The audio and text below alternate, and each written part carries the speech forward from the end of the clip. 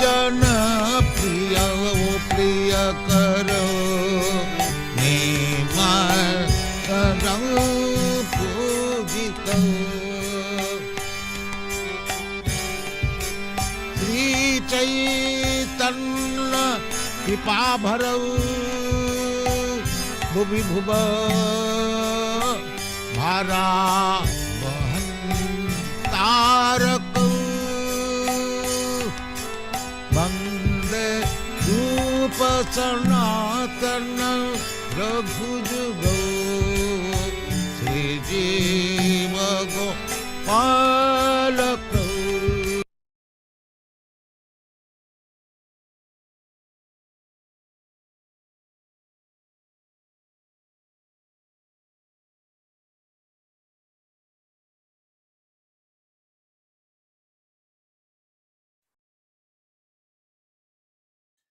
Hare Krishna Maharaj, please accept my humble obeisances. All glories to you. Say my humble obeisances. All glories to Mr. Prabhupada. All glories to Sister Gaura and Gaura. We're sorry. So, Maharaj, you may start now. We are ready behind time. All right. All right.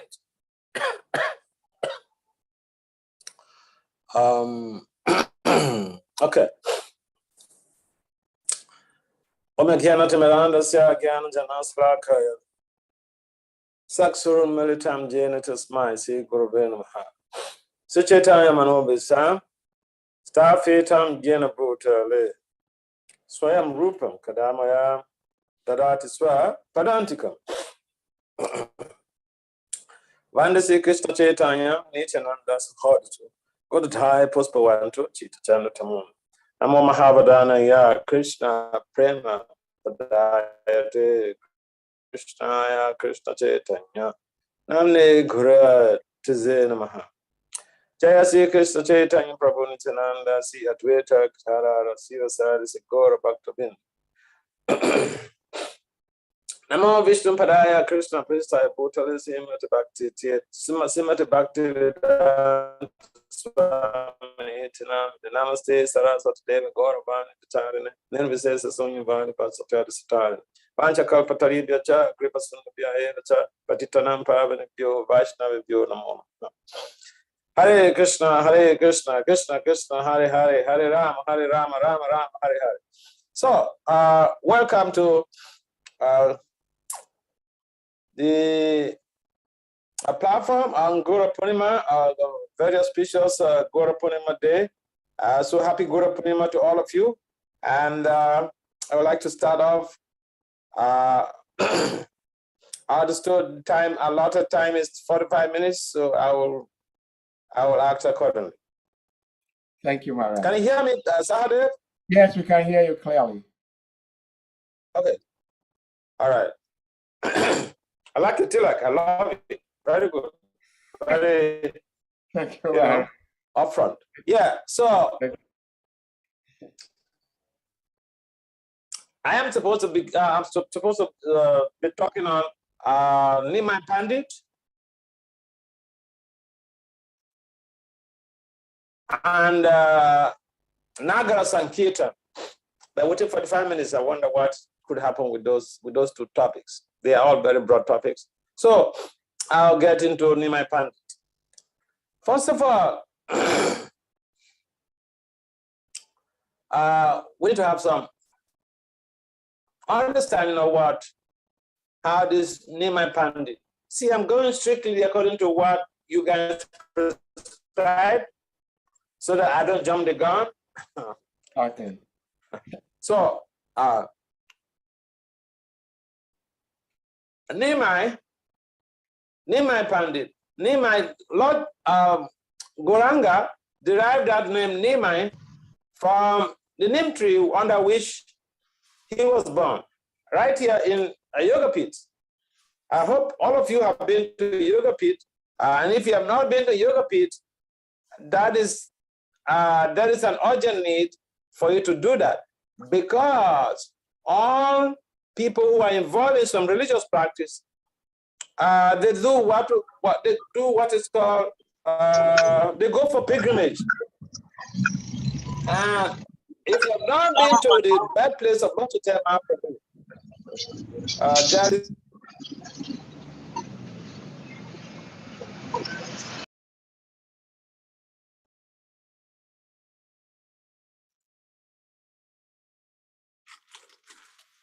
Hello, can you hear me? All right, okay, yes, we can hear you now. Sorry. Yes, we can hear you.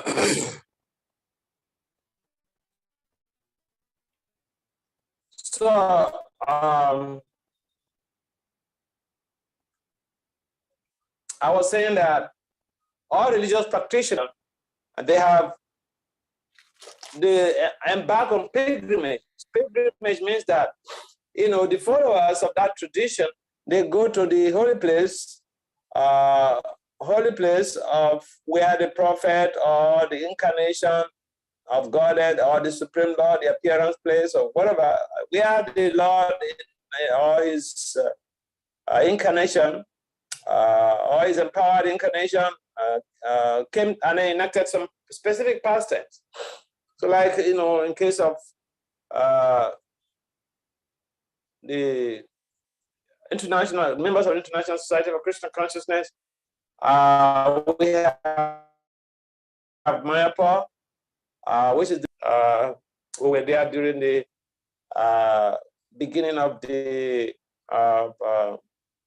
parikrama, and so in that very scenario, in that very place, we have a chance to be able to have the perception and feel the vibration of the place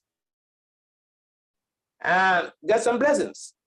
So if we've not gone to a pilgrimage, specifically coming to see the pastime places, the places where the Lord performs his pastimes, then we should rethink and perhaps plan for it.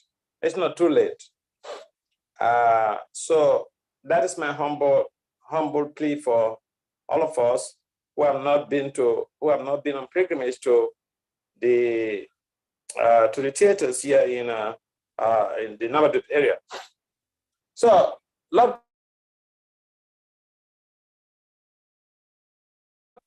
from the place where he was born under a neem tree, and so he was called Nehemiah. And the terminology Pandit basically means a learned scholar. Lord Chaitanya, when he was a child, about 11 years old, he proved himself to be an exceptional scholar. And his scholarship resounded in the whole three worlds. To the point that it was like fun for him, but in most cases, it was an embarrassment for people that he confronts or people that encounter him for discussions, or the people that he try to woo into discussions, and they will fail woefully. Typical example is Mukunda Datta. Now, Mukunda Datta is also a very learned person, learned devotee, and at that time, when Lord Chaitanya was reigning as Nimai Pandit, he wasn't really yet a devotee. He wasn't really yet, associated with the devotees of the Lord. The devotees, we are yearning for it, they're praying for it, and some people will even tell him, some of them will even tell him that if we want you to be to be involved in our movement, in a devotee, and it will be great to have you. So they were trying to woo him, they were soliciting for him to actually be part of it. But he was interesting thing about him as a Pandit, as a learned scholar, is that he defeated so many people. He demonstrated his scholarship by, putting people at the corner. So I was talking about Mukunda Datta. And Mukunda Datta is actually an associate of the Lord. But here, at this time, he's not been involved in the Sankirtan movement, so to say, right away. And so he was acting as a Pandit, and he requested, or he wanted himself and Mukunda, or was it? Yeah, he wanted himself and Mukunda to have a debate. And earlier, Lord Chaitanya was very expert at debates. He would go around the Ganges from one betting ghat to the other. Places, betting ghat means places where people go to bed. There are different locations. So he will go to different.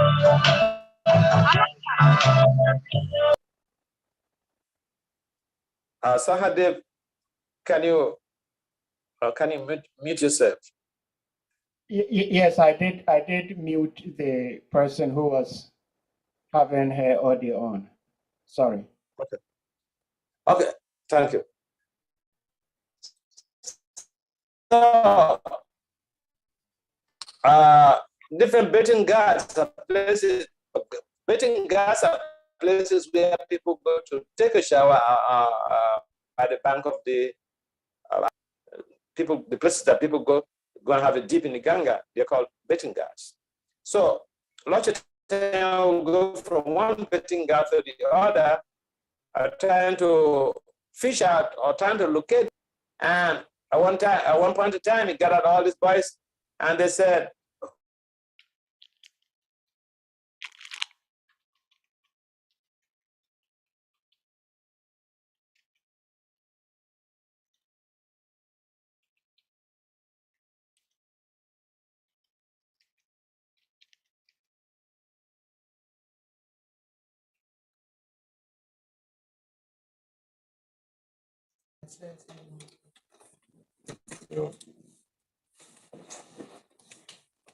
Okay, Maharaj, you're back.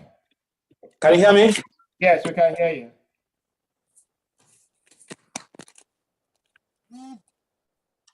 All right, so I was talking about betting guard. Yeah. Is it the connection there that is so bad, or what is it? Yeah, I think it might be a connection. But you are clear now. He gathered these boys for a debate, and the debate was on verbal roots. That means, Sanskrit, verbal roots. And so he had this debate with his boys, and he defeated. He had an upper hand. He defeated him. And then another day, or one other instance, he had an opportunity to be able to have a debate with Mukunda Datta. And Mukunda Datta, just for the purpose of understanding the background, Mukunda Datta is was actually one of Lord Chaitanya's associates. So even during the Krishna Lila, he was there, and when Lord Chaitanya was appearing, he was part of his entourage. Was part of the team that Lord Chaitanya sent to be able to help him in accomplishing his pastimes. So when he had to deal with when he had to a debate with Mukunda Datta already understood how he has expertise. Lord Chaitanya has expertise in verbal roots. So he suggested something else. He suggested that they have to do some other type of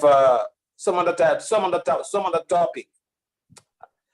And even the topic that that Mukunda Datta chose, Lord Chaitanya defeated him. So when he defeated him, Lord Chaitanya said, I'll give you a chance. You can go home and prepare yourself. If you're ready, you can come back tomorrow and we debate again. He said, we'll come back tomorrow.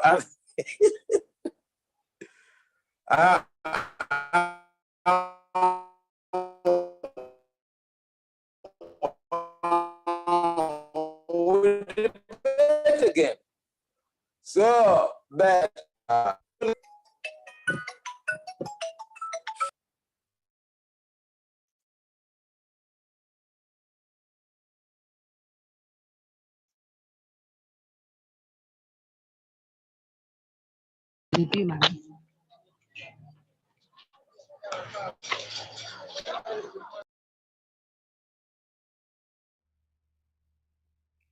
All right, Maharaj, please unmute.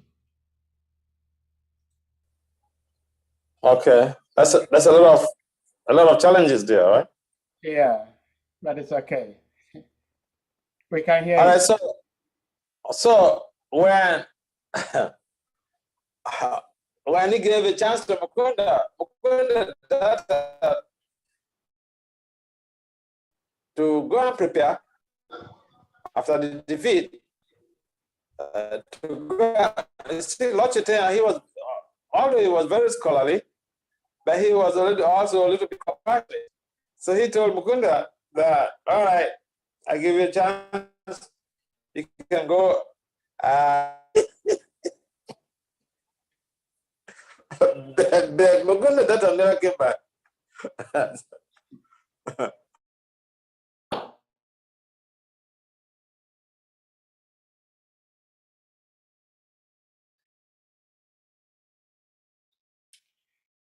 Hare Krishna devotees, we're having a little bit of challenges with Maharaj's internet connection.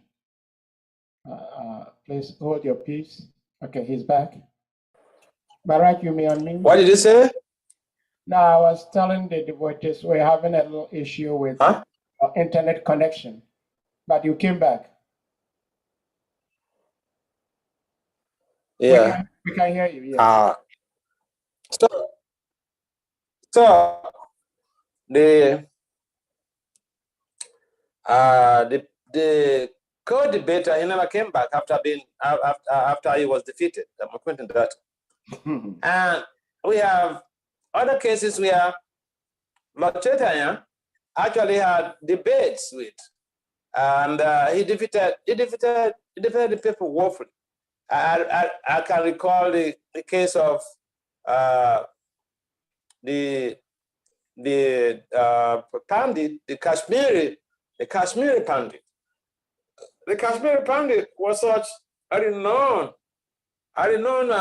scholar, a debater who travels around India, defeating people, you know. So when he came to Navadvip, people were nervous. They say, what are we going to do? And in those days, when you feel the debate and you win your opponent, he becomes your student. He becomes your disciple. So it's not that they defeat you and then you get away with it for free. You will earn your practice. So when this Kashmiri Pandit came and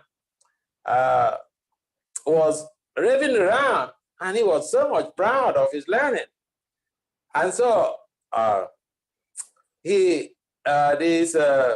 Navadvip, keep in mind, Navadvip in those days was a citadel of learning. So people come from all type of places, and to be able to learn, to have study in Navadvip, I mean, it's like Benares. And so when this Kashmiri Pandit came, and he was raving all over the place, and so that triggered some type of apprehension for the locals, and so they were thinking what to do. Okay, so they thought, let Nimai debate with him. So if he defeats Nimai, then basically Nimai is a small boy. That he was just about 11 years or 12 years or so. So between 11 and 12 years was when he started all of these scholarly works. Scholar was when we started reigning as a scholar. And so when they decided that, okay, since Nimai Pandit was just a small boy, so if this Kashmiri Pandit defeats him, everybody will know that he's just a small boy now. So what is the big deal? And then they will have a chance to come and confront him and debate with him. But if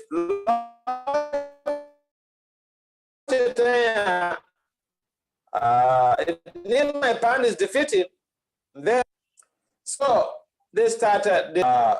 Lord Chaitanya requested the Kashmiri Pandit to compose, to eulogize Ganges with, some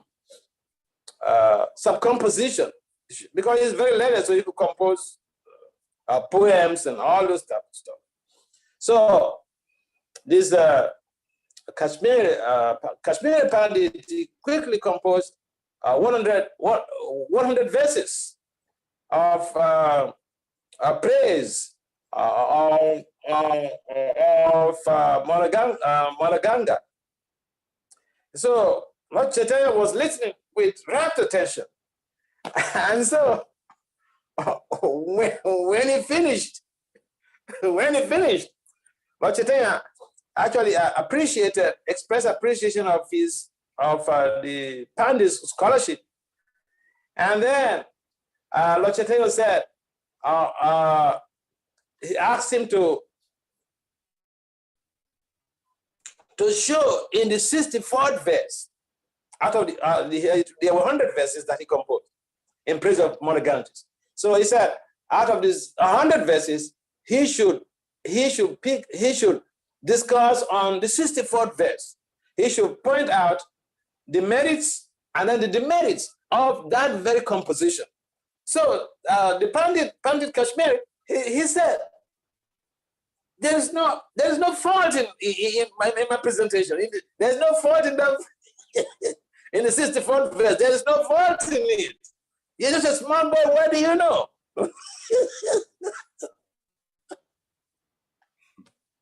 So Lord Chaitanya pleaded for opportunity to be able to review that very sloka, that very verse. And then Lord Chaitanya brought up, some faults in it and some good ornaments also in the verse. And this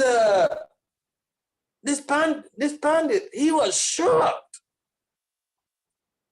He thought, how could this small boy defeat me? So when he went home, he was praying to Mother Saraswati. He was a worshiper of Mother Saraswati. So he was praying to Mother Saraswati when he went to bed. Before he went to bed, he prayed to Mother Saraswati and wanted to know what fault, what offense he had committed that he got defeated by this young boy. So Mother Saraswati appeared to him in a dream in the night and revealed to him that this person you're worried about, who defeated you, this person is the Supreme Personality of Godhead.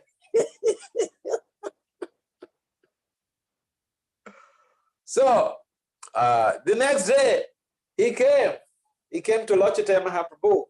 He came to Nimai Pandit and came to pay full obeisances and, beg for forgiveness and became Lord Chaitanya Mahaprabhu's surrendered soul. He became a devotee. So in this way, Lord Chaitanya, he used his scholarship to be able to gain grounds in people or try to transform people who are hitherto very unmanageable in the arena of scholarship because of their learning, and they become so much proud. And learning is just like that. When people are learning, they tend to be overwhelmed with pride. And so even the Vedic scholars, this is there.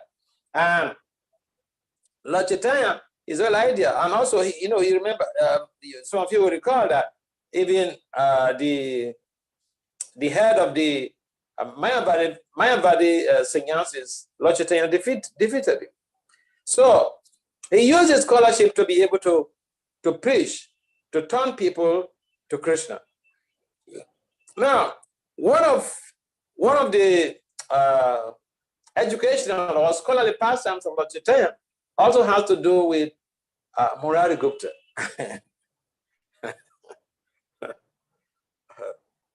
One of his Pandit pastimes has to do with Murari Gupta. So Murari Gupta is a doctor.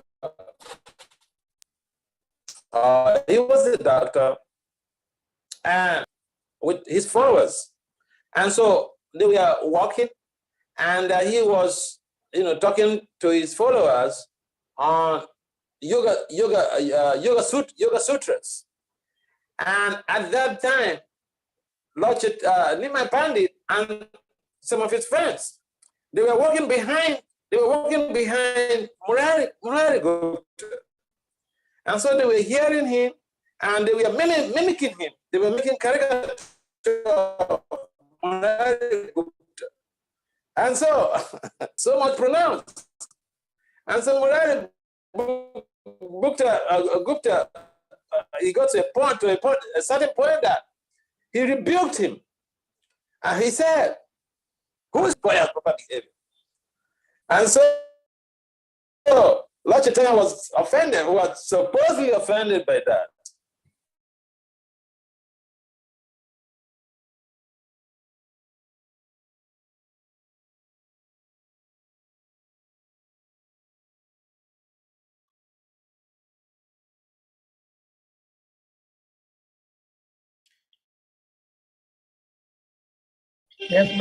Yes, Maharaj, on mute. Can you hear me?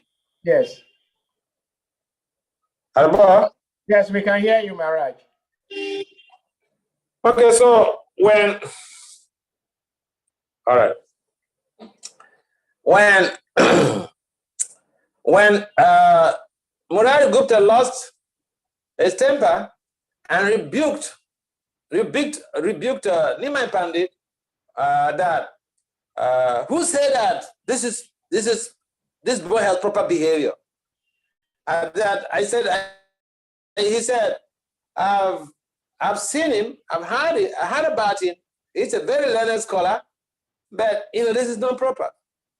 In the Vedic culture, people have respect for elders, and Murari Gupta is an elderly person.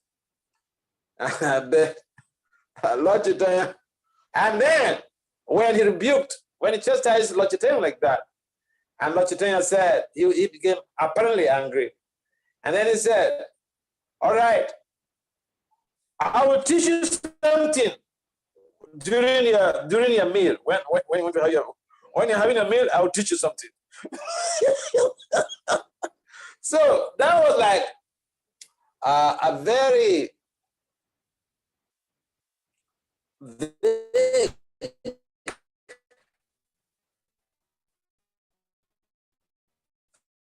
big statement. Teach me something. It's like something hanging in the cloud.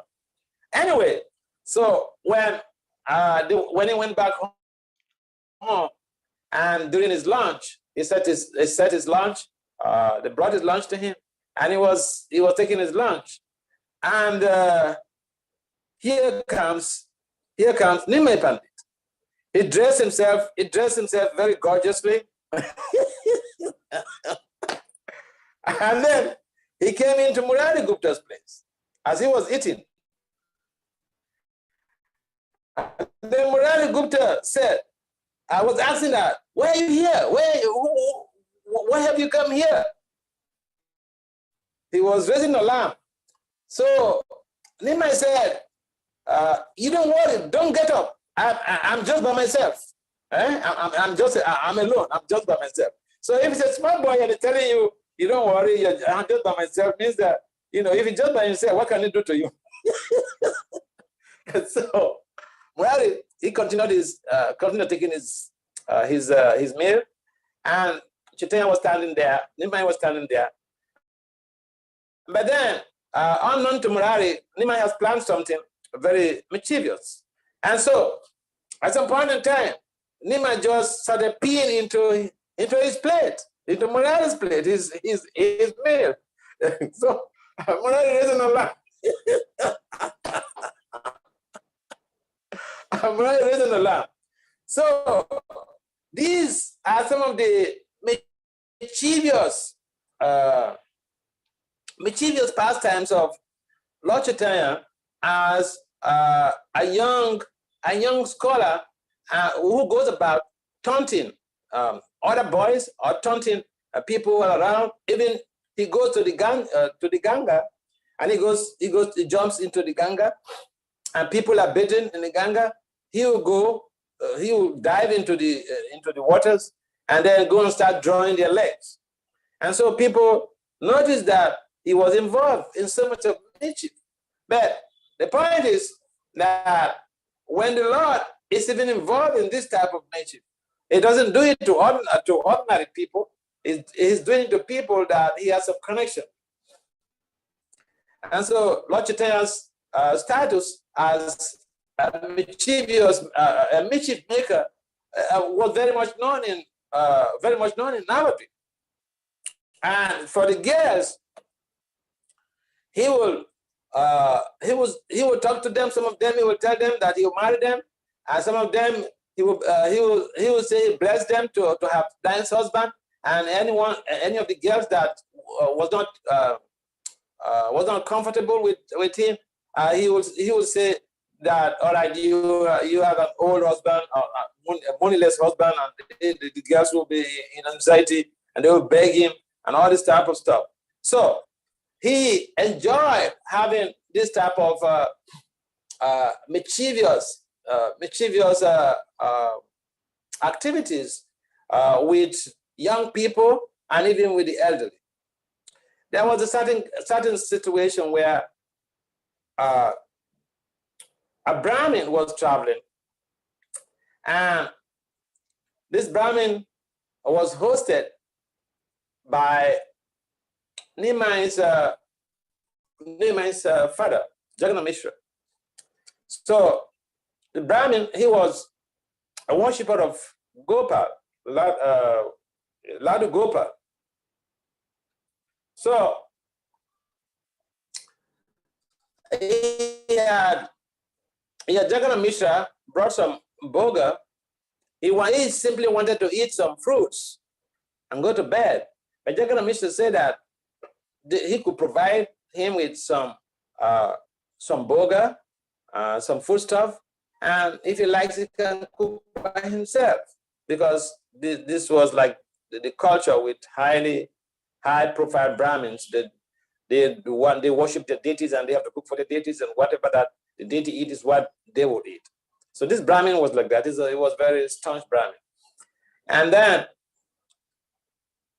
the Brahmin eventually, after the plea from the family, from Jagannath Mishra and Manasachi, he subscribed to the idea. So they brought the food items, and then the Brahmin was cooking, meditating on Ladu Gopal, his deity. And when he finished cooking, he set up the offering, and he offered the boga he was ringing a bell and praying, and in meditation. And all of a sudden, Nimai came there and put his hand inside the plate and pick up some rice and eat it. The parents that, this is what the boy did, so he cannot. Maybe Krishna doesn't want him to eat. Because he cannot offer that, according to him, he cannot offer that offer that contaminated food to Krishna. But this is the supreme personality of Godhead, unknown to him. So that situation repeated for like 3 times. And then eventually, Lord Chaitanya revealed to this Brahmin that he is the supreme personality of Godhead. He showed him his form, but he warned the Brahmin that he should never tell anybody, because he has come in the guise of a devotee, so he didn't want people to know and start treating him with awe and reverence. But then because he came for a particular mission to spread the Sankirtan movement, and the very purpose of his coming is also indicated in the Srimad Bhagavatam 11th canto, that Lord Chaitanya came to be able to help to spread the Sankirtan movement. And not only just spreading the Sankirtan movement, but to be able to help to facilitate, to motivate the devotees to help in joining the spread of the movement. And so when he told his Brahmin, he showed it, Brahmin was so lucky. He had this great opportunity of Nimai, or Lord Chaitanya, revealing himself to this Brahmin. But then Lord Chaitanya also mentioned to him that even in the past, he's been his devotee, and he had some particular type of leader in the past. So the bottom line is that the Lord has a number of pastimes that were very intriguing, very interesting, and very uncommon. But the important thing is that he had come to be able to establish or inaugurate the Sankirtan movement. So if someone, for instance, may wonder, why does Lord Chaitanya have to inaugurate the Sankirtan movement? Why don't you just teach people meditation? Or if individuals staying in their homes or in their rooms, lock up themselves in their rooms and then just chant japa, because it's the same chanting. Why the congregational chant? Why? So, is there someone who can help us to answer this point? Saha? Hare Krishna Maharaj. No, I have no clue.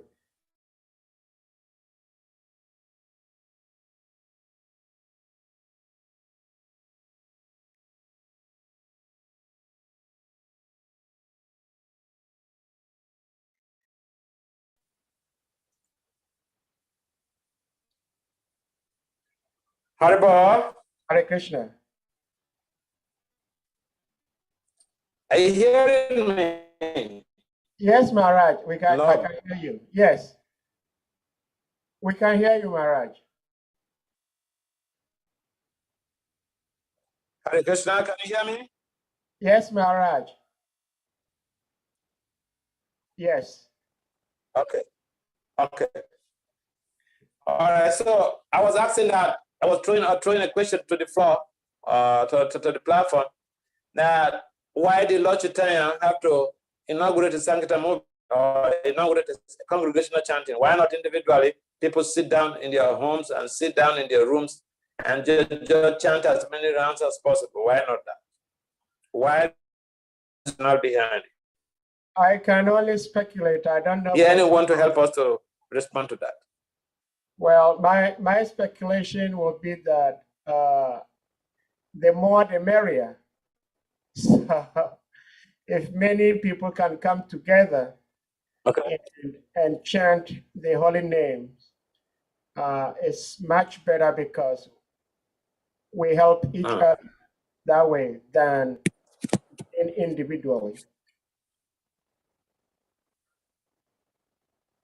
Okay, that's a good point. The many, the merrier. Yeah, anyone else to try?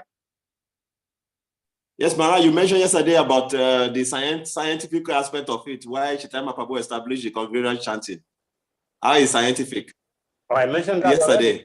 Yeah, so tell me. How the collective energy of the chanting is more powerful than the individual chanting. You mentioned it yesterday, the science behind it. Yeah, this is the science of synergy. Synergy simply means that that is the word, Mara, synergy. When two or more people come together to embark on a particular project, the results is always higher than individually people doing that same work and bringing their individual results together. So our movement is a scientific movement, and this is why it is scientific. From the very beginning, the inauguration of the movement is the basis is scientific. And even the chanting is scientific. And if the chanting of the Hare Krishna is, apart from this process of facilitating pure love of Godhead and people, enabling people to go back to Godhead, even materially speaking. Okay, so this has to do with what Hari Chakra was confronted with. Even materially speaking, the chanting has been proven. The number of devotees have conducted different researches in the social sciences, in management sciences, and to demonstrate the efficacy of the Maha Mantra in creating a positive change. For instance, the one devotee conducted a research on the effect of the Hare Krishna mantra on depression. That was at the University of Florida in the US. So it's been probably beyond reasonable doubt scientifically that the chanting has some scientific value, or is basically scientific. And so when we are exposed to this type of great opportunity to be able to participate in Lord Chaitanya's movement, and we are also taking up responsibility to be able to have access to higher values, and not only that, we are sharing the same higher values with others. This helps to create a transformation in the world. And so Lord Chaitanya is the most magnanimous or the beneficent incarnation of the Lord. And his whole idea of coming is to be able to bestow his blessings. What Krishna will demand as surrender, Lord Chaitanya does not demand that. And his Nanga Sankirtan is a great pointer. He will personally go into the streets with his devotees in groups, and chanting with cymbals and drums, distributing the holy names. And so this is the greatest welfare for humanity. So sometimes, we say these things, but if someone challenges you, how can you prove it's the greatest welfare of for humanity? So these scientific proofs about the value of chanting the holy names, and even just by chanting the holy names, crime rate is reduced just by chanting the holy name. People are elevated from their low states of consciousness, and they become happy. They have that inner transformation. And so the chanting is not only just about, there are many positive side effects. In every drug has side effects. So the chanting is also a therapy. It's like as a spiritual medication, and the side effects are positive. The side effects are elevated. It does not create negative side effects. And so Lord Chaitanya demonstrated himself. He established the movement, and he also participated in spreading the holy names. And so it makes it easier for us to be able to align with, because if, like Lord Krishna mentions in the Gita, whatever a great man does, the common man follows. Whatever standard he says, the whole world pursues. Lord Chaitanya is the supreme person of God, and he established the Sankirtan movement. He participated in the Sankirtan movement.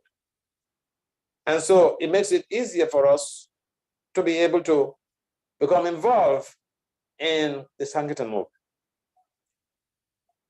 And so the Naga Sankirtan, which Lord Chaitanya headed, and he would send his followers, like Avadut followers, Nityananda and Haridas Thakur, to go and spread the mercy, even to bombs. Papa preached to hippies in the US. But here, Jagan Madai, for instance, there wasn't a US hippies. They're like, they're like crazy people that they're ready to break someone's head. And so the austerity of taking up the responsibility brings about purification. And so we find out the very challenges that the early followers of Lord Chaitanya Mahaprabhu encountered was a means of purification for them. And also, when we are following the footsteps of Lord Chaitanya Mahaprabhu and his followers, we should understand that we are helping in creating a viable future. We're helping in creating a transformation in the world. And that is why we should take the devotional practice or the devotional service or the Sankirtan movement of Lord Chaitanya very serious. So any comments or questions? My time is already gone. Hare Krishna, thank you so much, Maharaj. It seems, Ganga Prashad, you have your hand raised. Do you have something to say? I guess you want Hare Krishna. All glory to Guru Goranga. Your question was, why didn't Mahaprabhu set up a yoga institute or some other process other than the chanting of the holy name? That's where I wanted to contribute to. Your question was through a question on the floor. And I was wanting to contribute that it was time to establish the Dharma of the age, the Yuga Dharma. And so other yoga, other processes will not work in this age. And so Mahaprabhu have to set the yoga for the age. And that's why he set up the Sankirtan movement. This is my own contribution. Thank you, Ganga. That's a good point. Hare Krishna. Hare Krishna. Yes, any other comment or questions? Maharaj, it seems it's natural for young boys to be mischievous because Krishna played lots of mischiefs. Lord Chaitanya, the same. And oftentimes when little boys... Don't give trouble to your child, okay? That's what I was just going to say. It's like little boys are meant to be mischievous sometimes. and I think we should take them lightly. Oh yeah. I'm happy you're seeing this. Even the Supreme Lord, when it comes, is mischievous. Yeah. Our children do little things and we want to kill them. Yeah. Once a friend of mine had bought a new big, I think it was 65-inch screen television. And his little boy was having temper tantrum and threw something and broke the television. It was a new one he had just bought. So I went to visit him, he showed it to me. And I said, so what did you do to him? Did you give him a little bit of spanking? He said, no. And I said, why? So he told me, Haribo, you forgot little Krishna and Yashoda. I said, okay, Hare Krishna. Because being a typical African man, I would have given that little boy some spanking, but I learned from this Indian friend. So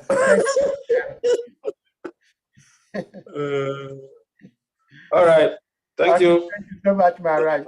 Thank you for your... All right, so let me leave so that you can get in the next speaker. Yeah. All right. I will have to leave because we're going to temple for a program. We have a whole program full of today. Thank you so much, Maharaj. Thank you so much. Hare Krishna. Hare Krishna. Thank you.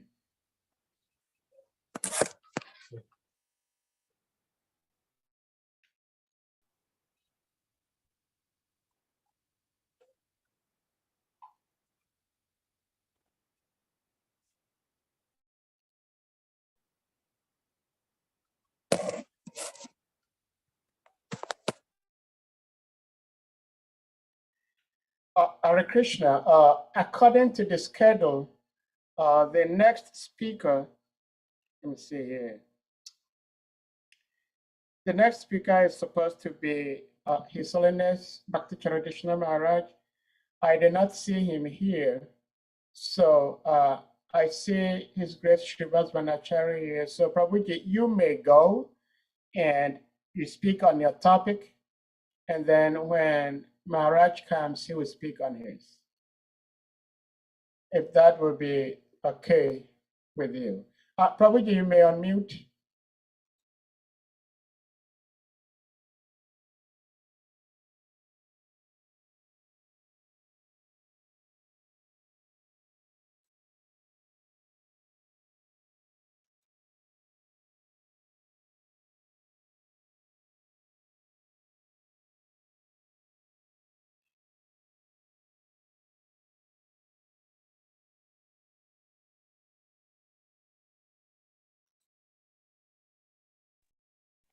Hare Krishna Prabhuji. Hare Krishna Prabhuji, please accept my humble obeisances. All glories Jai, all glories to Gurudev, all glories to Prabhupada. Hare Krishna. Yes, actually, I wish Ishwara could speak, because he says the time he's speaking is Abhishek in Vrindavan. Oh, okay. So if he's online, I'm trying to reach him. If he can speak now. Well, that's nice of you, but he is not here at the moment. I did not see him here. Yeah, I'm sending a message. I'm just sending a message. Okay. Okay. See if he can join. Okay, otherwise I will take the floor. Okay. Yeah, Well, just a few minutes. I think he's not here because we failed to start the program On time. Okay. As scheduled. So if we are not fortunate enough, we may not have lots of devotees because they might think. Okay. He's online now. I'm just calling him. Okay. To see if he can speak. Okay. Hare Krishna. Hare Krishna.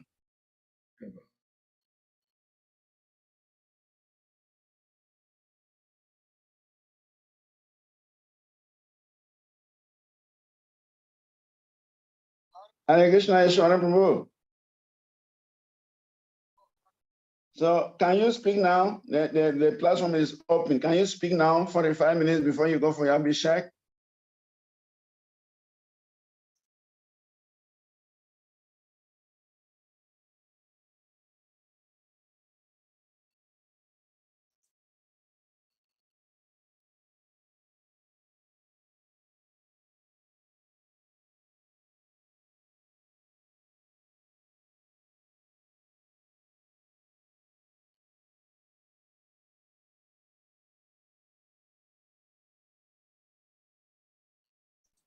Sadhya Prabhu. Yeah, Hare Krishna. Yeah, Ishwara is coming. Okay, thank you. It will take him some 5 minutes to get together. Okay, thank you. So Yeah, so you may play some bhajan. Yes. If possible. Okay, he will come. He's coming soon. Yeah. And for me, I think I'll have to go to the temple because they want to use my Wi-Fi for the devotees to see the program. Okay. Then I can join from the temple. Okay, thank you, Prabhuji. Hare Krishna. Hare Krishna.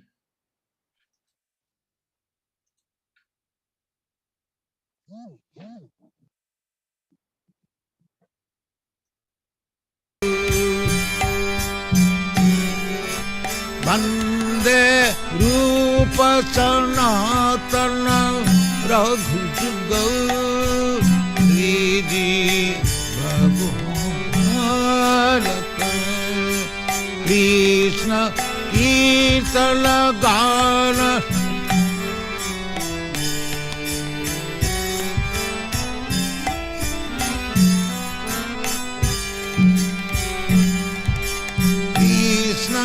Kirtana Gana Nartana Param Prema Metamani Veera Jana Priya Priyakaro Nirma Pujitam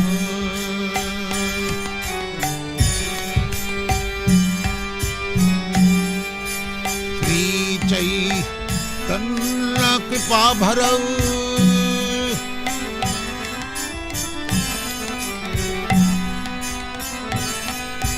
Sri Chaitanya Kripa Bharav Bhuvi Bhuva Marava Antaraka Vande Rupa Sanatana Raghujuga Sriji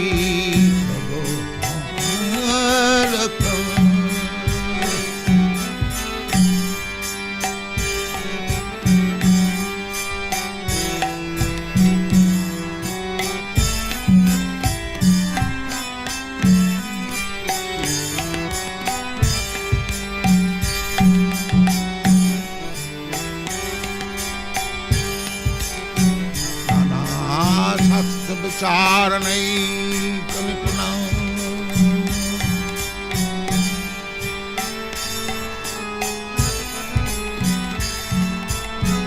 तद्धर्म संस्थापक लोकानां हितकारिणं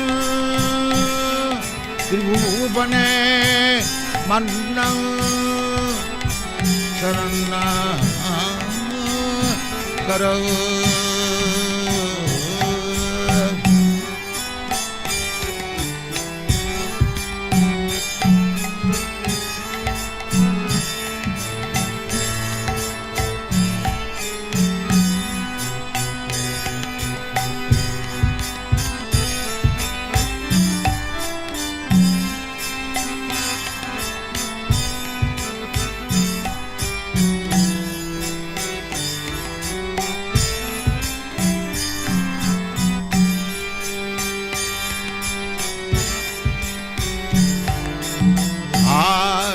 विचारणैकनिपुना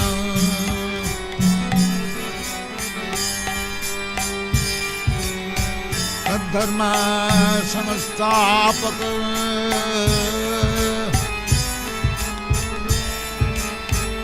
लोकानां हितकारिणां त्रिभुवने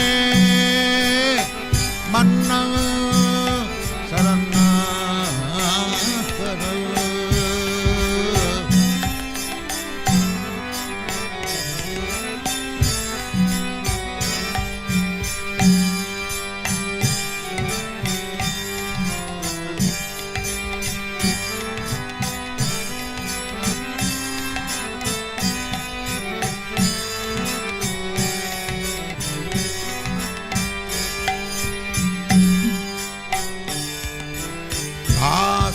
विचारणैकनिपुना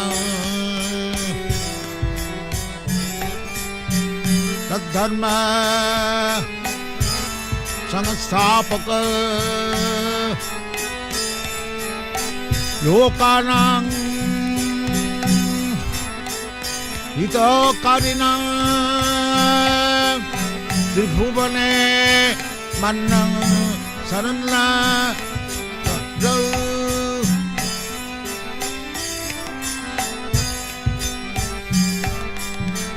श्री चैतन्य कृपा बरौ लोकानां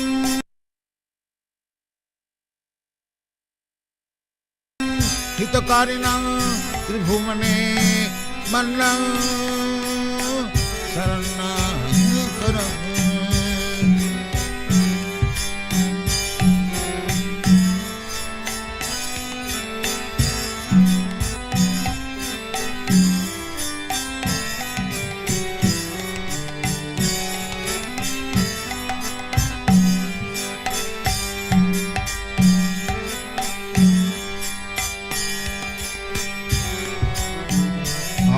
विचारणैकनिपुनं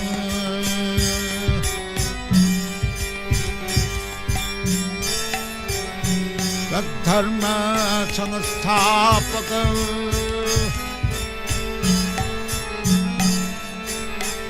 लोकानां हितकारिणां त्रिभुवने मन्नं शरणं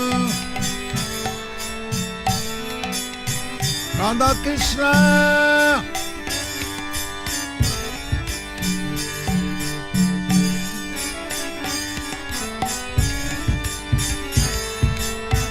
राधा कृष्ण पदारविन्दौ भजनामृतौ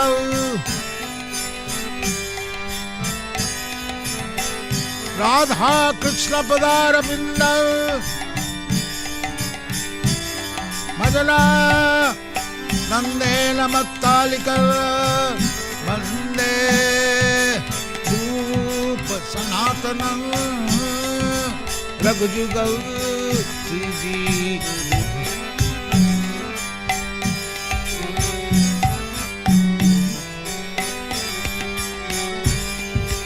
कृष्ण कीर्तन गान नर्तन परौ प्रेम निधि Dhira Dhira Janapriya Nirma Udita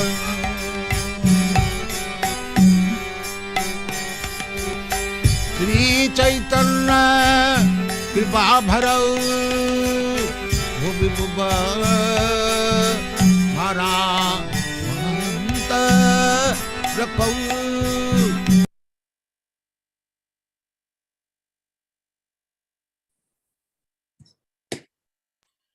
Hare Krishna, Shara Prabhu, Jai. Hare Krishna. Jai. All glories to great Deva, glories to Shri Prabhupada. All glory to Srila Prabhupada. And happy Go Punim to everyone. Happy Gopani to everyone. Yes, Hare Krishna. So, Prabhuji, we are sorry for the lateness, and we're so thankful that you're here to speak. So, you may begin, Prabhuji. Okay. Yeah, because I still have about another 45 minutes at least. Yeah, okay. Because our Abhishek is going to start in the next 1 hour. Our Abhishek is going to start in the 11. Okay. So I can speak. Yes, please.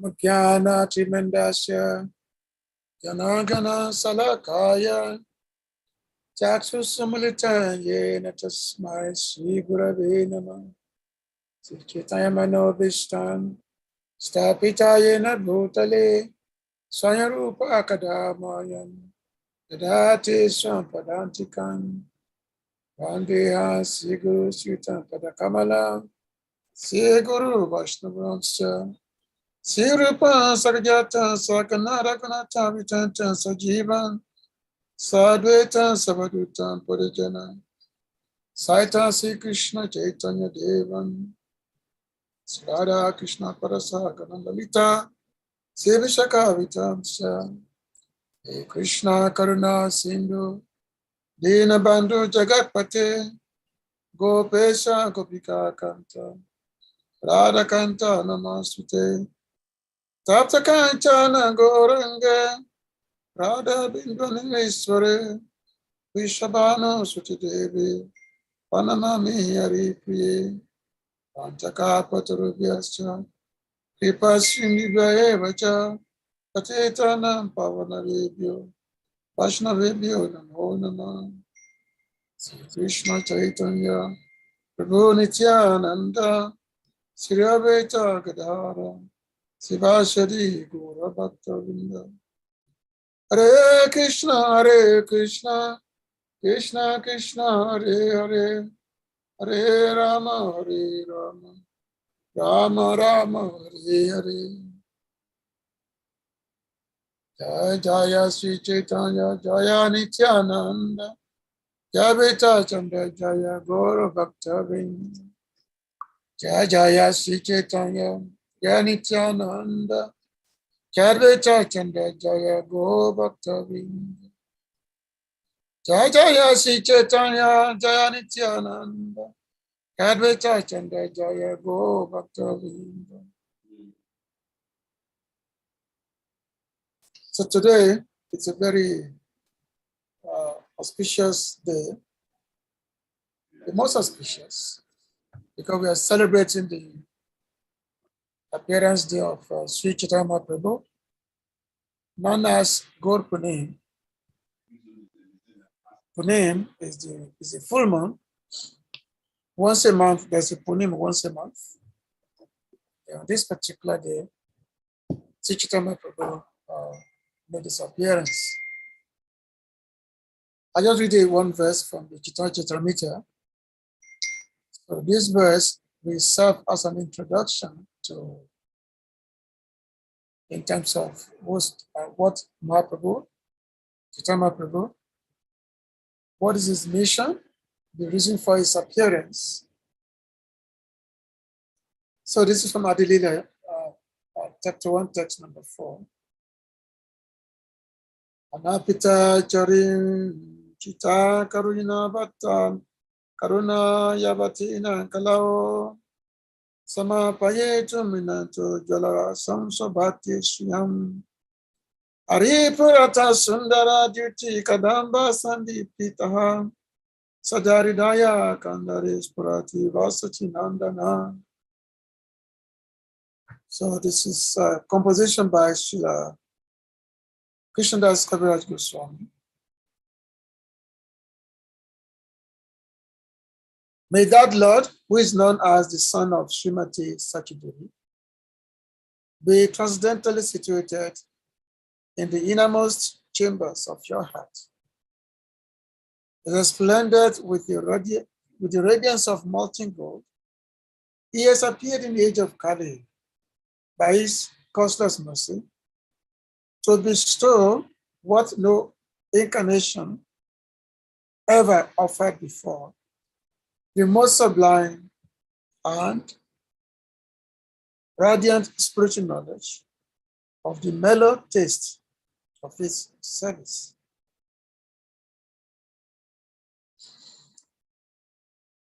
This verse, which was composed by Srila Krishnadas Kaviraj Goswami, basically espouses the inner meaning of Sri Chaitanya Prabhu's appearance. Lord Krishna came 5,000 years ago. He came as the Lila Purushottam. Lila Purushottam means the enjoyer of varieties of Lilas, Rasa, with his loving devotees, and especially in Vrindavan. But 500 years ago, the same Krishna, it's called a Rasaraj, Sri Krishna. He came again 500 years ago as Sri Krishna Chaitanya Mahaprabhu. So as mentioned by Srila Jiva Goswami, he said, Anta Krishna Bahi Gaura. Anta Krishna Bahi Gaura basically means that Chaitanya Mahaprabhu is Krishna himself who had come in the age of Kali. He came, but normally Krishna's complexion is blackish. That's why it's called Krishna, Shamasundar Krishna, is blackish. But in the age of Kali, he came as golden complexion. So internally is Krishna, internally, but externally as a golden avatar, golden complexion. Of course, if we are to talk about Chaitanya Mahaprabhu, Chaitanya Mahaprabhu, his pastimes, it's like an ocean, it's an ocean. And, when you go to an ocean, how do you begin to describe an ocean? How do you begin to describe ocean? Can you say it? Can you really say this is the beginning, or this is the middle, or this is the end of the ocean? Ocean is so vast, so vast. You cannot tell the middle, the beginning, or the end. It's just unlimited ocean. So similarly, to Chaitanya Mahaprabhu, how do we begin to describe him? How do we begin to describe his quality, his pastime? Where do we begin? Just like many, many great personalities, especially Srila Vrindavan Das Thakur, he had described in his Chaitanya Bhagavat about Chaitanya Mahaprabhu's Lila pastime. He said that, so I can only just make a brief mention of this narration. So like Krishna Das Thakur, we said that maybe in the future, another verse today we come and try to describe these things. Just like Ananta Shesh, he has got 1,000 head, 1,000 head. Ananta Shesh. And with this, and which means 1,000 head, he has got thousands of mouths. Now, from each of his mouth, he has been describing the glories of Sri Chaitanya Prabhu. He has been doing this since time immemorial, and he has not come to an end. So how can we, insignificant conditioned souls, try to narrate the pastimes of Sri Chaitanya Prabhu? Now, there are so many scriptures which have been written, which has been compiled on the pastimes and activities of Sri Chaitanya Prabhu.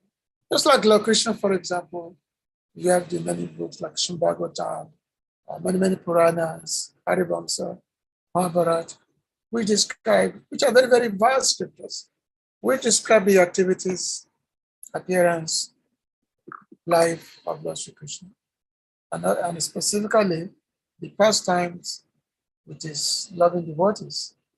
Similarly, Chaitanya Prabhu also, there are quite a bit of scriptures which have been written, compiled by some of them by his immediate associate, just like Murari Gupta. Murari Gupta, who was Chaitanya Prabhu's schoolmate. So Murari Gupta, he was one of the initial composer of the life of Sri Chaitanya Prabhu. He compiled Sri Chaitanya Prabhu, it's called Kadacha, or Sri Chaitanya Prabhu Charitamrita Mahakavya. Mahakavya means that the great poem, great poetic, and Kadacha means library. So which means his own personal experience, because he was there when Sri Chaitanya Prabhu appeared in Nadia, and he was there growing up, and also they were classmates in school. So he wrote the Kadacha, the Kadari. That's one of the first biography of Chaitanya. And then, of course, we have Sri Chaitanya Bhagavat, written by Srila Vrindavandas Thakur. Then we have Sri Chaitanya Charitamrita, which was later composition, which basically focused on the later activities of Chaitanya Prabhu, and especially his Sannyas Lila, his traveling, and his experience, how Mahaprabhu, how he relish the Radha Krishna Bhav in terms of the ultimate destination of the living entities. So Chaitanya basically focused on this later pastimes of Chaitanya Prabhu. And this pastime was written basically 50 years after Chaitanya Prabhu left the planet. And then there is Chaitanya Chandramrita, written by Srila Kavi Kanapur. There's a Chaitanya Mangal. Chaitanya Mangal was written by Srila Lochandas Thakur. And of course, Sarvabhauma Bhattacharya, he composed Sri Chaitanya Sataka, like basically verses glorifying, 100 verses glorifying Sri Chaitanya Prabhu. So many books are there, many scripts are there. And of course, the Sanatana Goswami, he also wrote different poems. And one of the best, the most esoteric composition about Sri Chaitanya Prabhu was the one done by Srila Raghunadas Goswami in his famous book of poems known as Stavavali. Stavavali are the composition of many prayers. Chaitanya's Chandram, Stavavali is one of those very highly esoteric book written by Raghunadas Goswami, focuses specifically on Chaitanya Prabhu. his pastimes, his later pastimes. Because Raghunath Goswami spent 16 years with Sri Chaitanya Prabhu in Puri. So the Chaitanya, so who's Chaitanya Prabhu? Who is he?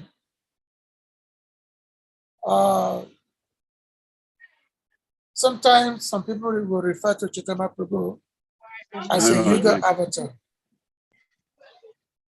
Sometimes they refer to him as a Yuga avatar, the incarnation of the age. But Chaitanya Prabhu is not a Yuga avatar. Because Yuga avatar means an avatar that comes at every Yuga. There are 4 Yugas. You have Satya Yuga, there's a Treta Yuga, there's Dwapara Yuga, and there's the Kali Yuga. So there are 4 Yugas in one day, 4 Yugas. This is called Kappa. This is called, or Divejo. And there are 1,000, and among these Divejo, there are 1,000 of these ages, 1,000 of them, that makes one day of Lord Brahma. Sahasa Yuga Payantam, Adya Brahmano, that there are 1,000 yugas, ages. This make one day of Brahman. And so these 4 ages together is 4.2 million years. So 4.2 million years, that is 1 yuga. And if you multiply this by 1,000, that is 4.2 billion years. So 4.2 billion years is 1 day of Lord Brahma. And it's that 1 day, that's when the universe exists, during 1 day of Brahma. And at the end of this 1 day of Brahma, there is a universal dissolution. The universe is destroyed. Everything goes to the body of Vishnu. Lord Brahma goes to sleep. And then his nighttime is also 4.2 billion years. That is night of Brahma, 4.2 billion years. And then Lord Brahma wakes up again, and then another day begins, another day of Brahma. At that time, so all the living entities who were previously in the previous Yuga of Brahma, who have all gone dormant in the body of Vishnu, so they all come out again. And then they will assume different bodies according to their previous karmas. So that is 1 day. Now,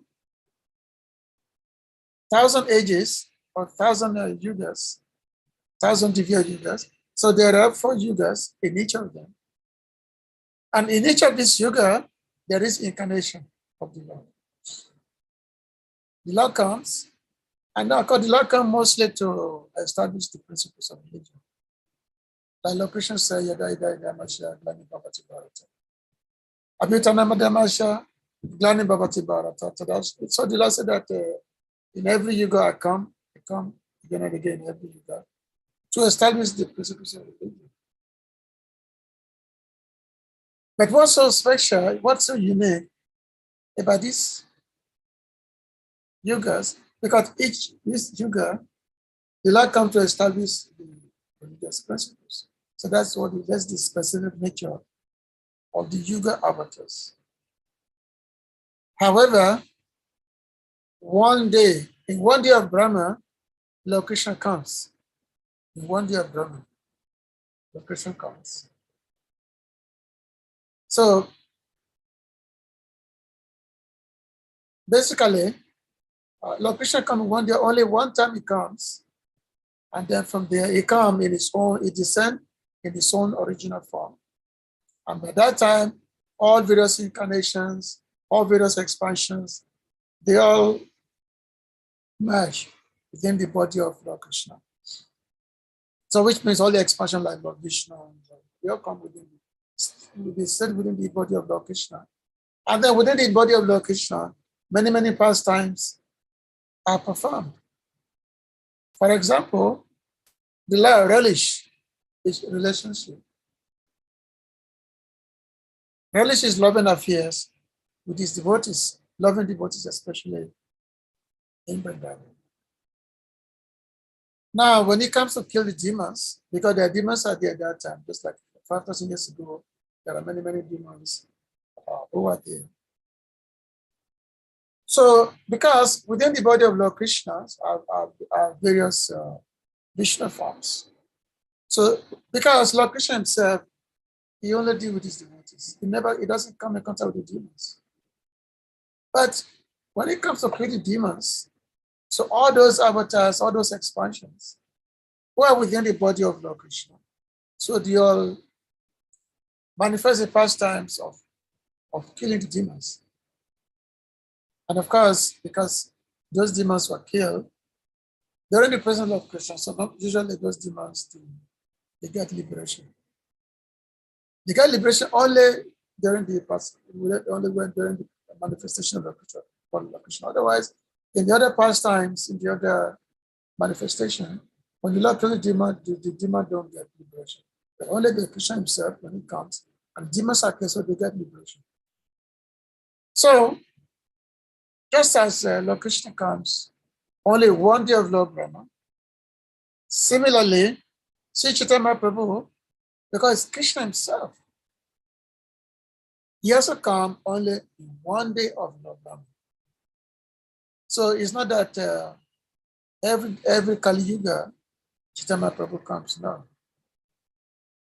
He doesn't come in every Kali Yuga. He comes only one time, only one Kali Yuga, in one day of Brahma, that Chaitanya Prabhu comes.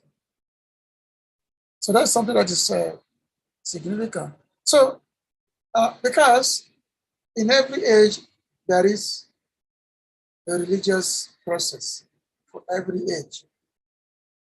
Religious duty is there for every age.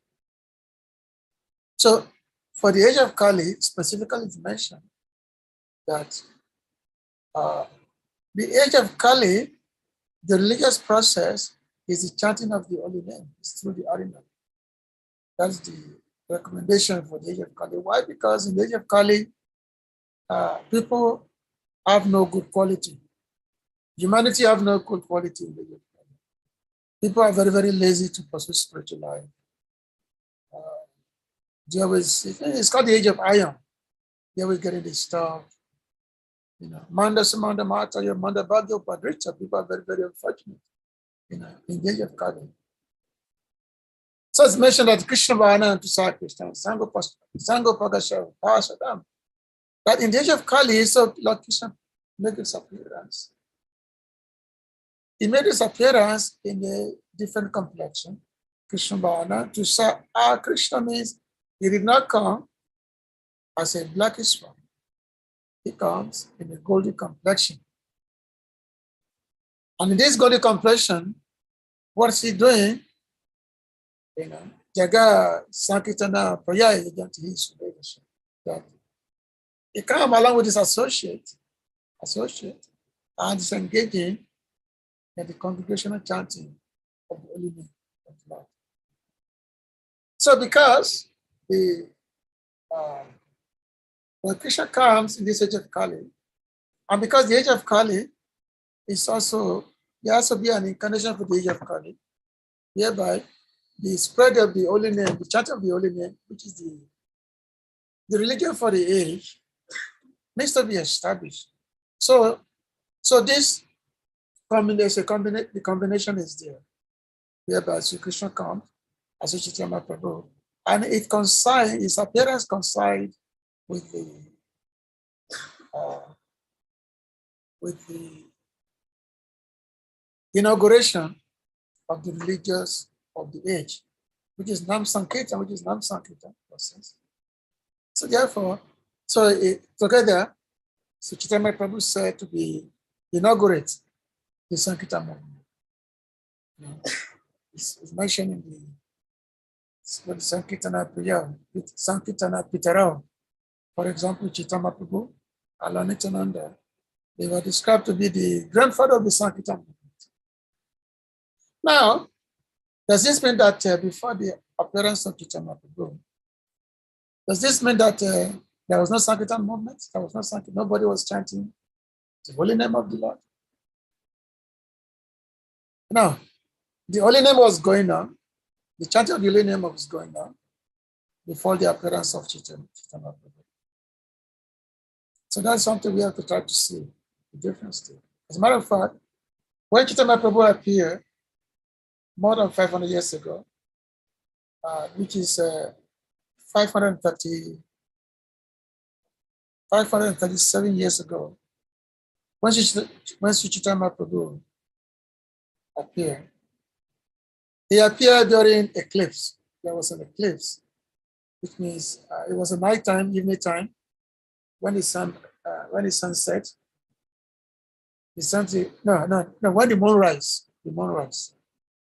which means around 6:30 p.m., depending on where you are in the world. So at that time, there was eclipse. There was a lunar eclipse that time. So normally in India, whenever there's an eclipse, lunar eclipse or solar eclipse, that time, that's when people, because eclipse signifies inauspicious, which means something terrible is about to happen. So people, in order to counteract the effect of eclipse, so normally people, they go inside the holy rivers, like Yamuna or Ganga, like that. Or people go to temple whenever there is an eclipse.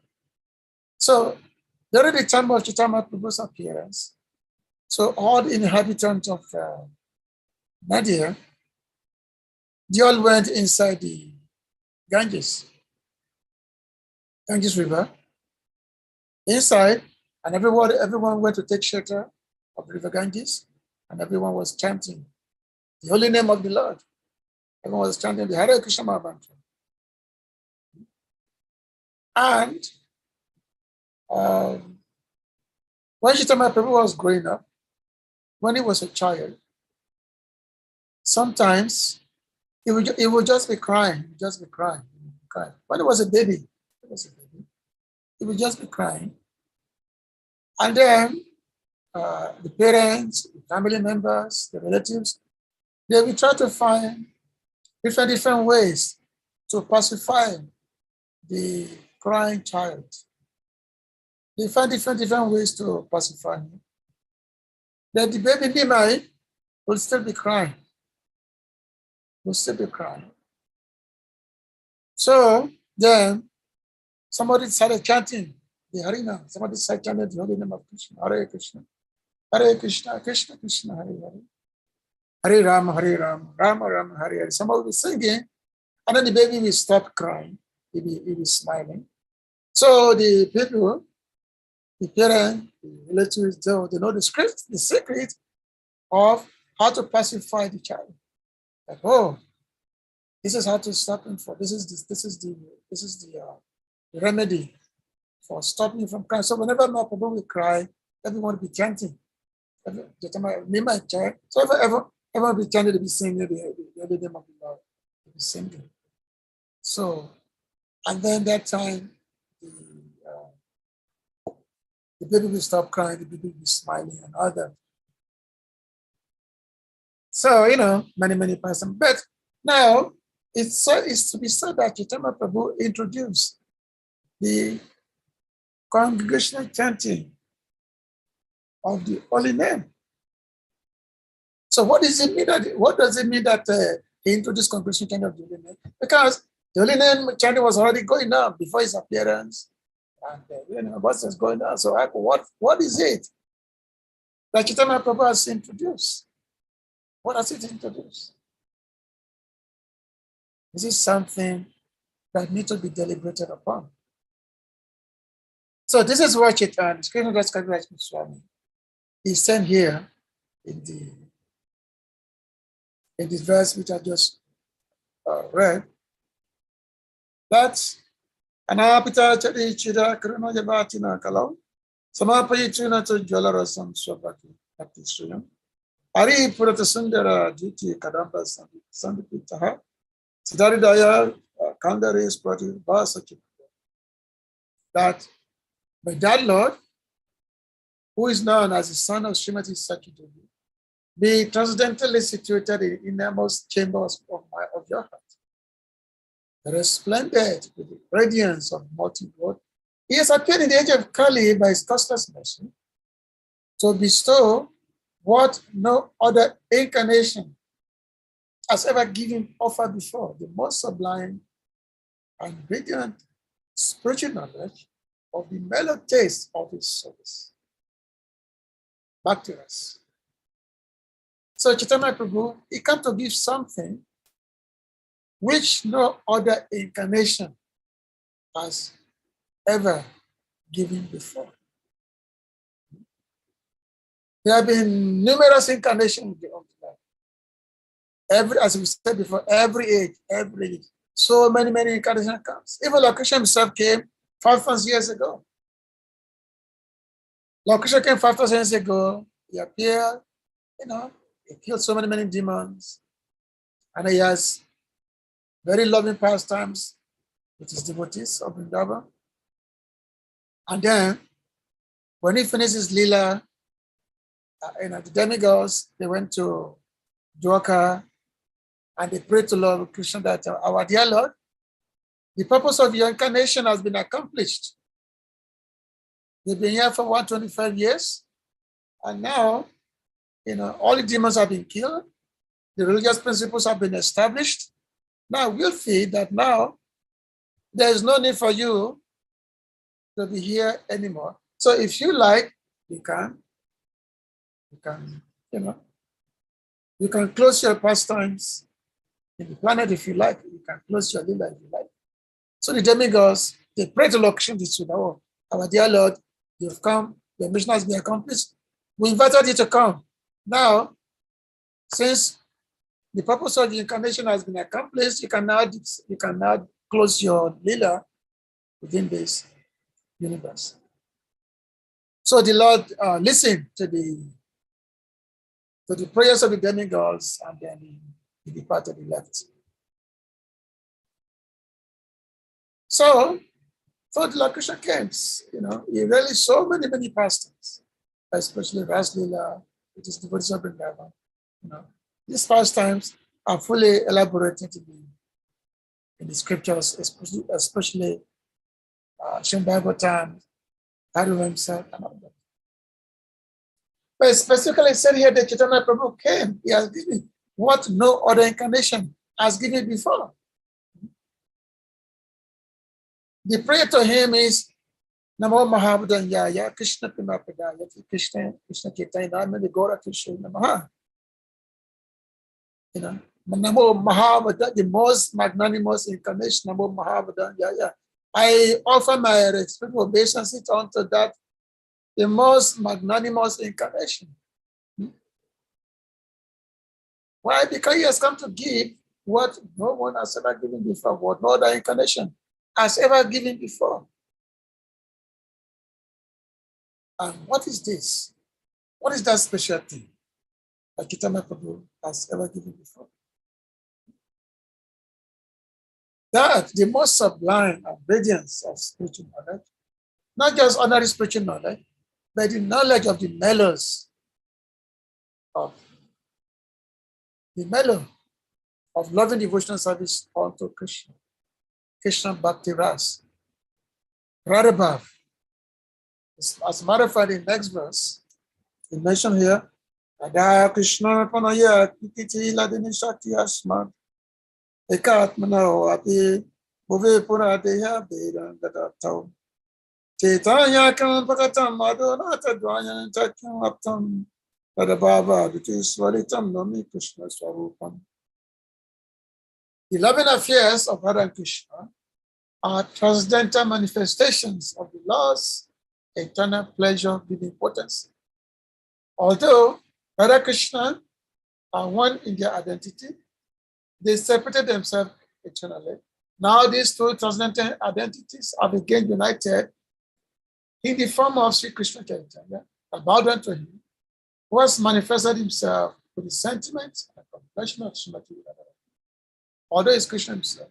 So 5,000 years ago, Lord Krishna spoke Bhagavad Gita. He spoke Bhagavad Gita, and he spoke Gita on the battlefield of Kurukshetra. And at the end of Bhagavad Gita, whereby Lord Krishna told Arjuna that it's Samadama Parityagya, Mamika Sanam Braja, Ahantu Sapati Bhyomukhim Masu Chaheda.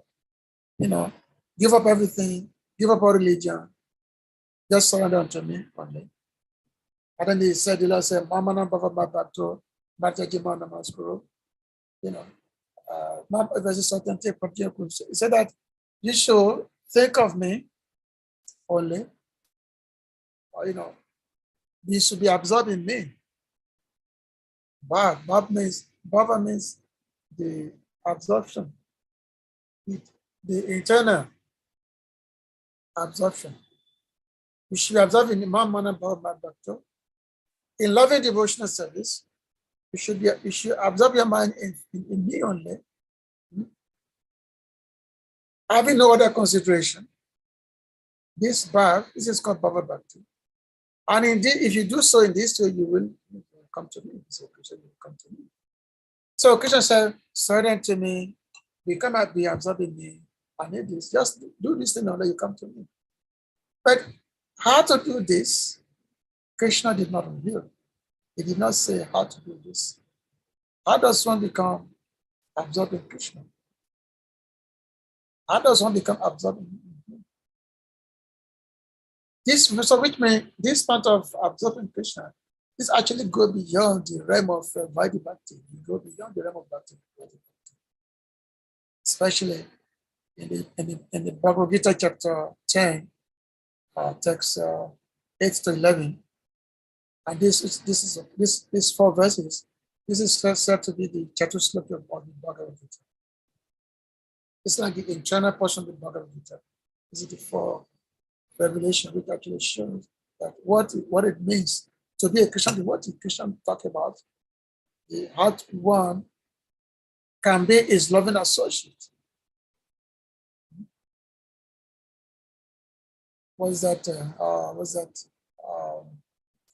That verse? You're not talking about Bhav, you're not talking about Bhava. You're not talking about Bhava in terms of that, yes. How this is text, yes, aside from text 8 to 11, the side of matter is that, what's that? Okay, we can open it up. Answer for Shaka Babo. Mata 7 Pravatite, it's a Mata Bajantema, Buddha Bhava, so they're talking about Bhava. So which means the internal absorption in Krishna is actually what constitutes bhakti. The internal absorption in Krishna. This is what constitutes bhakti. Bhakti does not mean that, one just chants some names, some japas, follow some regulative principles and some offering, and that's it. Bhakti is actually much more than that. Bhakti is actually, it's involved bhav, where there's feelings. There's a feelings of one's object of worship. There's a feeling. There's a point. This is what we call yoga. Yoga means this union. The union with the divine. Where there's a union of the ashraya and the ashraya means the one who's taking shelter. The shelter and the object of shelter, there's a union between the devotees and the object of worship, the Lord. And when there's a union, that union constitutes bhav. So this was never there during the time of Lord Krishna, but Chaitanya Prabhu will come to actually reveal to us how one can be absorbed in Krishna, or Radha Bhava, or Krishna, Prem, Krishna, loving devotion to Krishna. Chaitanya Prabhu, that's what he revealed to us, how one can actually develop love of Krishna. How this love can be developed. He came to give us. Not just that, he shows the way how to do that.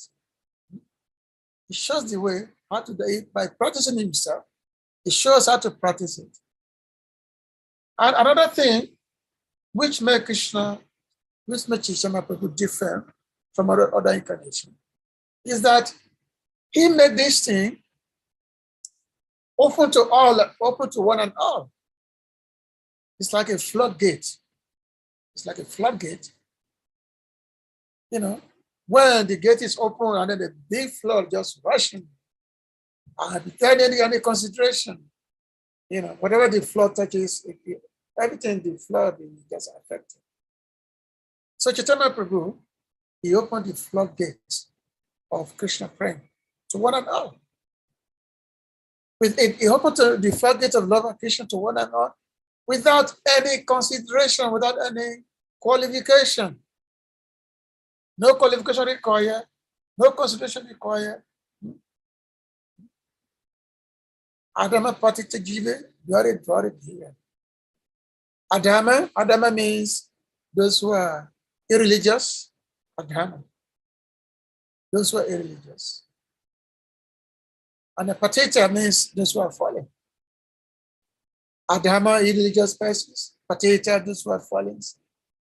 Offenders, just like the Marvadis, they are very offended. They are offenders. So many, all kind of fallen personalities. The Lord, he just gave this love of Krishna without any qualification. No qualification whatsoever. No qualification.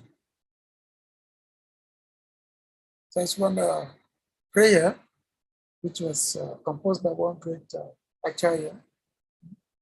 Kali kukura kahadana, Kali chayohi, Kali yuga pavana, Kali borana sana, Si sachinandana gaohi.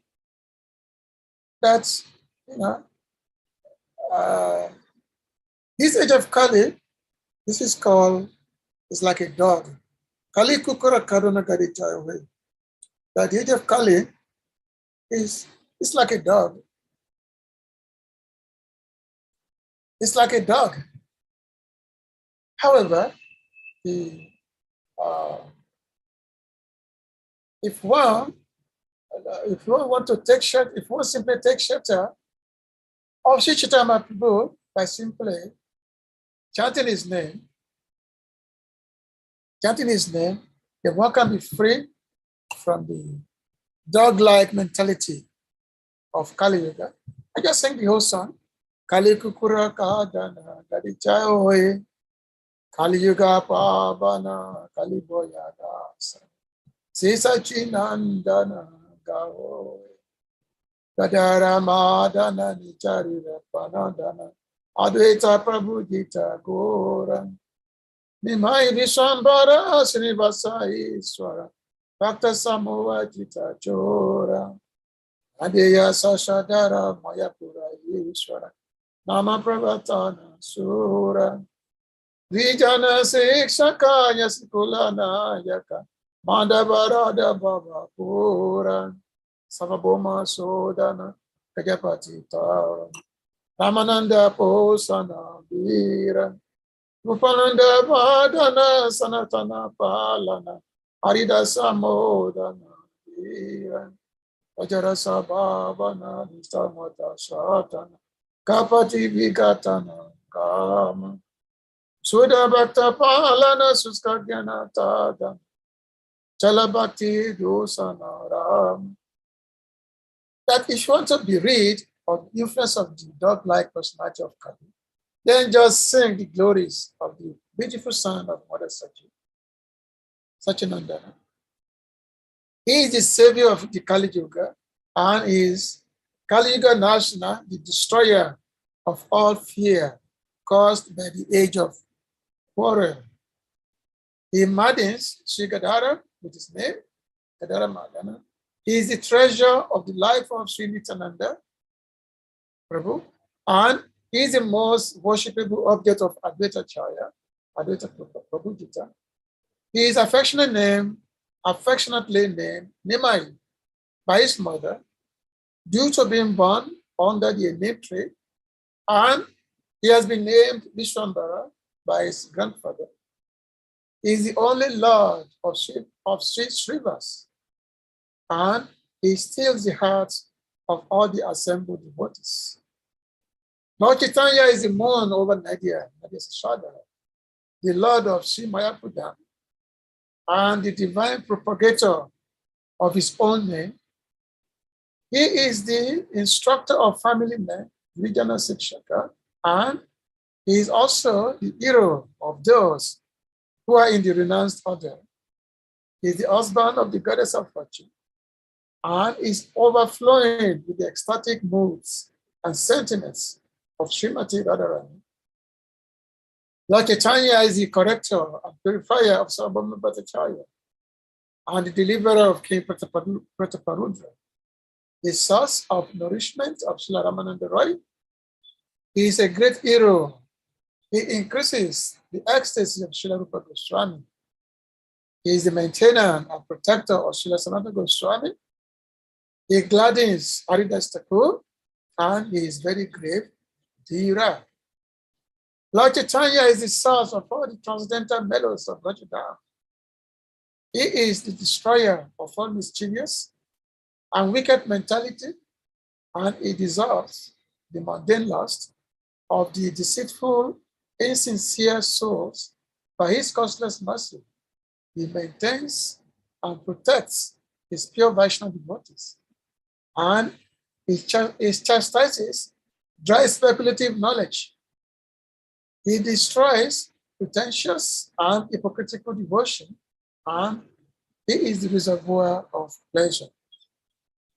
So this is many of the unlimited qualities of Chaitanya Prabhu.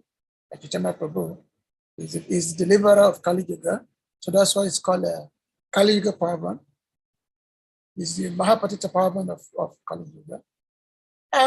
Because not just, as I said earlier, that he has given this process of God consciousness. It means the process of loving devotion service unto Krishna. And this process is never given before. And anyone can take it. Anyone can become a lover of God.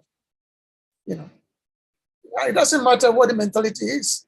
Once you come in contact with the Chaitanya Prabhu and his devotees, the love of God will be established within the heart of the new entities.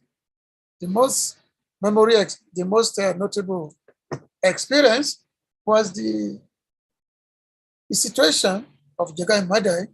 Jagai and Madai, they were great offenders because they had fallen from their platform of being Brahmin, and then they become dacoits, rapists, so many things, murderers, And when Nityananda, went to them that, oh, my dear brothers, chant the holy name of the Lord, chant Krishna's name. So they became angry with Chaitanya Prabhu, and they threw.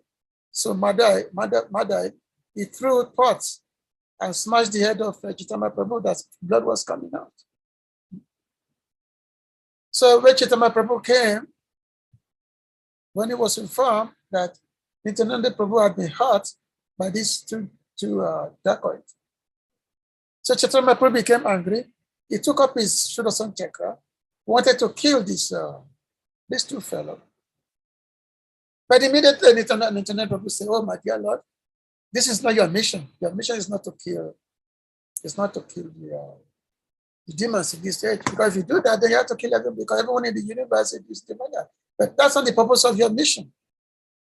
The purpose of your mission is to kill the demoniac mentality. Is to give that most rare gift of love of God. So here it is, Chaitanya Prabhu, he withdrew his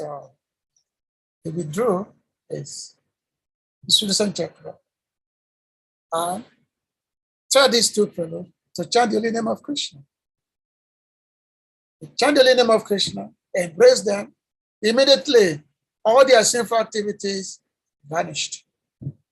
And then they became love of God. They be instant. Come to Chaitanya Prabhu.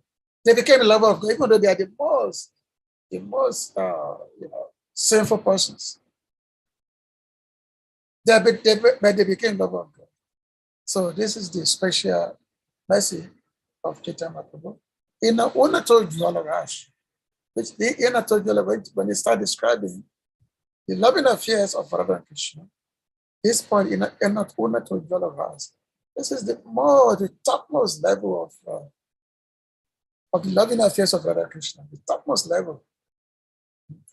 Yeah, there's this love that is there between Radha and Krishna, the topmost experience. This love of God is not, there's even no description of faith in this material world.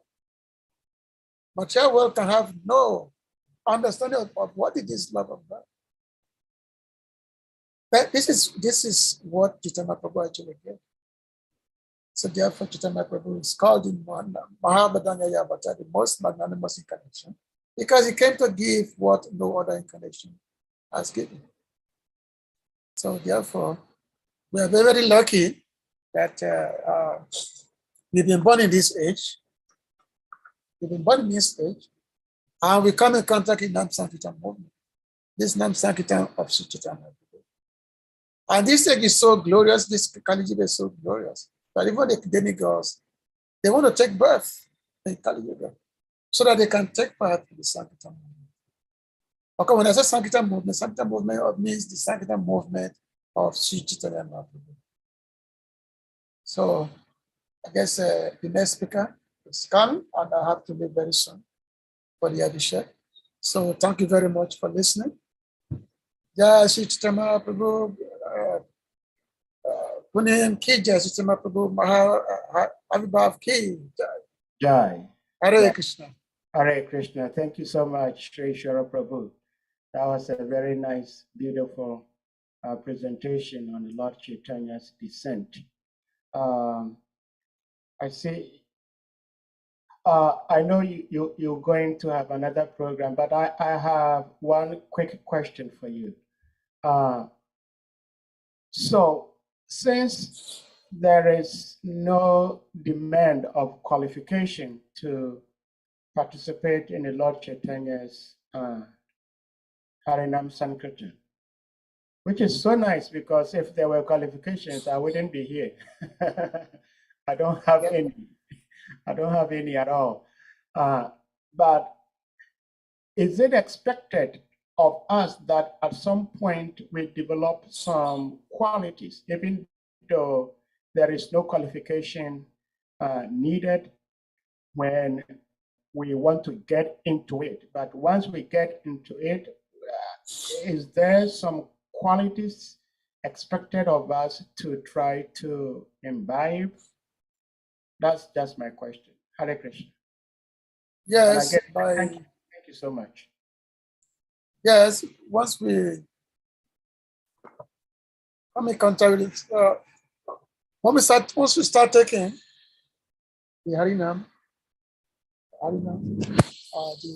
which is the chanting of the name of Krishna, and I start engagement in devotion service. So gradually, all the bad qualities will be going, and then the good qualities will be developing. And of course, it's expected that, yes, we have no qualification, we are falling. It's expected that once we take to the process, we are not expected to continue in our own ways. We are meant to give up sinful activities, and we are meant to take up positively, the process. Just like when we come initially, okay, you come to Krishna consciousness, you take an initiation, there are 4 sinful activities you're supposed to give up, like no meat eating, no resistance, no gambling, no intoxication. Supposed to avoid all those things. And then beyond that is start developing in terms of the positive thoughts, in terms of not being offensive to Vaishnavas, and and start becoming more and more sincere in one's attitude. So initially, ultimately, this for one who take the project very serious, ultimately, these qualities, because there are 26 qualities of devotees, which are found in the scriptures. Find in the kitchen. This 26 quality will be developing within the devotees. The more the devotees make advancement, the more this quality will be there. And you start from being very, very humble, being very, very tolerant, becoming not expecting respect, being respectful to one and all. So, and then understanding that the only name of Krishna is most valuable. The only goal of life is the only name of the Lord. There's no other shelter. So ultimately, all this good quality will be developing. And then we come to the point of whereby we start seeing this material world as very insignificant. We start seeing it. And then our eagerness, our greediness will be developing, our greed to just want to hear only about Krishna, to only want to be with Krishna devotees. Our greed will develop out of that. And that greediness actually shows how the devotees is actually advanced. The greediness to only Krishna, or no chance for fault finding or the Vaishnava. We only see only good things on the devotees. All these things will be seen. And the whole world become positive to the devotee of the Lord. Thank you so much. Prabhuji, since you are on the Holy Dam, today is a very special day. So when you're doing the Abhishek, please remember us, pray for all of us. We need the blessings of their lordships. Hare Krishna. Anyway, we're all on the battlefield. So those who are on the battlefield, they are very, very dear to the Lord. So you just keep preaching. I'm here because out of selfishness. Because I'm here. Otherwise, I think I'll be out there with all of you, but I'm here out of selfishness. So. Well, I think that is a positive selfishness, just like there is positivity in greediness, like you just described. So thank you. Hare Krishna. Yeah. Hare Krishna, thank you very much. Hare Krishna. Hare Krishna. So, Srivas Vanachari Prabhu, thank you so much for trading your time to speak with Ishwara Prabhu. So I guess it's now your time, and because I might forget when you started and when you're supposed to end, I'm going to put a timer on the screen to remind me and yourself, so that we stay focused on the timing. Okay, Hare Krishna. So you may unmute and then you may begin. Hare Krishna.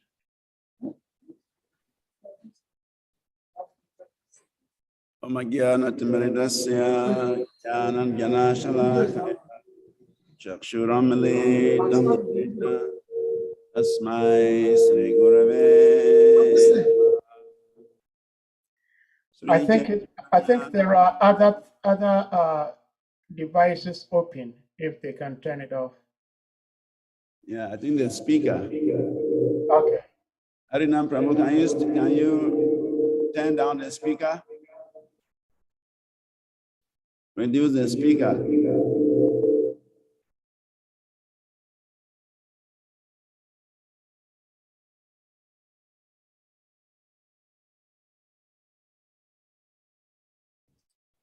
Hare Krishna. Still reduce it.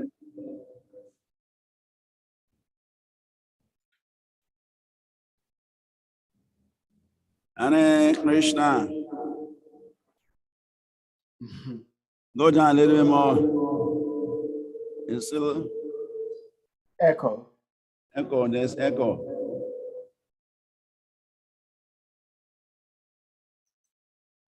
Hare Krishna. Is it better now?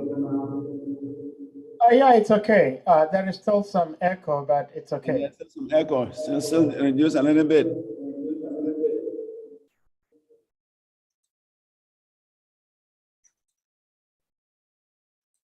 Hare Krishna.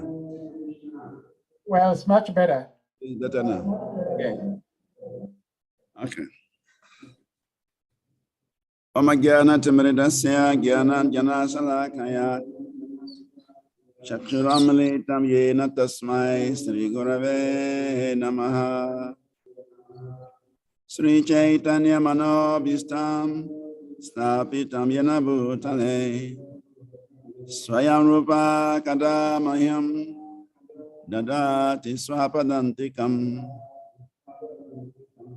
Vandeham Sri Guru Sri Yukta Parakamalam Sri Gurum Vaishnavam Scha Sri Rupam Sagrajatam Sahagana Ragunastam Vitam Tam Sajivam Sadvetam Savadutam Parijana Sahitam Krishna Chaitanya Devam Sri Radha Krishna Padam Sahagana Lalita Sri Visakam Vitam Scha Namo Vishnu Padaya Krishna Prishtaya Bhutale Srimati Bhakti Tirtha Swamini Tinamine Namaste Krishna Padaya Prabhupada Sri Tadmane Sri Gaura Karuna Shakti Bhakti Tirtha Tinamine Namo Vishnu Padaya Krishna Prishtaya Bhutale Srimati Bhakti Vedanta Swamini Tinamine Namaste Saraswati Devi Gauravani Pracharini Nirvese Sasunyavadi Pasachahade Satarini Vanchakalpatarubhyascha Kripa Sindhubhya Ivacha Patitanam Pavinibhyo Vaishnavibhyo Namo Namaha Namo Mahavadanyaya Krishna Prema Pradayate Krishnaya Krishna Chaitanya Namini Gaura Tuze Namaha Nityanando Vatutendo Vasuda Pranavala Janavir Jivita Patir Krishna Prema Prabhu Padmavati Sutta Srimam Sachirananda Purvajaha Bhavam Mata Jagat Rakta Rakta Gaura Kene Varaha Advaitam Harinadvaita Racharyam Bhakti Shamshanad Bhaktavataram Itam Samadvaita Acharya Ashvaye Panchatattvamakam Krishnam Bhakta Rupa Swarupakam Bhaktavataram Bhaktakyam Namami Bhakti Shantikam Hey Krishna Karuna Sindhu Dinabandho Jagatpate Gopesha Gopita Kanta Radha Kanta Namostate Jayatam Surato Pango Mama Madirgatima Sarvaswa Padambu Jorada Mandana Mohano Divya Rindaranya Kalpadrumada Srimaradagara Simhasanastao Sri Sri Radha Srila Govinda Devo Prestiali Bir Sevya Manosmarami Shrimam Rasa Rasarambi Vam Sivata Tatastita Karasan Venu Swanai Gopi Gopinata Sri Estunaha Tapta Kanchana Gaurangi Radhe Brindavanishwari Mrisha Banu Sute Devi Pranamami Hari Priye Devi Krishna Mai Prokta Radhika Paradevata Sarva Lakshmi Mai Sarvam Kanti Samanhini Paraha Jai Sri Krishna Chaitanya Prabhu Nityananda Sri Advaita Gadadhar Siva Sadi Gaura Bhakta Vrinda Hare Krishna Krishna Krishna Hare Hare Hare Rama, Rama Rama, Hare Hare. Hare Krishna, Krishna Krishna, Hare Hare. Hare Rama, Rama Rama, Hare Hare. Hare Krishna, Krishna Krishna, Hare Hare. Hare Rama, Rama Rama, Hare Hare.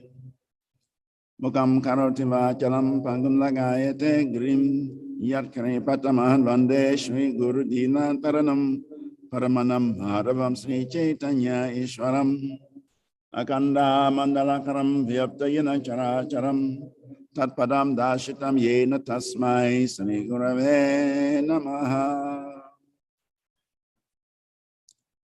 So thank you very much for giving us the opportunity to say a few words about Lord Chaitanya's pastimes.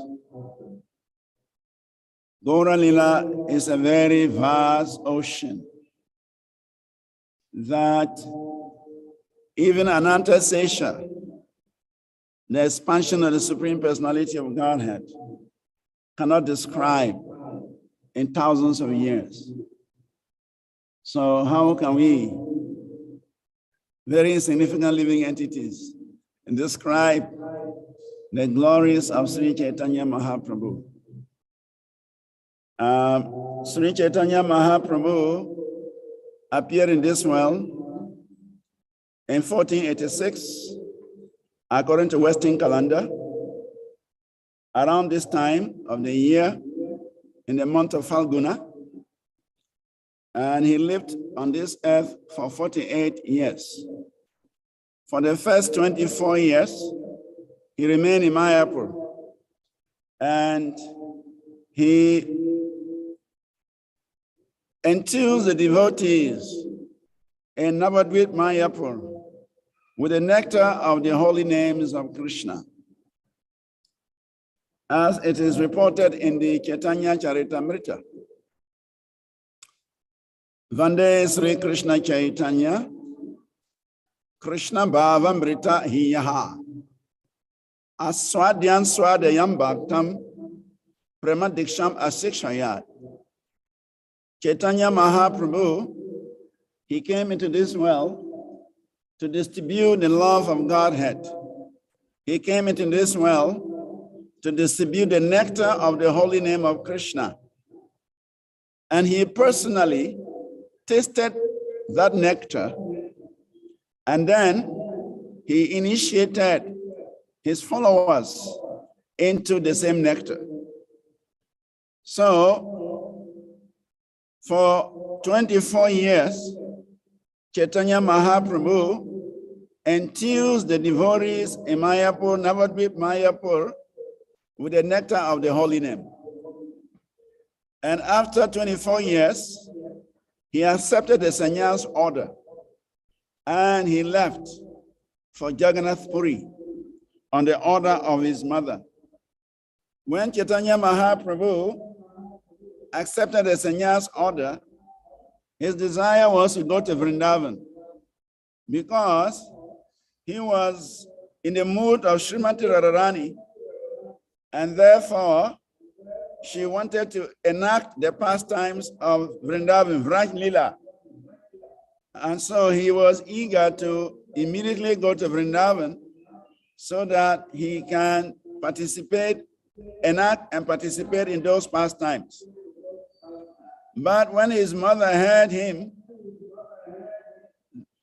plan to go to Vrindavan, the mother advised that he rather go to Puri because Jagannath Puri and Bengal are like two rooms in a house. In other words, Jagannath Puri or Orissa has a common border with Bengal. And the devotees in Bengal, they used to attend the Ratha Yatra festival in Puri every year. So it was easy for such a matter to hear about Chaitanya Mahaprabhu, and it will also be easy for Chaitanya Mahaprabhu to hear about such a matter, because devotees were moving back and forth from Puri to Mayapur and from Mayapur to Puri. So therefore, it was Sachi Mata's desire that Chaitanya Mahaprabhu should take residence in Puri instead of Vrindavan. So, accepting his mother's order, Mahaprabhu left for Puri. So my presentation is about the pastimes in Puri. So it is said that out of the 24 years Sri Chaitanya Mahaprabhu spent in Puri, 6 years he used in traveling from South India to North India to distribute the holy names of Krishna. So for 18 years, Sri Chaitanya Mahaprabhu stayed in Puri.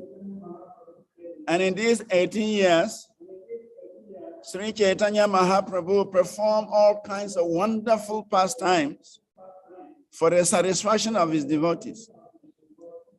In fact, we cannot even touch 1/100th of those pastimes Sri Chaitanya Mahaprabhu performed in Puri within this limited 45 minutes, which we've already gone with 12 minutes, almost 30 minutes is gone. So we'll just touch on some important pastimes that the Lord performed in Puri, and then maybe another time, if we get a chance to discuss the same subject, then we can speak more on the various pastimes Sri Chaitanya Mahaprabhu performed. So after taking sannyas, Sri Chaitanya Mahaprabhu left for Puri with Lord Nityananda, Jagannananda, Chandrasekhar, Mukunda, and there were 6 devotees who followed Chaitanya Mahaprabhu to Puri.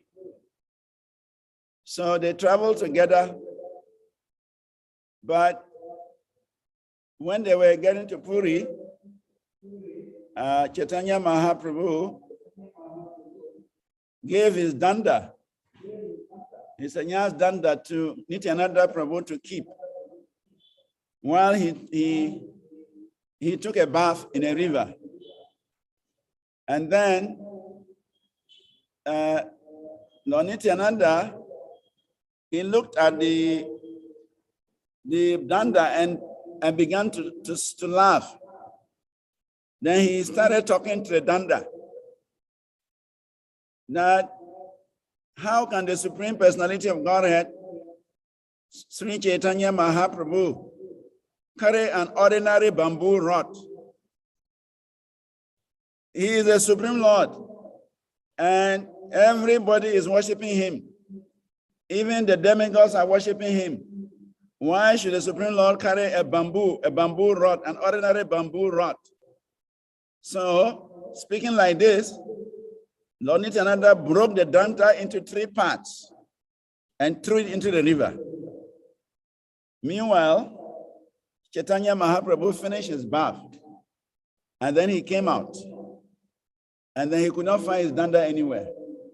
So he asked Lord Nityananda, "Where is my danda?" And Lord Nityananda was silent. The Lord asked again, "Where is my danda?" And Lord Nityananda said, "Your danda, I don't know where it is." And Sri Chaitanya Prabhu said, "But I gave you the danda to take care of. How can you say you don't know where it is? You know, tell me where the danda is gone." And then Lord Nityananda said, "But you forgot. When you were in ecstasy, dancing to the music, the pleasure of the holy name, you fell on that danda, and the danda broke. And so we threw it away. So why are you asking me now? You broke your own danda and you threw it away." And Lord Nityananda said, "No, I gave the danda to you. If you have broken it and thrown it away, tell me you have broken it and thrown it away.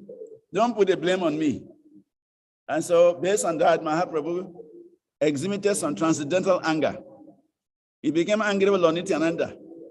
And then he said, because you have broken my danda and you are telling me stories, I am no more going to put it with you. You either go ahead of me or you stay behind me. So you choose. They won't go together to Puri. So the devotees, they discuss among themselves, and they said, well, we cannot go ahead of the Lord. So the Lord should go ahead of us. So this way, immediately Mahaprabhu left them and started walking at a very terrific speed that nobody could catch up with his speed. And so he left the devotees behind and he arrived in Puri. But we can always understand that all these pastimes are known by the Lord. He actually instigates all these pastimes for his own pleasure, because Chaitanya Mahaprabhu wanted to liberate Sarvabhauma Bhattacharya, his great devotee, who was waiting for him in Puri. So if he had gone along with his companions, probably it wouldn't have been possible for Sarvabhauma Bhattacharya to take him to his house. But because he went alone, as soon as he entered the Jagannath temple and he saw Lord Jagannath, he fell into ecstasy and he fainted on the ground. When he fainted on the ground, the guards, they wanted to actually beat the Lord because they have never seen a personality like this. And in fact, it is said that Mahaprabhu wanted to climb the altar. When he saw Lord Jagannath, he was so happy, he was in so much ecstasy, he was running towards Lord Jagannath. He wanted to climb the altar and embrace Lord Jagannath, but he fainted. And so the guards did not know what to do with this person. Just at that particular time, Sarvabhauma Bhattacharya was around in the temple. And he told the guards not to do anything to this young sannyasi who had fainted, but they should carry him to his house. If you go to Puri, Sarvabhauma Bhattacharya's house is not too far away from the temple. And in those days, there was a tunnel from the temple to Sarvabhauma Bhattacharya's house that Sarvabhauma Bhattacharya could go to the temple without coming outside. But now the tunnel is blocked. When you go to Sarvabhauma Bhattacharya's house, the tunnel is still there. You can go in, but not too far away, it is blocked. So the security guards, they carry Lord Chaitanya in his ecstatic mood, in his trance, to the house of Sarvabhauma Bhattacharya. And so he was still in trance in his Sarvabhauma Bhattacharya's house when the devotees arrived. And then at the temple, they did not see Lord Chaitanya Mahaprabhu. So they started to ask around. And then somebody told them, yeah, we saw some young, beautiful sannyasi who came here. And then he was rushing towards Lord Jagannath. And then he fainted, he collapsed. And then the in charge of the temple, Sarvabhauma Bhattacharya, requested us to take him to his house. So we have taken him to the house. So if you go to the Bhattacharya's house, you will see the sannyasi there. He's still lying in trance. So the devotees, they went to the Bhattacharya's residence, and there Sri Chaitanya Mahaprabhu was still in trance.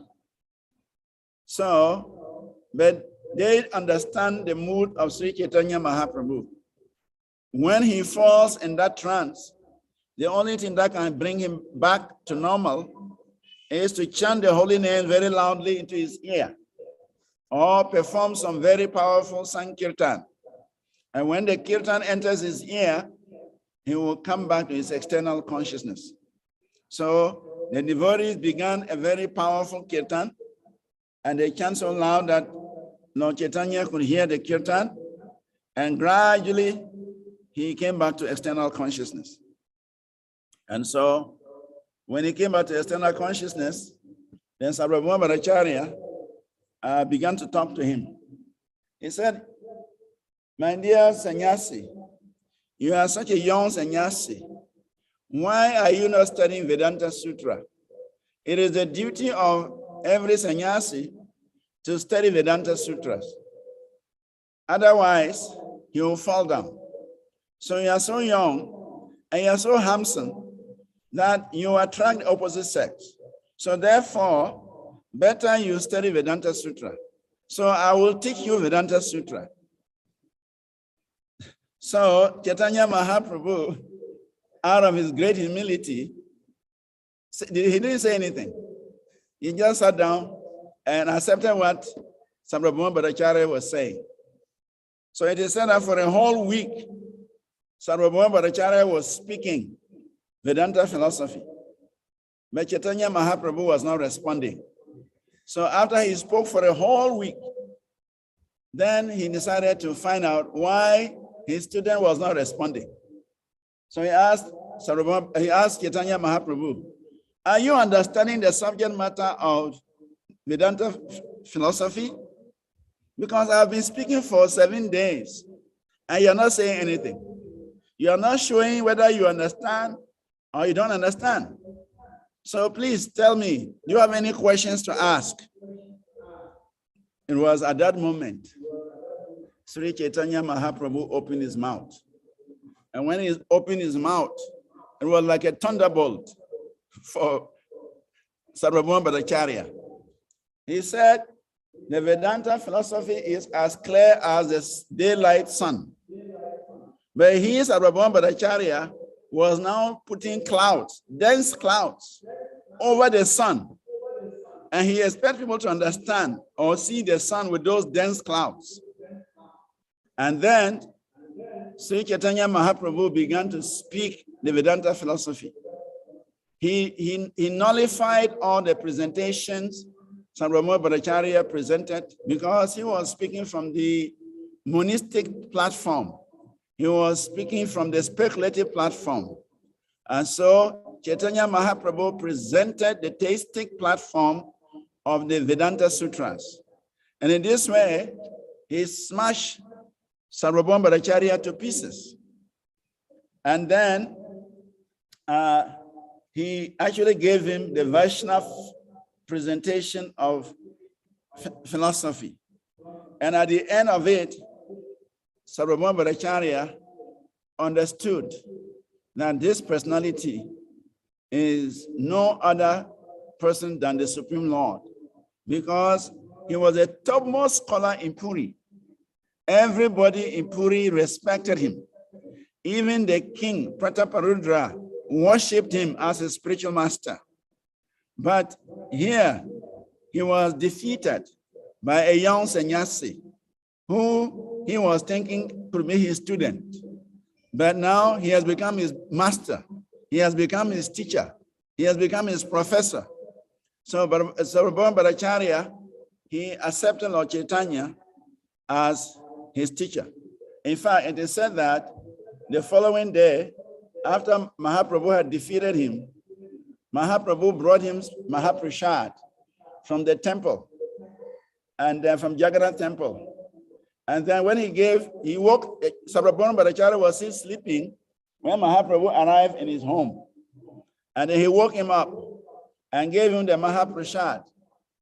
And then as soon as Sarvabhauma Bhattacharya woke up from bed and received the Mahaprasad, he did not wash his face, he did not wash his mouth, he did not wash his hand. Immediately he started eating the prasad. And then Chaitanya Mahaprabhu asked him, "Why are you doing this? You have not washed your face. You have not even washed your mouth. And you are eating prasadam. It is not good." And Sarvabhauma Bhattacharya quoted a number of verses from the scripture, telling Mahaprabhu that prasadam should not wait. whether one is in an impure state or pure state, one should immediately honor Mahaprasad. As soon as Mahaprasad come to you, you should honor it without delay. So in this way, the Bhattacharya demonstrated his understanding of the philosophy of Vaishnavism.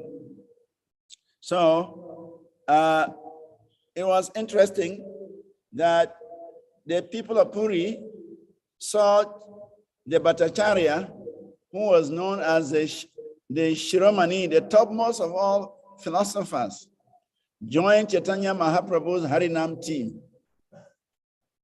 Because he's such a respected personality, everybody honored him because of his knowledge.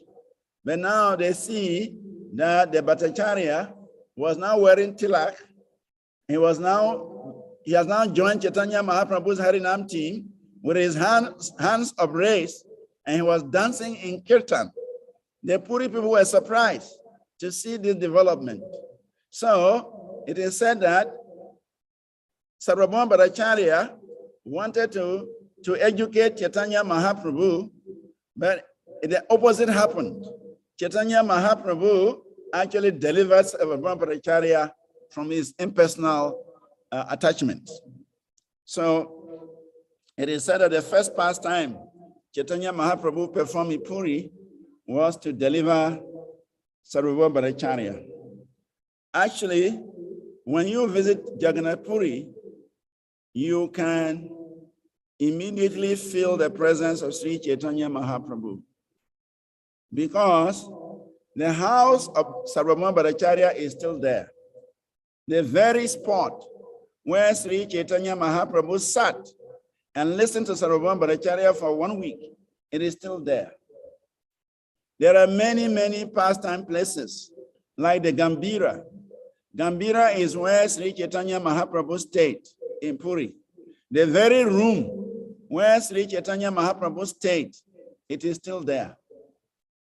Even there is a showcase where there is some very big beads, and it is claimed that those were the beads Sri Chaitanya Mahaprabhu chanted with. They are in a showcase, locked up, you can't touch it. But they said those are the beads Sri Chaitanya Mahaprabhu used to chant with. And then there is this Siddha Bakula. The Siddha Bakula tree is where Sri Chaitanya Mahaprabhu gave to Haridas Thakura as his home. Because Haridas Thakura came from a Muslim family, he considered himself unqualified to enter into the Jagannath temple. So he sat under this Siddha Bakula tree and chanted his 300,000 names every day. And Sri Chaitanya Mahaprabhu, without any fail, would bring him Mahaprasad from the Jagannath temple every day. So that Siddha Bakula tree is still there. It has grown very old. It has fallen to the ground and grown up again. So some part of the trunk is sitting on the ground, and some part of the trunk is growing up again. Very, very old tree. And when you get to that tree, you can actually feel the vibration of the chanting of Haridas Thakura's japa. It is such a sacred place that many Vaishnavas want to just sit there and chant Hare Krishna. Then we have the Gundicha temple. The Gundicha temple is where Lord Jagannath rests for 2 weeks before the Ratha Yatra festival. Normally there is the Snana festival, the bathing ceremony of the deities. And once Lord Jagannath takes a bath, he gets fever. He suffers from fever. And so he is transferred from the temple to this Gundicha temple. And there he is kept for 2 weeks, where Lord Jagannath is treated. Lord Jagannath goes to hospital. And there he's giving herbal preparations. These are all the wonderful pastimes of Lord Jagannath. How can the Lord be sick? But because he wants to engage devotees in a particular service, so he pretends to be sick. And so he's transferred to this Gundija temple, and there he stays for 2 weeks. And every day they're offering him different herbal preparations. At that time, they don't offer him the 56 champa boga, but they offer him different herbal preparations. And Lord Jagannath would drink. And after the 2 weeks, the fever goes. And Lord Jagannath comes back to the temple. And then the Ratha Yatra festival will start. So it is said that during this 2 weeks of Lord Jagannath being transferred to the Gundija temple, Chaitanya Mahaprabhu feels separation from Lord Jagannath. And so he leaves Puri. There is a town on the southwestern part of Puri. It's called Alananath. It's about maybe 15 miles or 30 kilometers southwest of Puri. And there is a deity there, a Vishnu deity there. So when Jagannath is absent from the altar in Puri, Lord Chaitanya goes to Alananath to take darshan of this deity of Lord Vishnu. And there, it is said that Lord Chaitanya was in ecstasy when he saw this Vishnu deity. And so when he paid obeisances before the deity, because of the ecstasy, he melted the rock where he paid the obeisances. So if you go to Alananath, you would see where the knees of the Lord, where the elbows of the Lord, where the forehead of the Lord touch on the rock. It has created holes. Then it is said that the Lord rolled over. After he paid obeisances, in ecstasy, he rolled over on his back, where his buttocks touch, where his back touch, where his occiput touch. Out of ecstasy, the rock melted. So there is where he paid obeisances to the deity, and you see the 3 parts of his body touching the ground. They melted into holes, and the Lord rolled over, and where his occiput, his buttocks, and his ankles touch, again, there are holes. So we can see how Chaitanya Mahaprabhu was always in ecstasy. He was always experiencing the spiritual world, and anything that he touched also experienced that ecstasy. So in the Gundija temple, every year, before the deities will come there, Chaitanya Mahaprabhu would organize the washing of the temple. He would organize all the devotees, and they would bring water, hundreds and thousands of pots of water. First, they will sweep the whole place over and over again. And then after that, they will pour so much water into the temple. They'll wash again and again and again. They will mop it dry, and it will become very cool. And then this way, Chaitanya Mahaprabhu would prepare the place for Lord Jagannath. It became a yearly affair that devotees were always waiting to participate in this very auspicious activity of washing the Gundija temple. Also, there is a garden next to this Gundija temple. It's called the Vallabha Gardens, Jagannath Vallabha Gardens.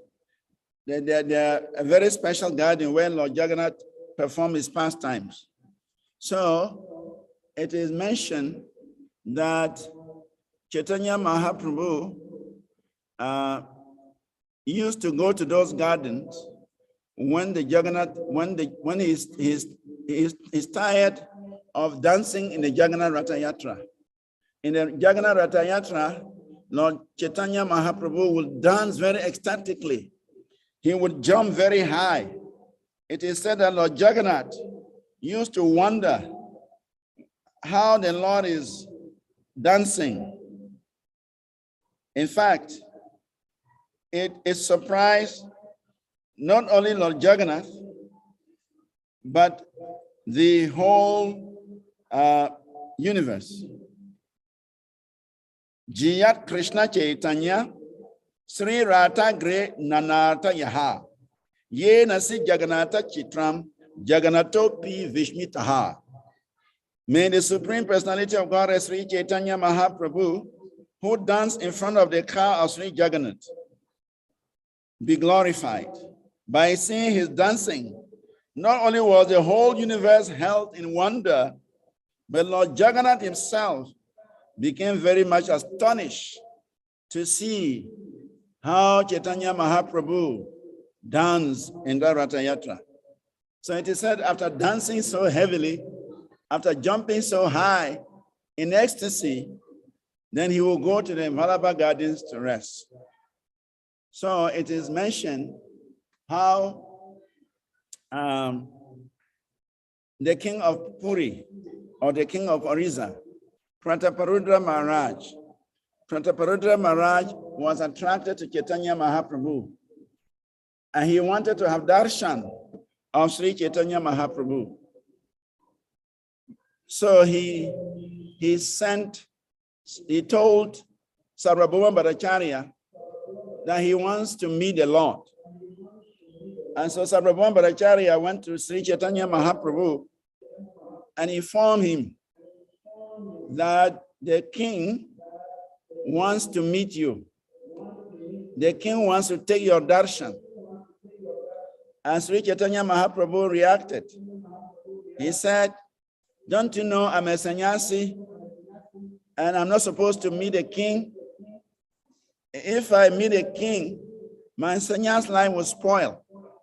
If you dare come to me again with such a request, I am going to leave Puri. So when Sarvabhauma Bhattacharya heard this, he was frightened because he did not want Sri Chaitanya Mahaprabhu to leave Puri. So he went back to the king and narrated what has happened to King Prataparudra. That, my dear king, I'm very sorry. I have presented your case to Sri Chaitanya Mahaprabhu, but he says as a sannyasi, he cannot see you. And so when the king heard this, he was very sad because he had a very strong desire to see Chaitanya Mahaprabhu. He had a very strong desire to take shelter at the lotus feet of Chaitanya Mahaprabhu. So around that time, Ramananda Raya, who was instructed by Sri Chaitanya Mahaprabhu to resign from his position of a governor of South India and come and stay with him in Puri. Ramananda Raya was the representative of King Prataparudra in South India. But when Chaitanya Mahaprabhu visited South India and met Ramananda Raya and immediately recognized that Ramananda Raya was his personal associate, he was Arjuna in his past, in their previous incarnation as Krishna. So he immediately told Ramananda Raya, stop this governmental business, stop this political business, and come and join me in Puri.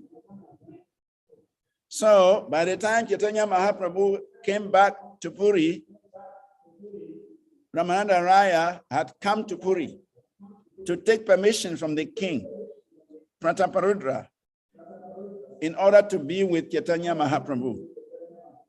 So but at that time, the king had wanted to take shelter of Mahaprabhu's lotus feet, but because he's a king, Mahaprabhu denied him that opportunity.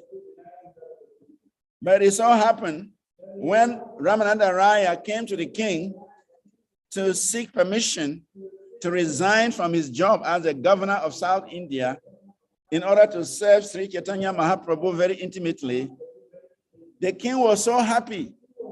He said, you are so fortunate that Mahaprabhu has personally invited you to come and stay with him.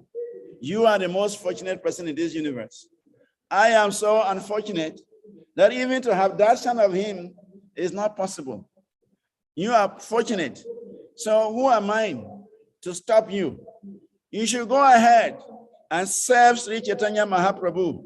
I am ready to give you a full salary on pension because you are very fortunate.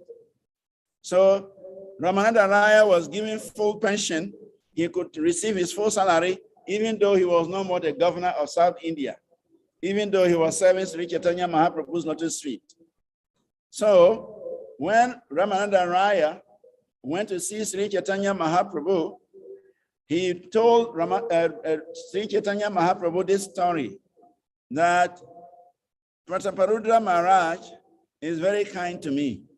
When I told him that you have ordered me to resign from my position as the governor of South India and then serve you, he was so happy. He was in ecstasy that he said, I can go on pension with a full salary. And so I'm so happy with the king, and I have to inform you. So when Chaitanya Mahaprabhu heard this, his position softened because he did not want to see the king. But when he heard that King Prataparudra was so favorably inclined, favorably disposed towards Ramananda Raya, Sri Chaitanya Mahaprabhu softened his position. He said that anyone who serves my devotee, anyone who does a favor to my devotee, he conquers my heart, he conquers my mind.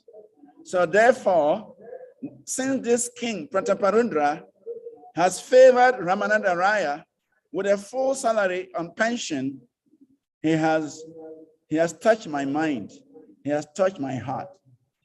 So he accepted Prataparudra in his heart, even though he did not tell anybody.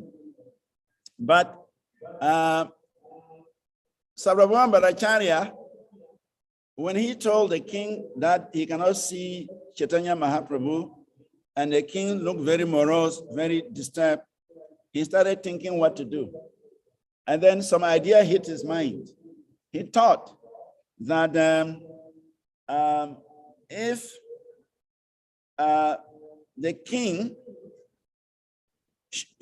could go to the Vallabha Gardens near the Gundija temple during the Ratha Yatra parade, when Chaitanya Mahaprabhu, at the end of the day, he's tired of dancing and he has gone to the Vallabha Gardens to rest, Prataparudra Maharaj should go there and recite the 5 chapters of Srimad Bhagavatam that glorifies the Rasa dance. If Chaitanya Mahaprabhu hears anybody reciting the 5 chapters of the Rasa dance, he would automatically embrace that person. So based on the advice of Sarvabhauma Bhattacharya, Prataparudra Maharaj waited until it was evening. And when Sri Chaitanya Mahaprabhu had danced and danced and danced and was exhausted from dancing, at the end of the kirtan, he went to the Vallabha Gardens to take rest. And then the king, dressed in a Vaishnava dress with tilak, he went there. And then he started reciting the 5 chapters of the Rasa dance and started massaging the lotus feet of Sri Chaitanya Mahaprabhu.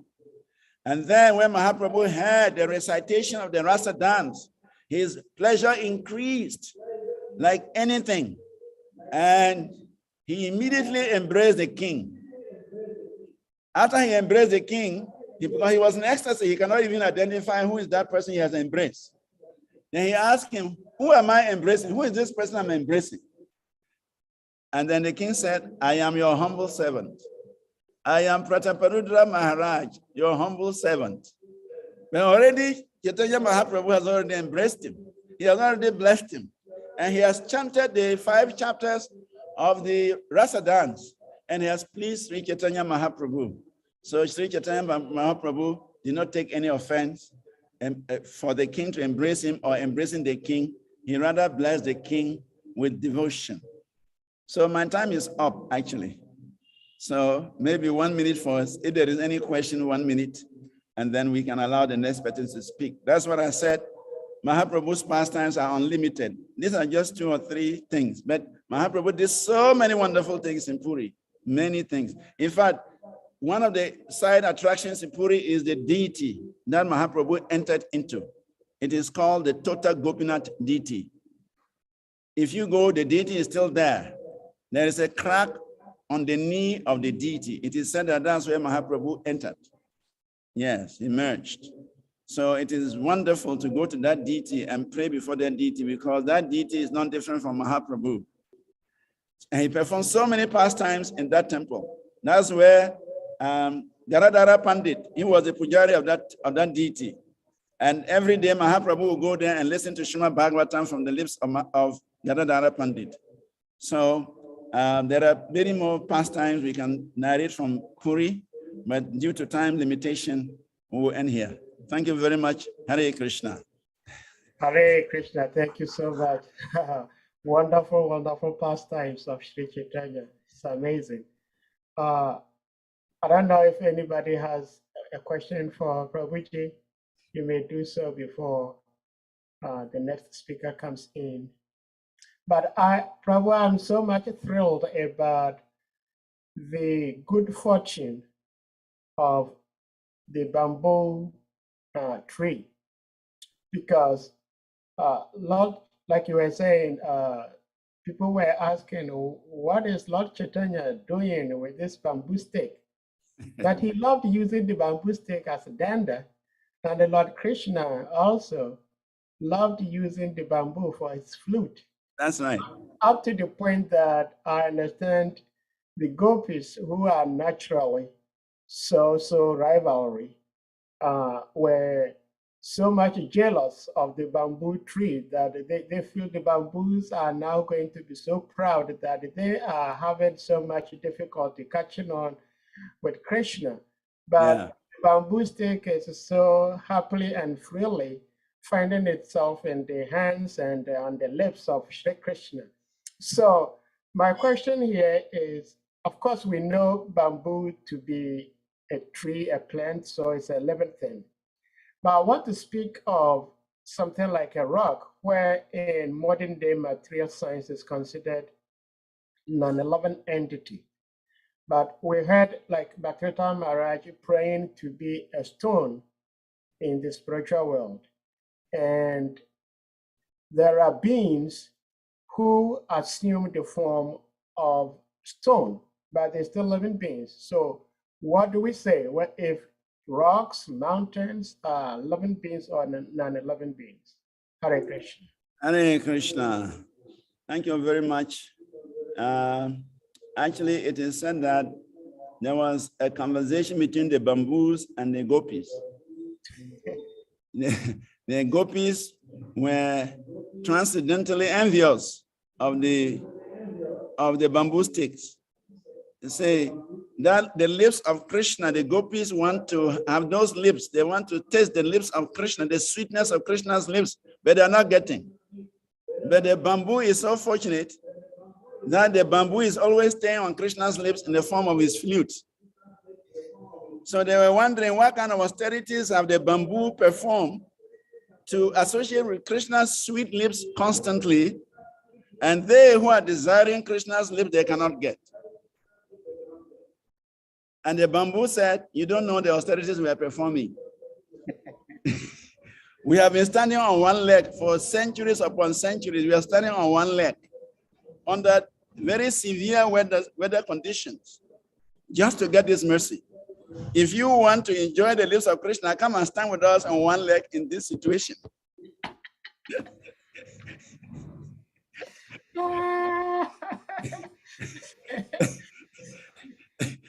So there's a whole narration, a whole conversation between the bamboos and the gopis of Vrindavan. And in fact, the bamboo defeated the gopis. So as far as living entities are concerned, actually, in the spiritual world, everything is conscious. Only in this material world, we have unconscious things and conscious things. But in the spiritual world, everything is conscious. Water is conscious, trees are conscious, mountains are conscious, ground is conscious, everything is conscious and everything acts according to Krishna's plan. Everything acts for Krishna's pleasure. That is the difference between the spiritual atmosphere and the material atmosphere. Even in the material world, all these things we see, there are also personifications. Even mountains. Mountains have their own personifications. Rivers have their own personifications. Even certain trees have their own personifications. But we may not know so much about these signs, especially modern science. We don't go beyond the physical. Yeah, but there are subtle things. There are subtle things, and people can see that trees have personifications, mountains have personifications, rivers have personifications. All these are personifications. So in the spiritual world, they are fully manifested there in pure consciousness, and everyone serves Krishna to their capacity. And so everyone is actually a servant, and everything is meant for Krishna's service in the spiritual world. So they have to be conscious in order to serve the Supreme Lord. Hare Krishna. Hare Krishna, thank you so much. When you were talking about Ken Prataparudra, that reminded me of our god brother in Accra. I don't know how he's doing. He was called Prataparudra. Yes, Prataparudra. He was an educator. He joined the Hindu monastery. Yeah, he did. Yeah. Yeah, I think he's still there. I don't know anyway. Many years back, he influenced the Hindu monastery so much that they started adopting some of the principles and practices of ISKCON. Okay. Yeah, himself and Gyana Das Prabhu. Yeah. They had a lot of influence of the Hindu monastery, and many of the things we do in ISKCON were introduced there. Okay. Yeah, but very nice. I've not been there, so I don't know whether he's still with them or not. Yes. Thank you so much, Prabhuji. Thank you so much for that. Okay. So, Ganga Prasad, since you are here, you may take it from Srivastvanachari. Hare Krishna. Hare Krishna.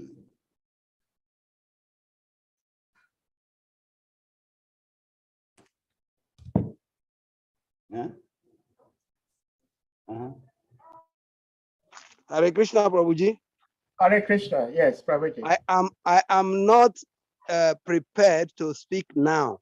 Okay. I can take my slot because I'm in the middle of something serious. Okay.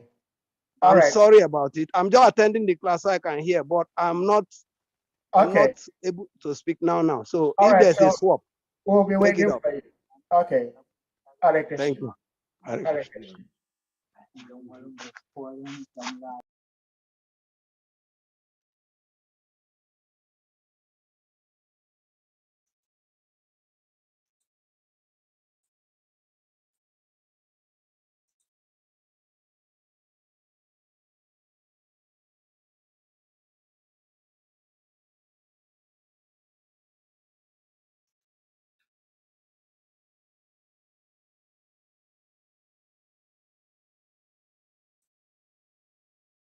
In this way, my Lord, you have appeared in different incarnations, as human beings, as animals, as a great saint person, as demigods, and as a fish and a tortoise. In this way you maintain the whole creation in different planetary systems, and kill the demoniac principles in every age. My Lord, you therefore protect the principles of religion. In the age of Kali, you do not assert yourself as the Supreme Personality of Godhead. Therefore, you are known as Tri Yuga, or the Lord who appears in 3 yugas. Itam nitijab rishideva rasamatadhi lokan vibhamayasi hamsi jagattati ma dharmang mahapurusha pasi juvan vrittam sannakkalo jagabhavat trijugota sattam. So, here is a very specific statement about Sri Chaitanya Mahaprabhu, his avatar. Chaitanya Mahaprabhu is the same Supreme Personality of Godhead, but he is Channa. Channa means covered, not directly, because he has appeared as a devotee.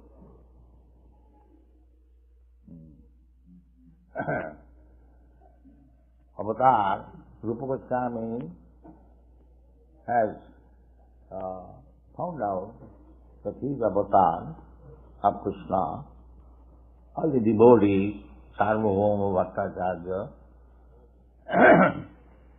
Rupa Goswami, and the Shastra, the Upanishad, Mahabharata, and every Sadhu Shastra, the avatar should be confirmed by great devotees, personalities, and must be corroborated with the statement in the Shastra. So, here is another statement in the Srimad Bhagavatam. Directly, it is stated in the 11th canto, you know, Krishna Varnam Krishna Krishnam Sangapanga Sapasadam Jaggani Sankirtanam Prayi Jajanti Isune. The Supreme Personality of Godhead, when he was being described before King Nimi by Kaurvajan Muni, the different incarnations in different millenniums. Jugadharma Vityam. Chaitanya Mahaprabhu is also described by Vrindavan Thakur, Jugadharma Palu. So, Chaitanya Mahaprabhu is described here as Channa Kalau. In the Kali Yuga, he not appearing as other incarnations, not like Nrsimhadev or many Vamandev, Lord Ramchandra. He is appearing as a devotee. Why? Now, this is the most magnanimous avatar. People are so foolish, they could not understand Krishna when Krishna said, Sarvadharman Parityajya Mamekam. They took it, who is this person ordering like that? Sarvadharman. What right? That is our material disease. If somebody is ordered to do something, he protests. Who are you to order? This is the position. God himself, Krishna, what can he say? He orders, the Supreme Person, Supreme Being, he must order. He is the Supreme Controller. He must order. That is God. But we are so foolish that when God orders that you do this, we take it as who is this man? He's ordering like that.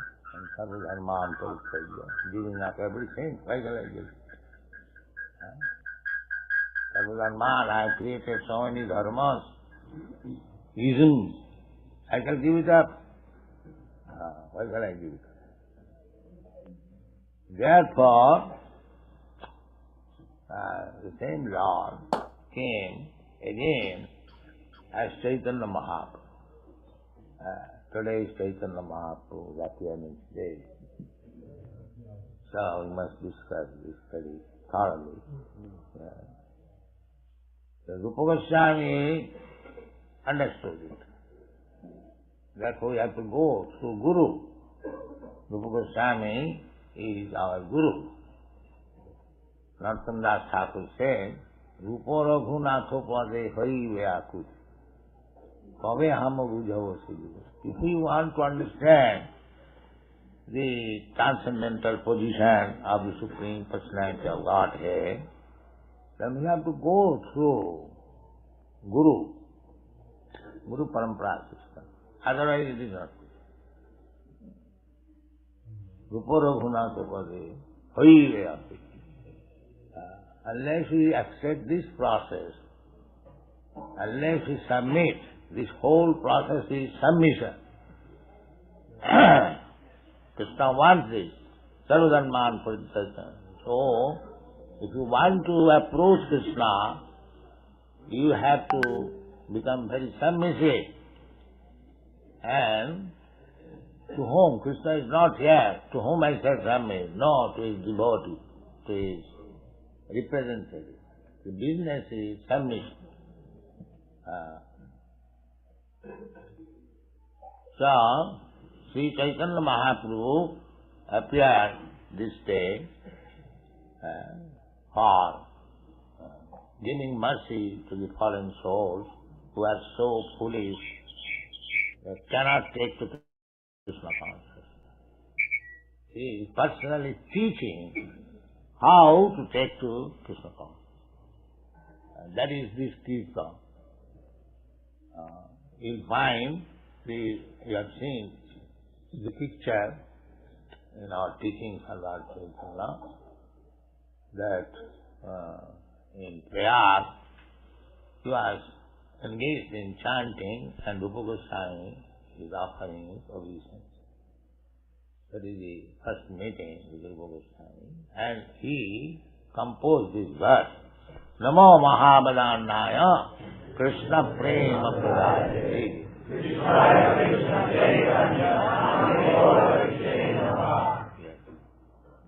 So this is Charnavata. He is Krishna, and he has come to give you Krishna Prem, but he is acting like a Krishna devotee.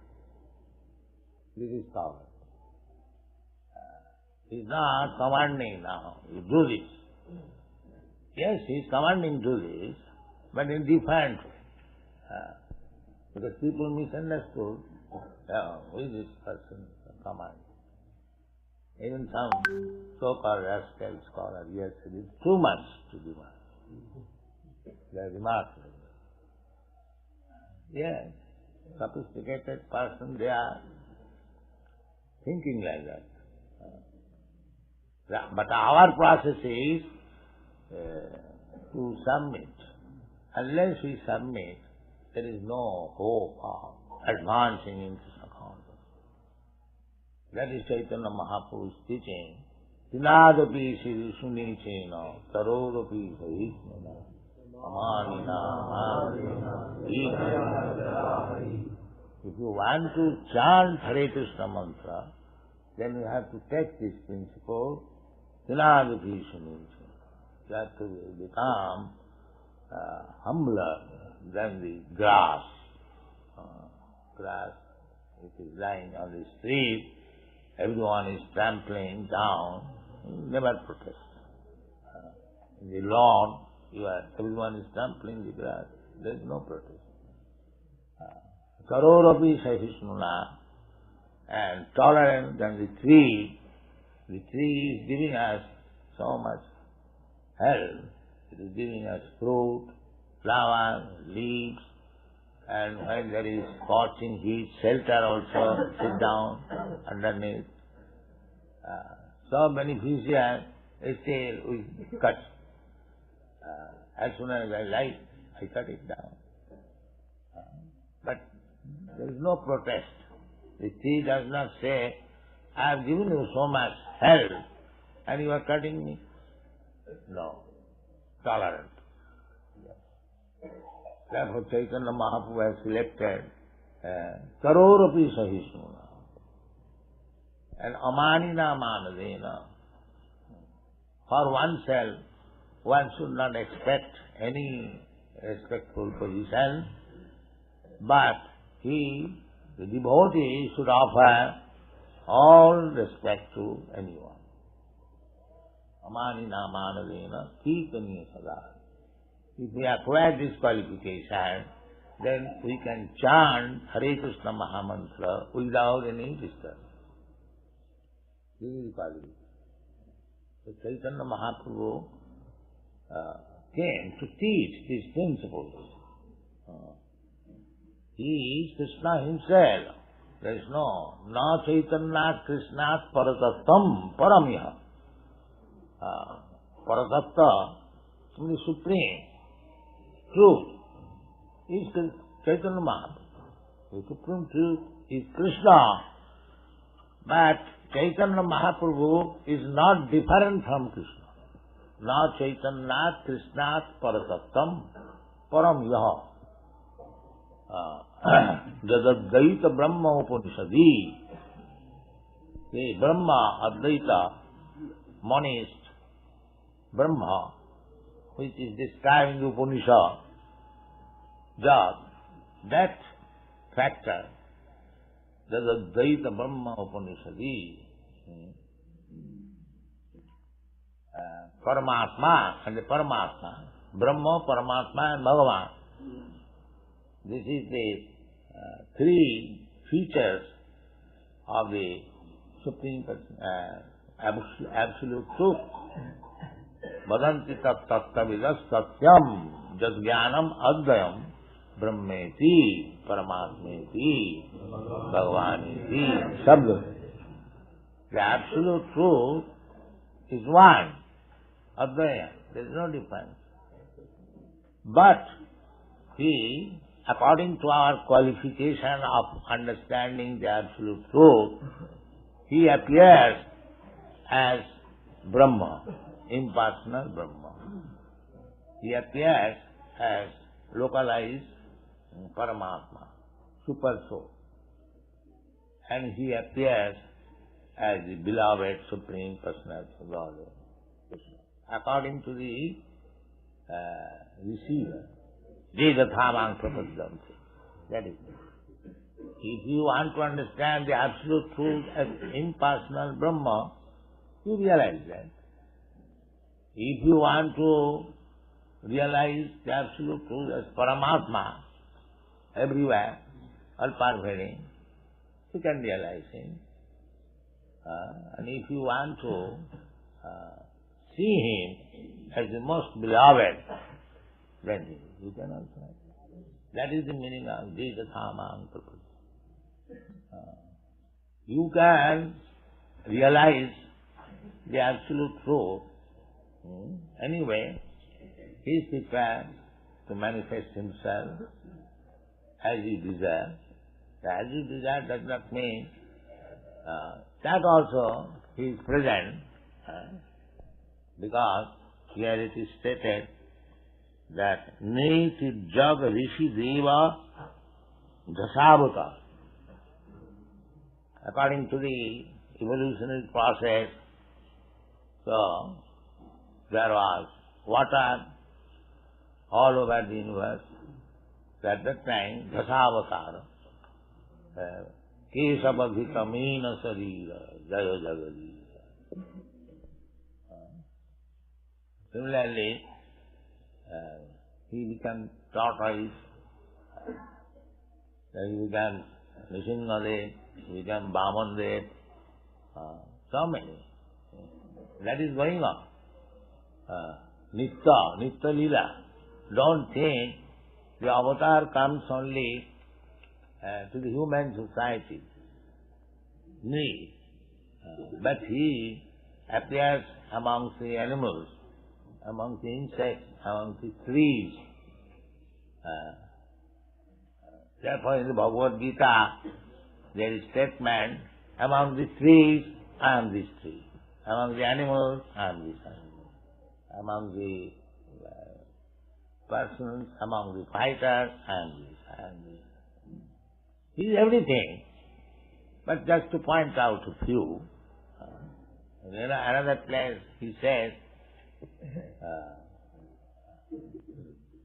Rasoham Mapsukaunti. He is prepared to be appreciated by you in any condition of life.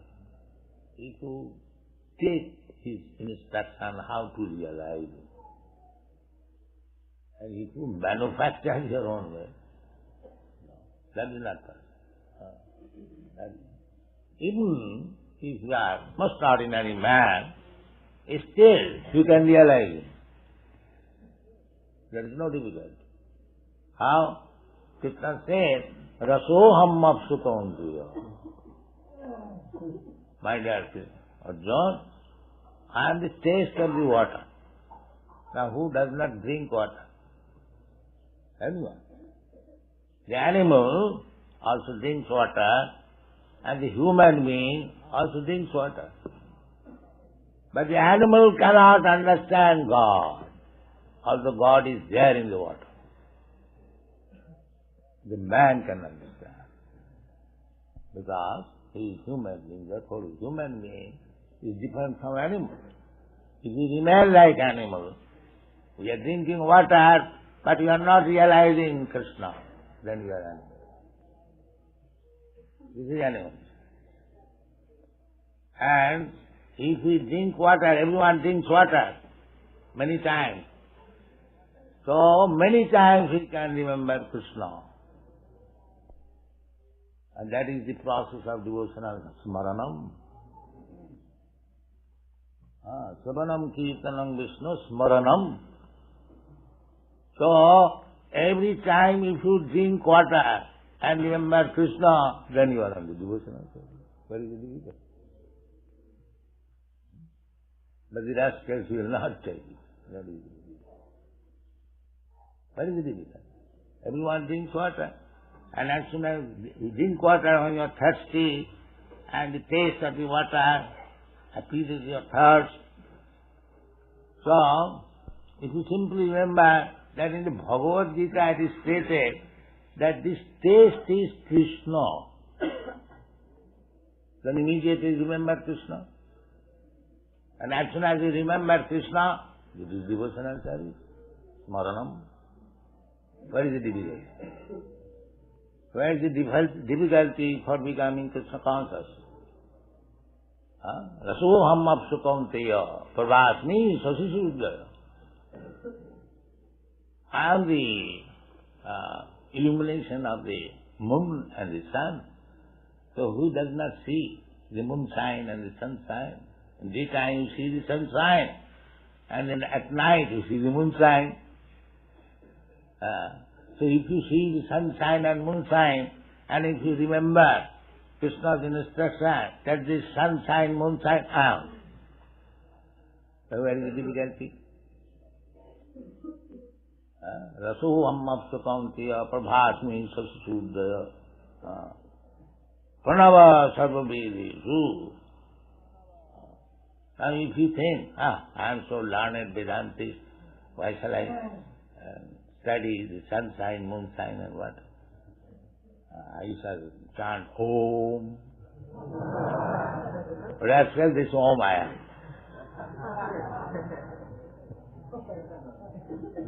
You are so big, Vedantist, you chant Om, but that I am. Pranava sarva Vedesu. Every Vedic mantra is chanted after the vibration of Omkar. Om Tat Vishnu Paranam Param Sada Vasanti. This is the Vedic mantra of this. Everybody. So either you become Vedantist or ordinary human being does not know anything, you can realize this. There is no difficulty. So Krishna taught everything for becoming Krishna conscious.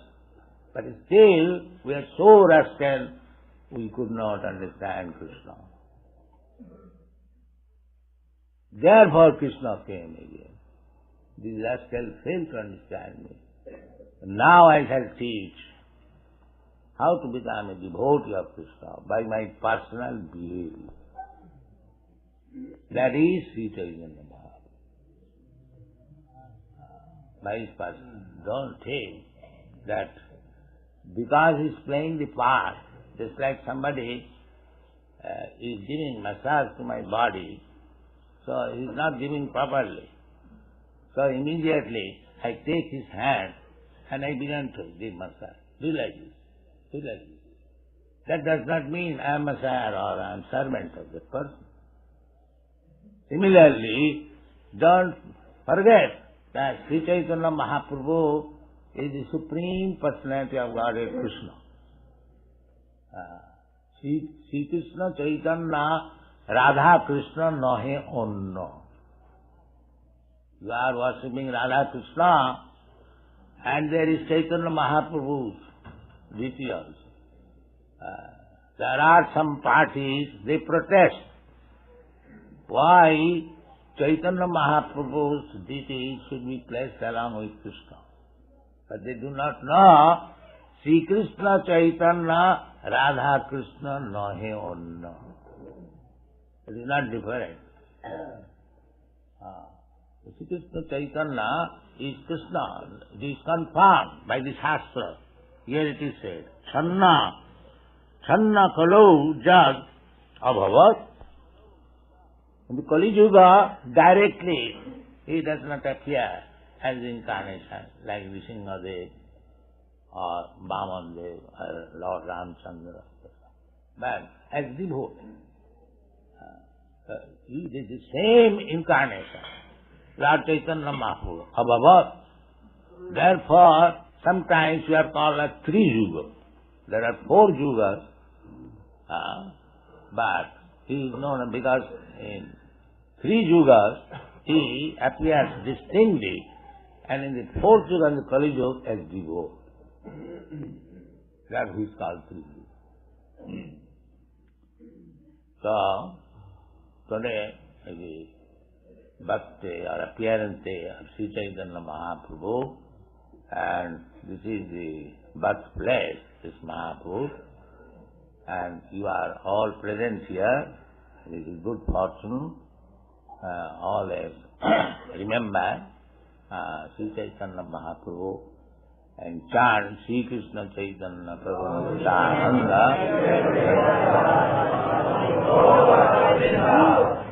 This will make your life perfect. Thank you very much.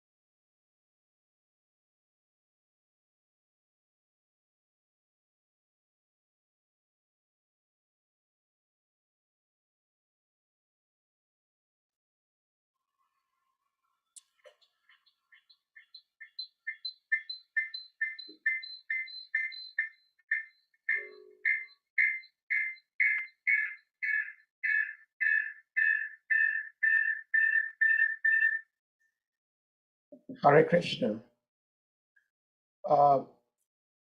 We're trying to wait for His Holiness Kavichandra Maharaj.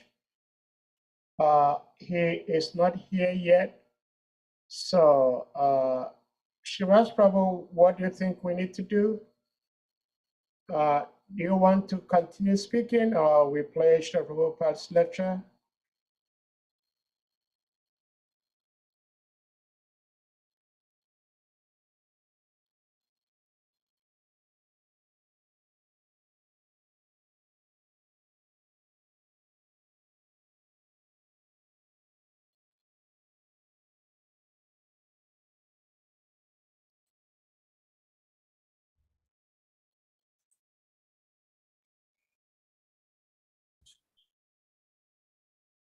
Well, I don't know.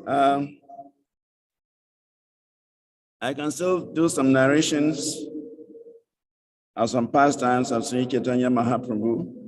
Yes, I think you may do that. Yeah. Yeah.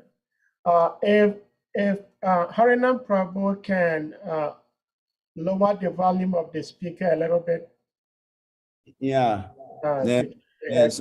And they have increased the volume again, so the echo is high. Harinam Prabhu, lower the volume. The echo is high.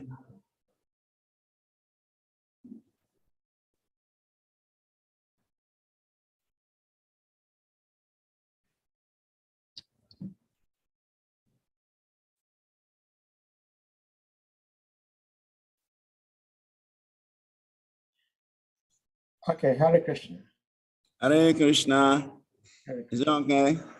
Yes, much better. Okay. So,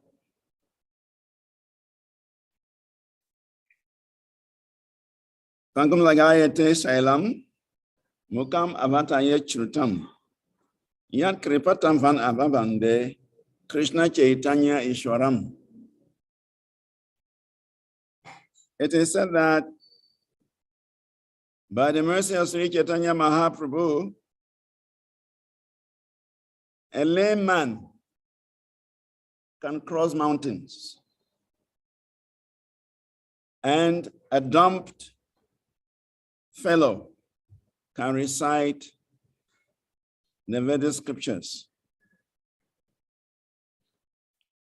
In other words, even though we do not have the qualification to speak about Sri Chaitanya Mahaprabhu,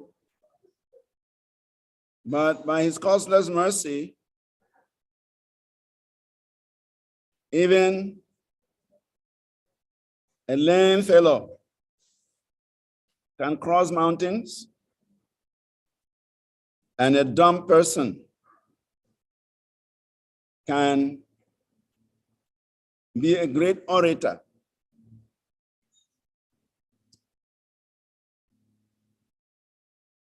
So Sri Chaitanya Mahaprabhu's pastimes are described as the quintessence of all divine nectar. And that nectar is flowing in 100 directions. And anyone who gives oral reception to this nectar, his life would change. Because the pastimes of Sri Chaitanya Mahaprabhu are eternal reservoir of bliss. And one can swim in this bliss. So hearing about Sri Chaitanya Mahaprabhu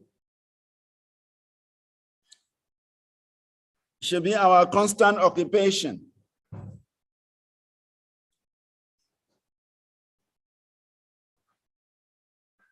According to Srila Prabhupada, Bhagavad Gita gives the principles of spiritual life. And Srimad Bhagavatam gives the applied philosophy of Krishna consciousness. But the Chaitanya Charitamrita even gives more, because the Lord is interacting with his devotees in a very intimate way.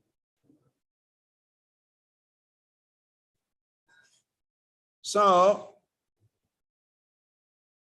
it is our great fortune to hear about Sri Chaitanya Mahaprabhu's activities. I was mentioning this morning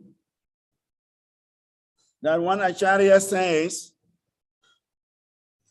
that the appearance of the golden avatar, who is Sri Chaitanya Mahaprabhu, gives us the golden opportunity to gain those golden gifts Sri Chaitanya Mahaprabhu has brought. The appearance of the golden avatar gives us a golden opportunity to gain those golden gifts Sri Chaitanya Mahaprabhu has brought to us. And so one who hears these pastimes of Sri Chaitanya Mahaprabhu with great faith will very soon attain the lotus feet of Sri Chaitanya Mahaprabhu.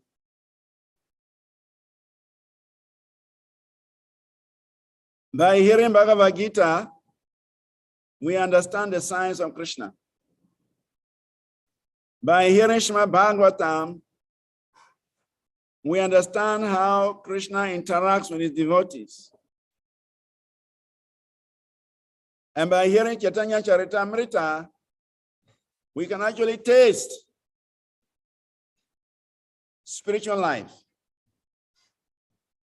Because Sri Chaitanya Mahaprabhu came to distribute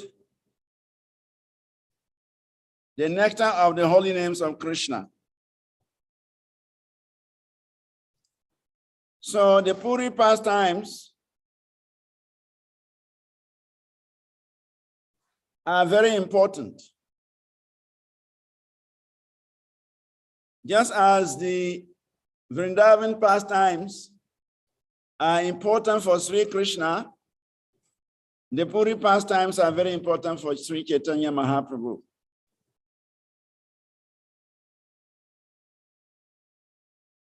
It is said, Vraje Krishna Sarvashwarya Prakashe Punatama. Puri Dwaye Pravyoma Punatara Purna. That the pastimes in Mathura and Dwaraka, they are described as complete and more complete. But the pastimes in Vrindavan are described as most complete. So the Sanskrit words used in describing complete, more complete, and most complete are Purna, Purnatara, and Purnatama. Purna means the pastimes are complete. In Dwaraka, Krishna's pastimes are complete. Of course, it's often said in Vaikuntha, Krishna's pastimes are complete. But in Dwaraka and Mathura, Krishna's pastimes are more complete. And in Vrindavan, his pastimes are most complete. Because in Vrindavan, Krishna displays all his opulences.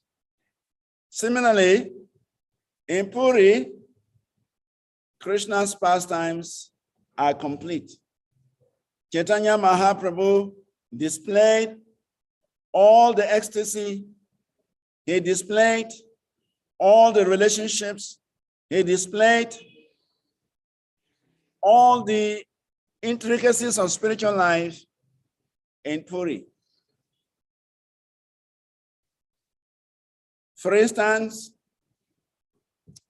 in the life of Srila Haridas, Srila Haridas was a very dear devotee of Sri Chaitanya Mahaprabhu. And Srila Haridas was staying in Puri. Actually, Srila Haridas was given a specific place to stay. We mentioned the cedar bakula tree. And every blessed day, Sri Chaitanya Mahaprabhu would go and sit down with Haridas, and they would talk and discuss about the holy name. And every day Mahaprabhu will bring Mahaprasad for Haridas. It is from Haridas's place that Sri Chaitanya will now go to the sea and take its noon bath or perform his noon activities. So for many, many years, Sri Chaitanya Mahaprabhu was interacting with Haridas Thakur like this. He would go to the Puri temple, Jagannath temple. He would have his full darshan of the deities of Jagannath. Then he will obtain Mahaprasad from the Jagannath temple. Then he will go to Siddha Bakula tree and deliver the prasadam with his own hands to Haridas Thakur. And then they will sit down and they will talk about esoteric topics concerning the love of God, concerning the holy name. And after that, Sri Chaitanya Mahaprabhu will proceed to the sea where he takes his bath and perform his noon duties. Then he will return to his Gambira, his residence called Gambira.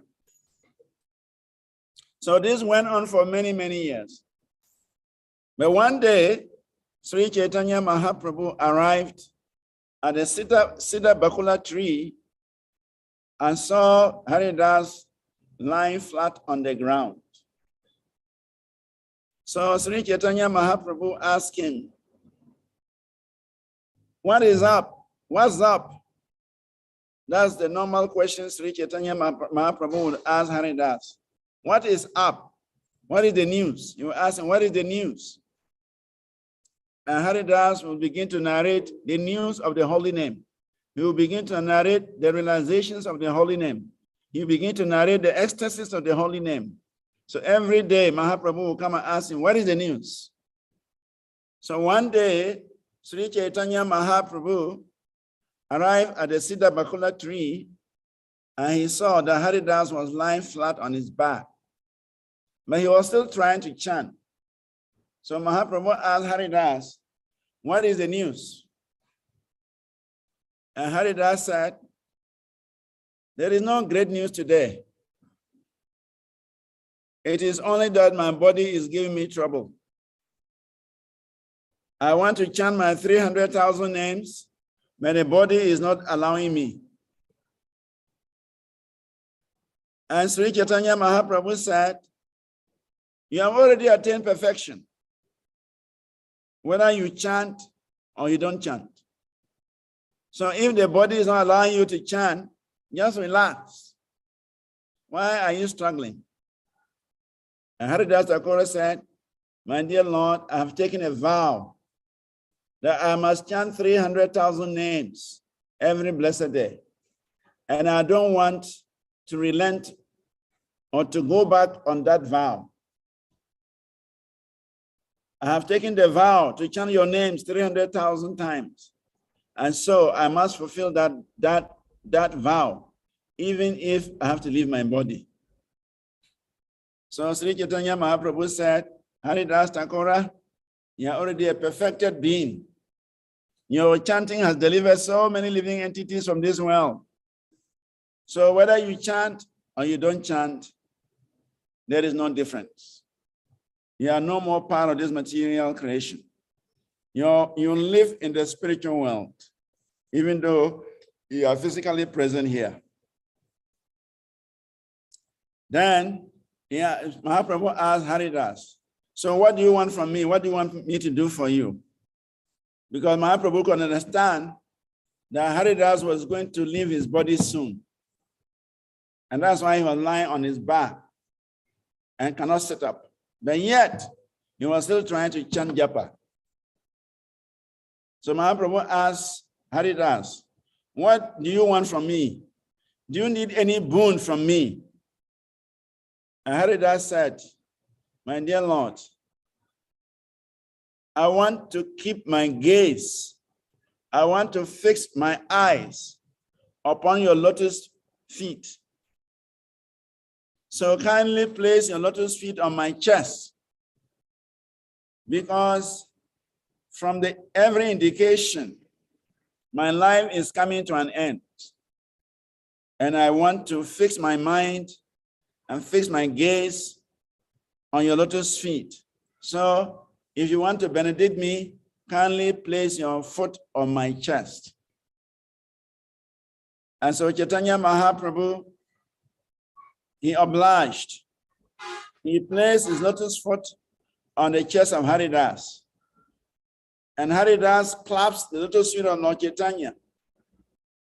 And gazing on the face of Sri Chaitanya Mahaprabhu, fixing his eyes on the lotus feet of Sri Chaitanya Mahaprabhu, Haridas gave up his life. And that was a very, very glorious life. Sri Chaitanya Mahaprabhu, he favored his devotee Haridas.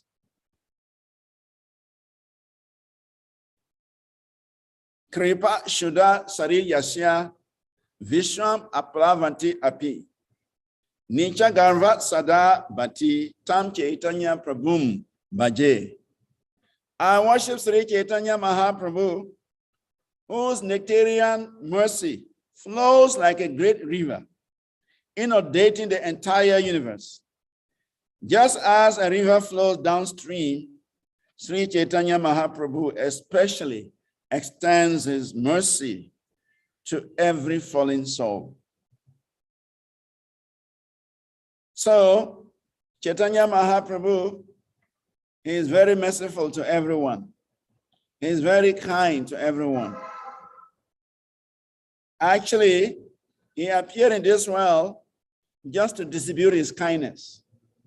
He appeared in this world just to distribute his mercy.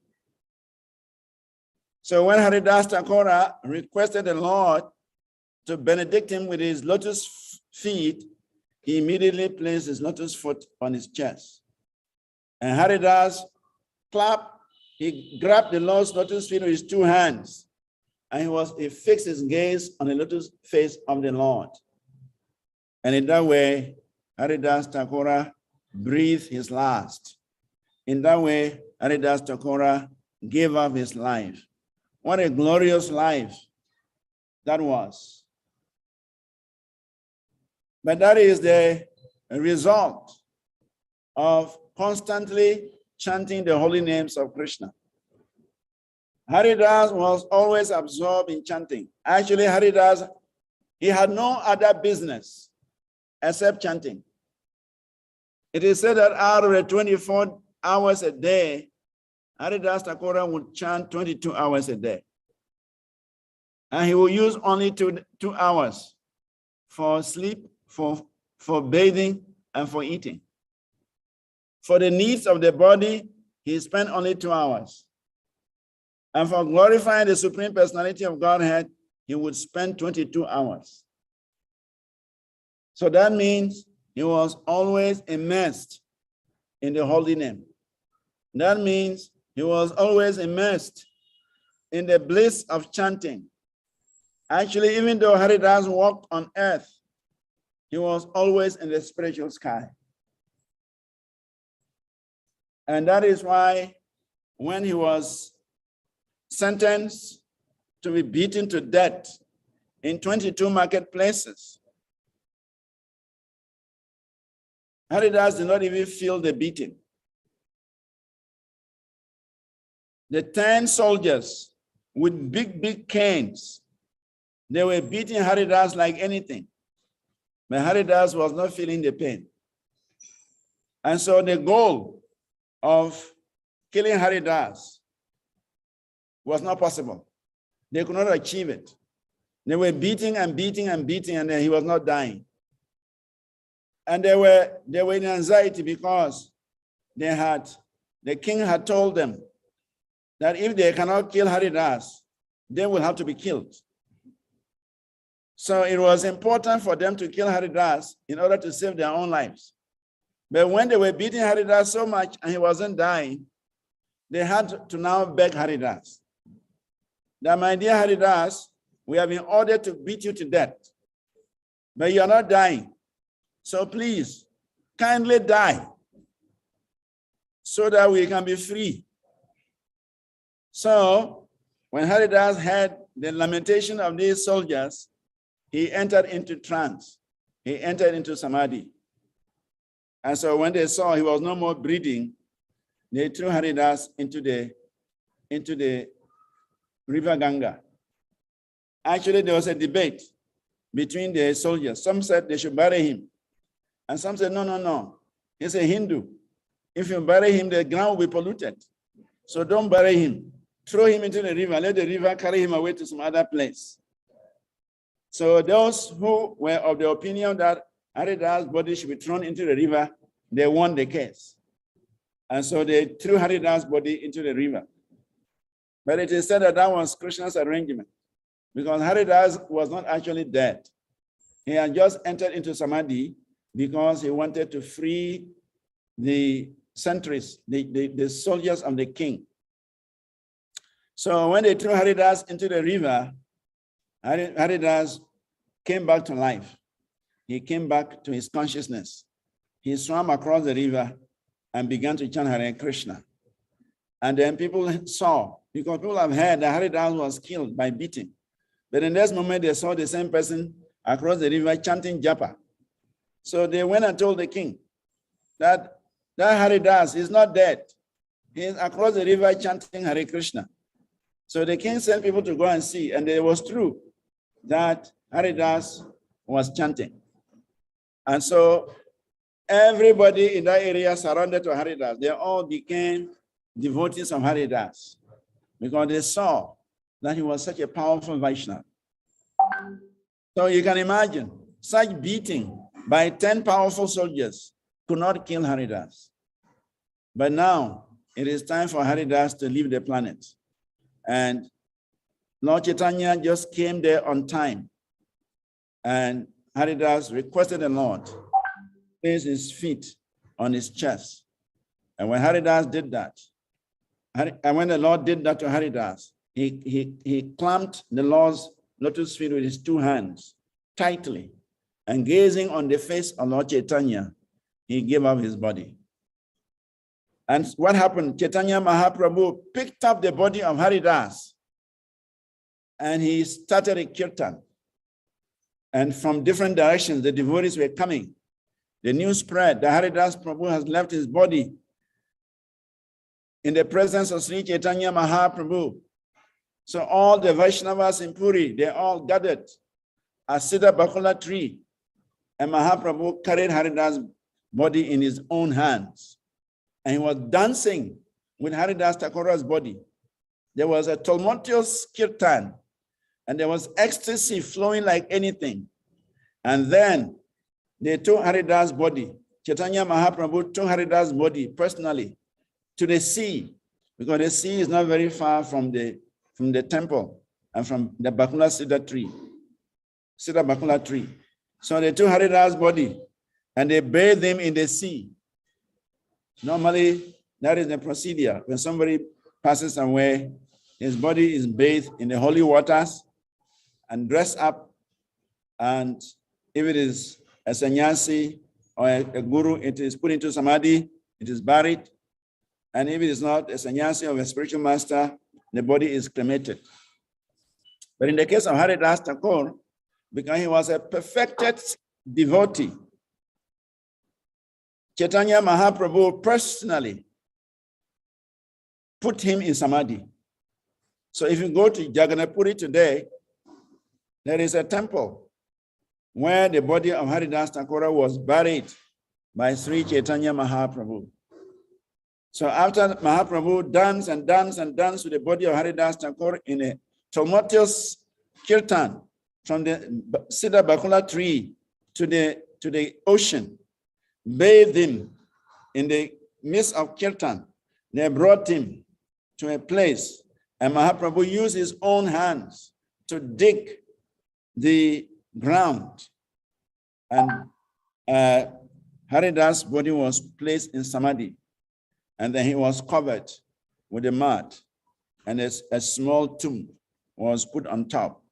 Of course, today a very beautiful tomb has been built, and there is a Gaudiya temple built in the area, and that place has become a very important place where Vaishnavas go for inspiration, because Haridas Thakur exemplified a humble Vaishnava. He exemplified a determined devotee. He exemplified a perfected devotee, and therefore people go to the Samadhi of Haridas Thakur to pray for inspiration, to pray for mercy, to pray for empowerment in chanting the holy names of Krishna. So, in this way, Sri Chaitanya Mahaprabhu, he performed many wonderful pastimes in Puri. It is said that every blessed day, Sri Chaitanya Mahaprabhu would go to the temple. He would stand behind the Garuda Stamba. The Garuda Stamba is a pillar facing the deities. And on top of that pillar is Garuda. Garuda is the carrier of Lord Vishnu. So in the temple of Jagannath, there is this Garuda Stamba, the pillar upon which Lord Garuda is standing. So Chaitanya Mahaprabhu would always view Lord Jagannath from behind the Garuda Stamba. So that is his regular spot. Anytime Chaitanya Mahaprabhu would go to the temple, he would stand behind this Garuda Stamba and he would take darshan of Lord Jagannath. And Lord Chaitanya had 3.5 companions. He had Swaro Damadara, that's his personal secretary. He has Govinda as his personal servant. Then he has Ramananda Raya as his very intimate friend, companion. Then he had the sister of Sikimaiti. That was considered the half person. So Sikimaiti is a great devotee of Lord Chaitanya who lived with Chaitanya Mahaprabhu in Puri. And Chaitanya Mahaprabhu would often visit Sikimaiti, and Sikimaiti would often visit Sri Chaitanya Mahaprabhu. So one day, after Chaitanya Mahaprabhu had visited Sikimaiti, Sikimaiti was taking rest in the afternoon. And while he was taking rest in the afternoon, he dreamt that Chaitanya Mahaprabhu was standing behind a Garuda Stamba and taking darshan of Lord Jagannath. So he suddenly woke up from his dream and was wondering whether it's a dream or it's real. So immediately he took a shower, dressed up, and ran to the temple. And to his surprise, he saw Lord Chaitanya Mahaprabhu standing right behind the Stamba, the Garuda Stamba, taking darshan of Lord Jagannath. So Sikimaiti, he realized that a devotee's dreams are not different from reality. He was in his home dreaming that Sri Chaitanya Mahaprabhu was standing behind the Garuda Stamba, watching Lord Jagannath from there. And when he actually went there, Lord Chaitanya was standing behind the Garuda Stamba, watching Lord Jagannath from behind there. So Sikimaiti, he concluded that a devotee's dreams and that of the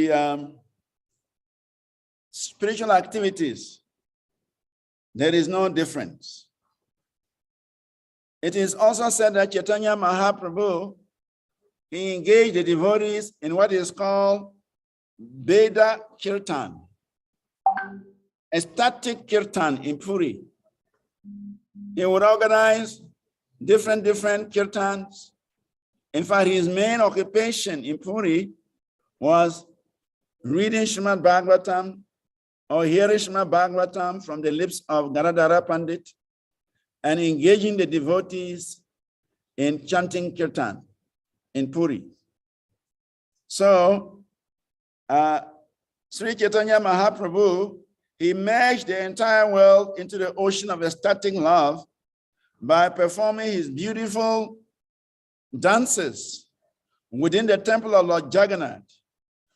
He would dance so exquisitely, and so he would jump so high that people think when he falls from that jump, he would break his legs. But Sri Chaitanya Mahaprabhu was never wounded, even though he would jump so high. So many devotees would gather with Sri Chaitanya Mahaprabhu, and they would join him in dancing and chanting every now and then. Then he honored Prasadam in different homes. Different devotees would invite Sri Chaitanya Mahaprabhu to his home, to their homes, and they would serve him very nicely. So one of those devotees who constantly or regularly invited Sri Chaitanya Mahaprabhu to his home was Sarvabhauma Bhattacharya. But it is said that there was the son-in-law of Sarvabhauma Bhattacharya called Amoga. Amoga was a bit critical of Sri Chaitanya Mahaprabhu. Why? Because Sri Chaitanya Mahaprabhu, being the Supreme Lord, could eat any quantity of food. He was not limited in his eating. If you supplied him a big bowl of rice, he could finish it. If you supplied him a big bowl of vegetables, Mahaprabhu would finish it. Any amount of food that you supply Chaitanya Mahaprabhu, he could finish it. So, Sarvabhauma Bhattacharya had invited Sri Chaitanya Mahaprabhu to his home a number of times and have fed Chaitanya Mahaprabhu with so much rice, so much vegetables, so many different preparations. And this Amoga, he could not understand that Sri Chaitanya Mahaprabhu is not different from Lord Jagannath. And in Lord Jagannath is eating 66 preparations a day. What prevents Sri Chaitanya Mahaprabhu from eating this small rice? So, sorry, Hare Krishna Prabhuji, thank you so much. I just wanted to remind everyone that His Holiness B.D.D. Maharaj is has here. arrived. So maybe after your delivery, he will also speak. Okay, so let me just round up once he's here. Hare Krishna. Hare Krishna. So Amoga became envious of Sri Chaitanya Mahaprabhu, and so the next time Mahaprabhu went to take lunch at the home of Sarvabhauma Bhattacharya, Amoga began to criticize the Lord. That what kind of sannyasi is this? Who is eating mountains and mountains of prasadam? He's eating 10 people's food. What kind of sannyasi is this? So this was a disturbance for Sarvabhauma Bhattacharya. So Sarvabhauma Bhattacharya picked up a stick and chased Amoga out of the house. He will run away and he will pass the other gate and come inside, again to criticize the Lord. So this way, Mahaprabhu was enjoying his meal. Mahaprabhu said, don't worry about him. Let him talk. I will eat what I want to eat. But Sarvabhauma Bhattacharya was very upset that his son-in-law, Amoga was married to the daughter of Sarvabhauma Bhattacharya. So his son-in-law was criticizing the Supreme Personality of Godhead. And so it was upsetting Sarvabhauma Bhattacharya. So he was constantly driving out of the house, but he would not go. But something happened. After criticizing the Lord, I think after 2 or 3 days, he was hit by cholera. Amoga got very severe cholera. He was passing stool and vomiting and almost died. And no medicine could kill him.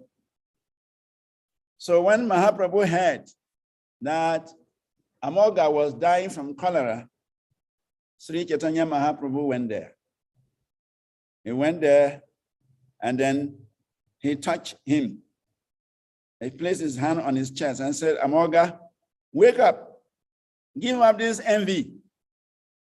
Stop envying the Supreme Personality of Godhead and other living entities. The heart of the living entity is Krishna's seed. It is not meant for envying other living entities. So when Lord Chaitanya was speaking to Amoga like this, and actually they said when Lord Chaitanya touched Amoga, he was freed from the dysentery.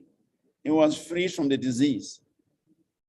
But Sarvabhauma Bhattacharya was not happy that Lord Chaitanya had delivered Amoga from his sickness. So Sarvabhauma Bhattacharya was telling Mahaprabhu, let him die. He's very offensive. If he is criticizing the Supreme Personality of Godhead, he doesn't deserve to live. He should die. And Mahaprabhu said, well, don't you know that everyone in this house, even including the dogs in this house, they are very dear to me. Any living entity who is associated with my pure devotees like you is very dear to me. So Amoga is married to your daughter. He's your son-in-law. And so he is very dear to me. And so if he's in trouble, it is my duty to deliver him from his trouble. And in this way, there was a very sweet exchange between Chaitanya Mahaprabhu and Sarvabhauma Bhattacharya concerning his son-in-law, Amoga. So there is a chapter described as Amoga Lila in the Chaitanya Charitamrita, Mandya Lila, where this narration is described. And so, since Maharaj is here, I've already finished my session. I'm just holding the fort for others to come. So since His Holiness Bhakti Tirtha Damodara Maharaj is here, I will withdraw and we hear from him. Thank you very much, Sadhya Prabhu. Hare Krishna. Hare Krishna, thank you so much, Babuji. Lord Chaitanya's leelas are so amazing. And I mean, I have a crazy heart, but I could see how you had closed your eyes and enjoying the lila when you were sharing. So thank you so much. So, His Holiness Bhakti Tirtha Damodara Maharaj, please, if you're ready, you may unmute, and we'd like to hear from you too. Hare Krishna. Hare Krishna. His Holiness Gaura Maharaj is. That's not here. Actually, he wants, the time given to him is not conducive for him, he's traveling. So he wants to speak. Do you contact him? Yes. In fact, I was just about to send you a message that I did send out the reminder message to him. He hasn't checked yet. So I don't know, maybe he's traveling and he's not having access to his WhatsApp. So you may speak when he comes, we'll let him speak. But I don't think he has read my messages yet. Okay. Hare Krishna. Jai Jai Sri Chaitanya Jai Nityananda Jai Advaita Chanda Jai Gaura Bhakta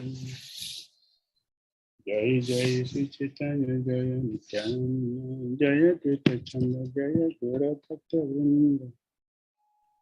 Jai Jai Shri Chaitanya Jaya Nityananda Jaya Dvaita Chanda Jaya Gaura Bhakta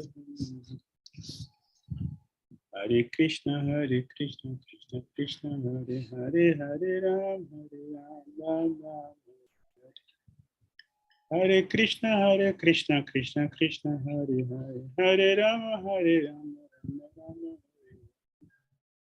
Hare Krishna Krishna Krishna Hare Hare Hare Ram Ram Hare Hare Amagyan Chirandasya Gyananjana Salakaya Chakshulunnitam Jana Krishna Shri Gurave Chaitanya Manobhistam Pavitam Jana Bhutale Swayam Rupa Kadamayam Dadati Swapadantika Jai Shri Krishna Chaitanya Prabhu Nityananda Shri Advaita Gadadhara Srivasadi Gaura Bhakta Hare Krishna Krishna Krishna Hare Hare Hare Ram Ram Hare Hare. Thank His Grace Srivas Vanachari Prabhu for nectar with churning the ocean of nectar, Chaitanya Leela. And yeah, all the previous speakers in churning the ocean. Thank you for drowning us in the ocean. So we continue to narrate stories from Chaitanya Bhagavat.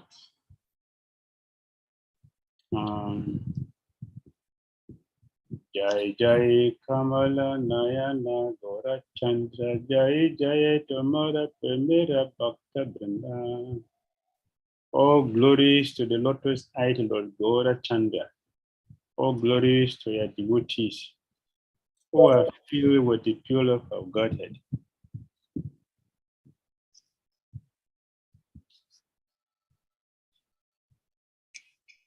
Oh my Lord, please cast your glance of costless mercy on me, so that my mind may worship you day and night.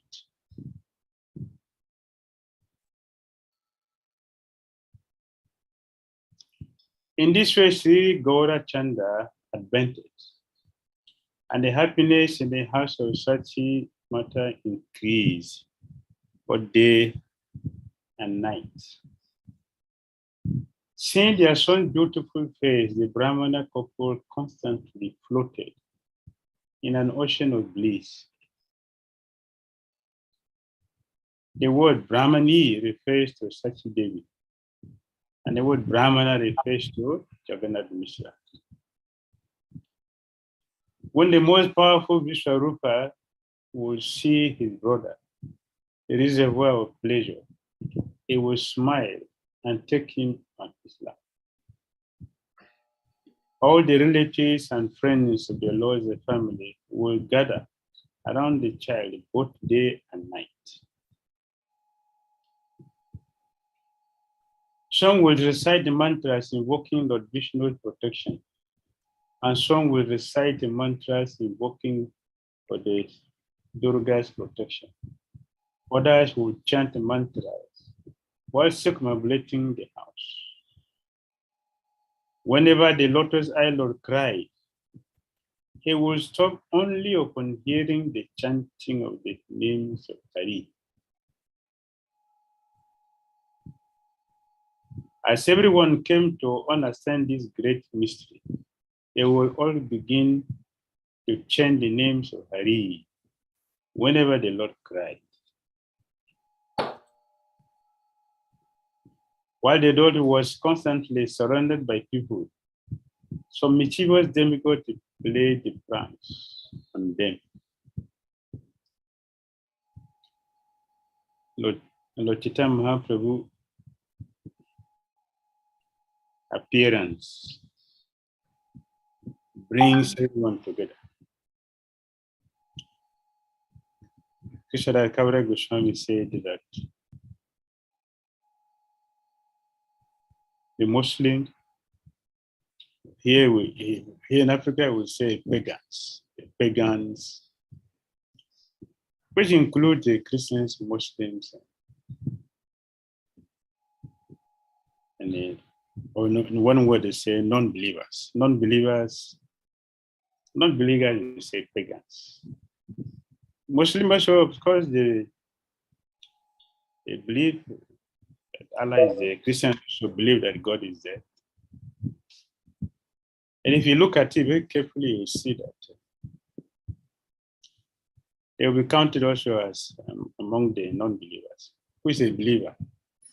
If you look at the word very carefully, who is a believer? One who believes in God exists. God, the personality of God exists.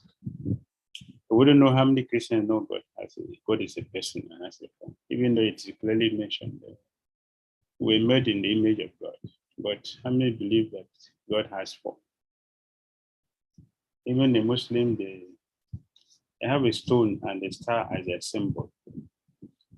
But among who believe that God has a form? So the non-believers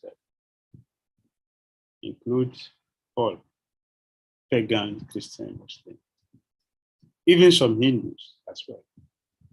So believers are very few.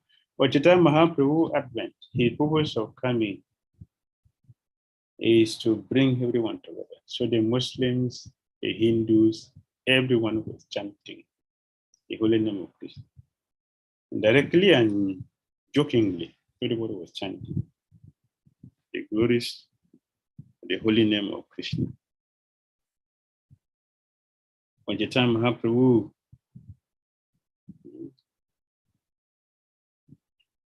came, he engaged everyone, both men, women, old, young, in chanting. So also the demigod, they came. The demigod, they disguised themselves and came down to join the humans in celebrating the appearance of Chaitanya Mahaprabhu. But in this case, they were not disguised. They were not disguised themselves and moved among the people. They were invisible, but their shadows could be felt.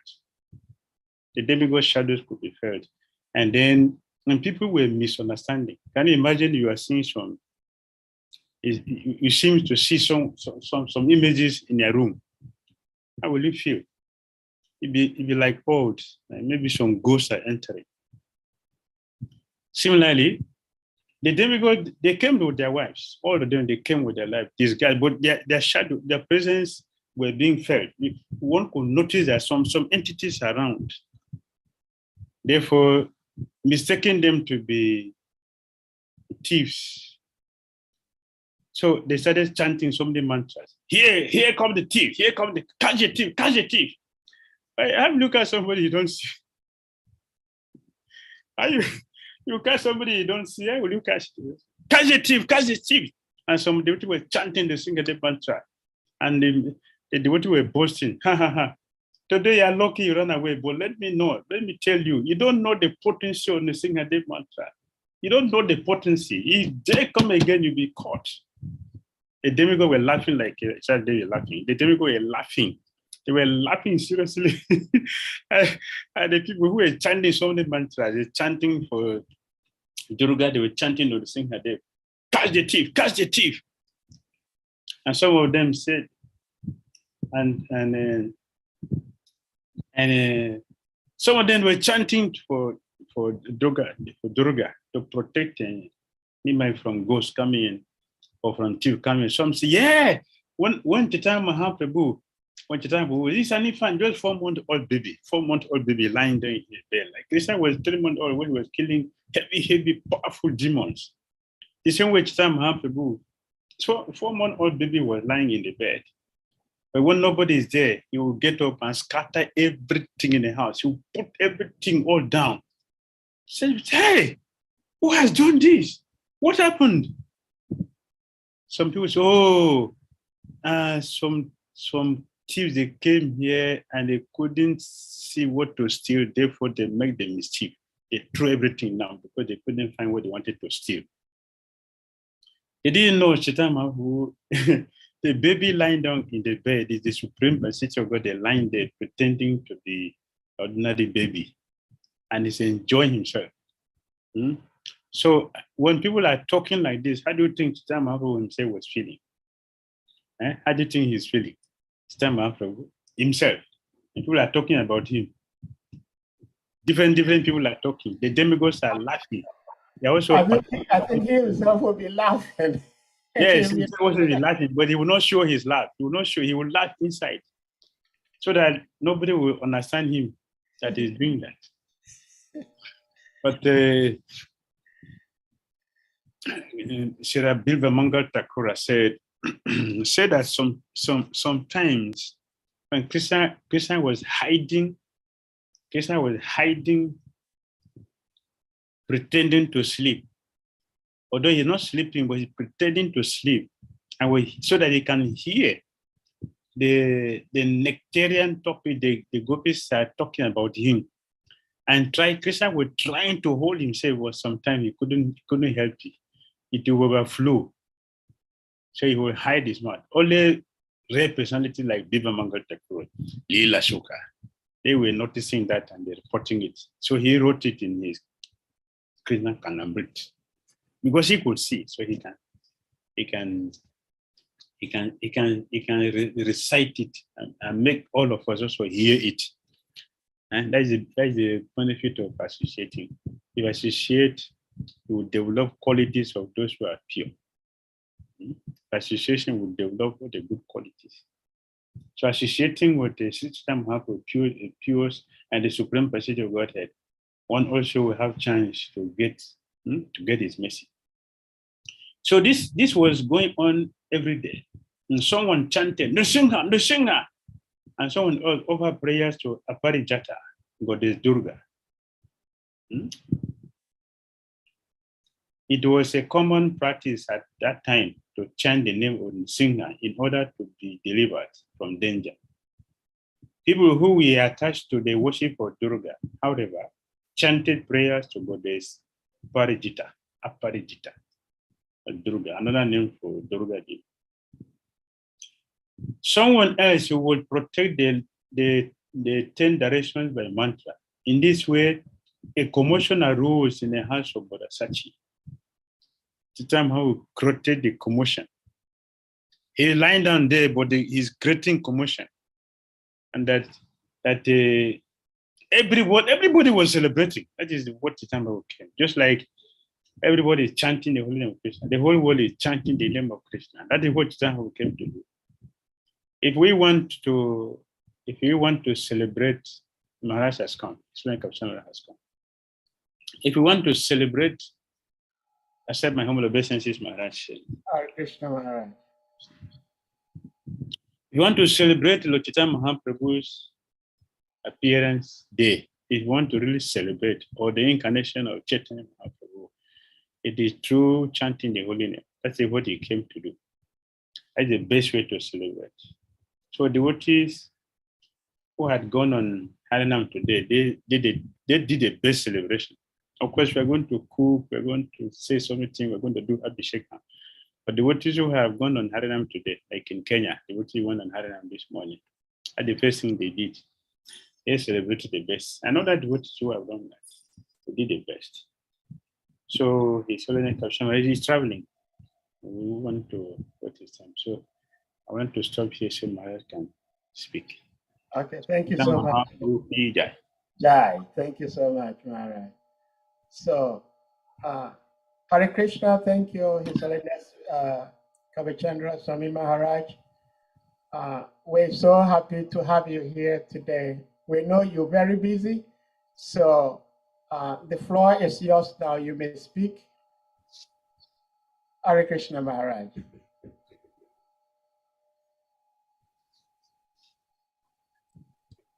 Unmute. Okay.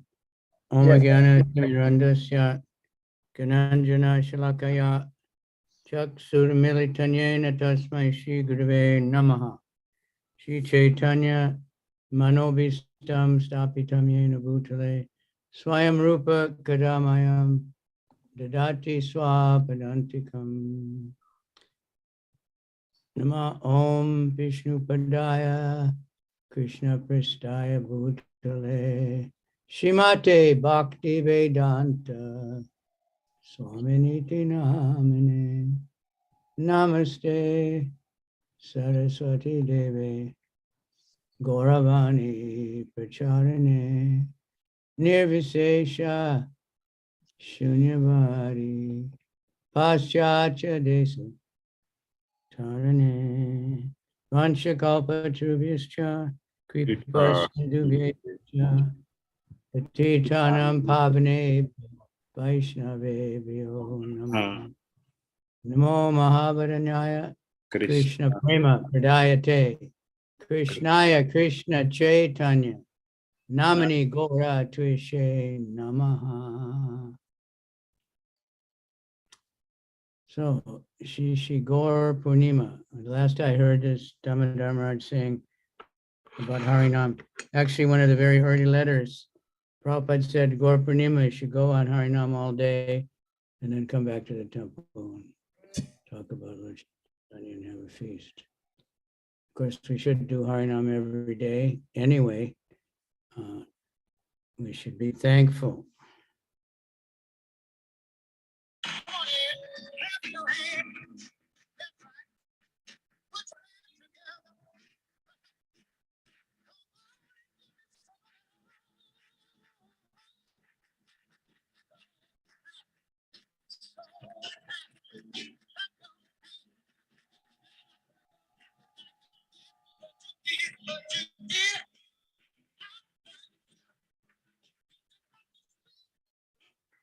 Thank you. We want to be thankful for Lord Chaitanya giving us so much mercy, giving us Nityananda, and then giving us Srila Prabhupada, and then giving us this whole Sankirtan movement. And the Chaitanya Charitamrita, we were meant to be pushing for Chaitanya Charitamrita.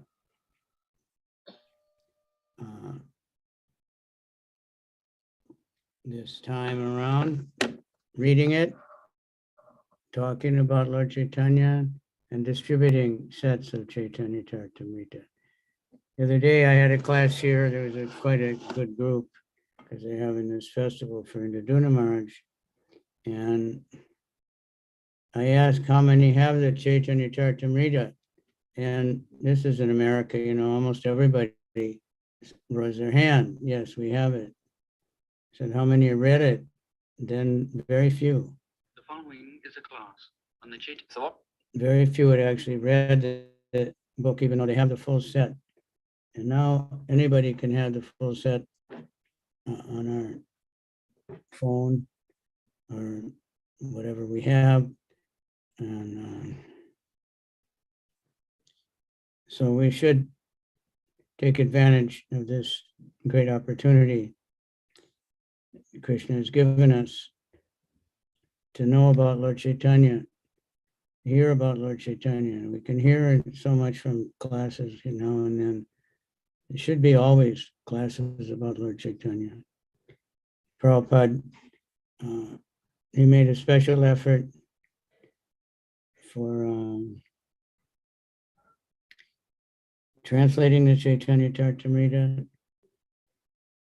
stopped his work on the Bhagavatam for some time. He made a much more special effort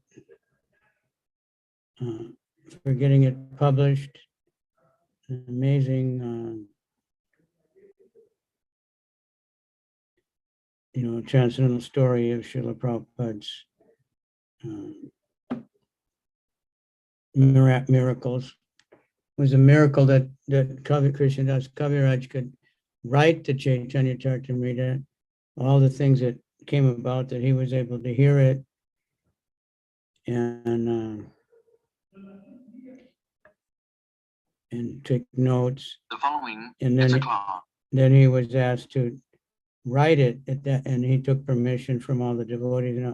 At the time, he was very old and crippled up, almost blind. His hands were shaking. He had, arthritis. His ears were ringing. And he says he doesn't really know how he was writing. But we know he was writing. Krishna's actually writing. That's what he said. Same as Srila Prabhupada said. Then it was almost lost a few times. At the time of Srila Bhaktivinoda, Bhaktivinoda wanted to read the Chaitanya Charitamrita. He had a very hard time to find a copy. It took him a long time. He finally found one copy. And obviously, he managed to get more copies made. He made his own commentary on it. And then Srila Bhaktisiddhanta again made commentary, and he probably printed some printing press.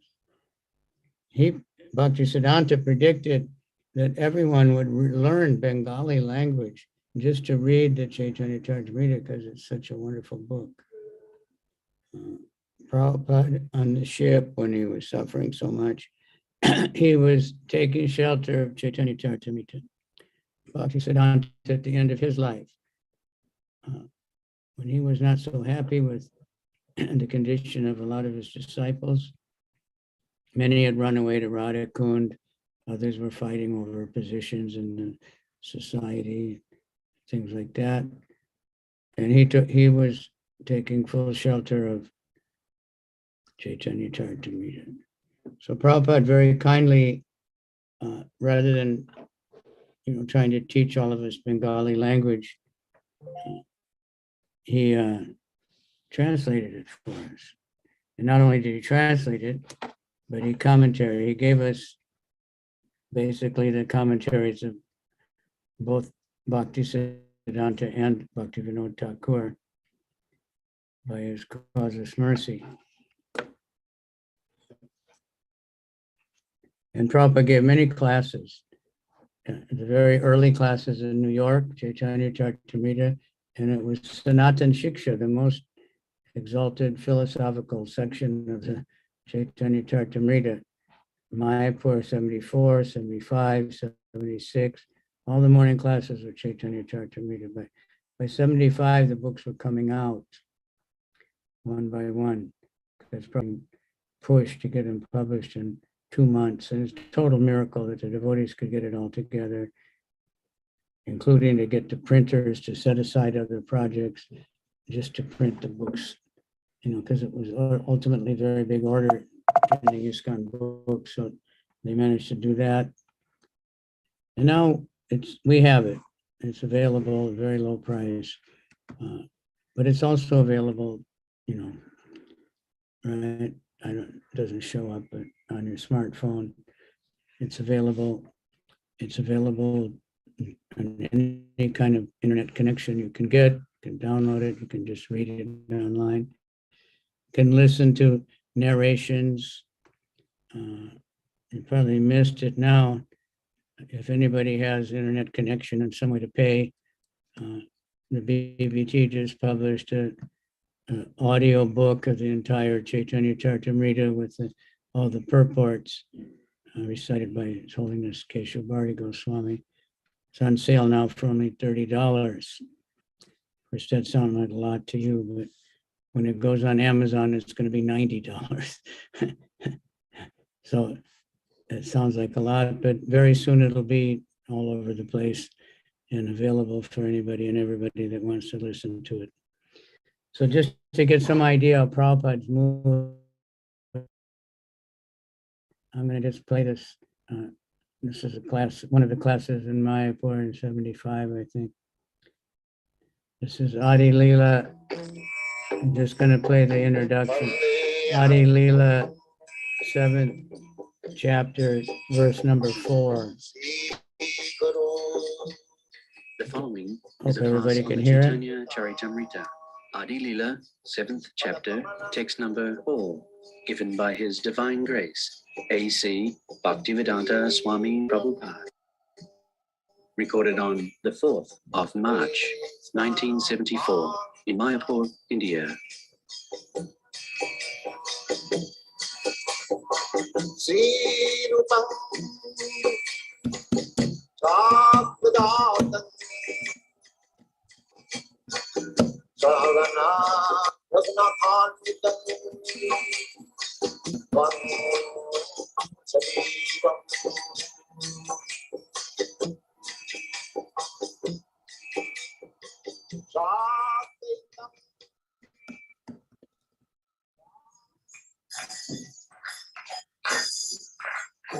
Jaya Radha Madhava Punya Vihari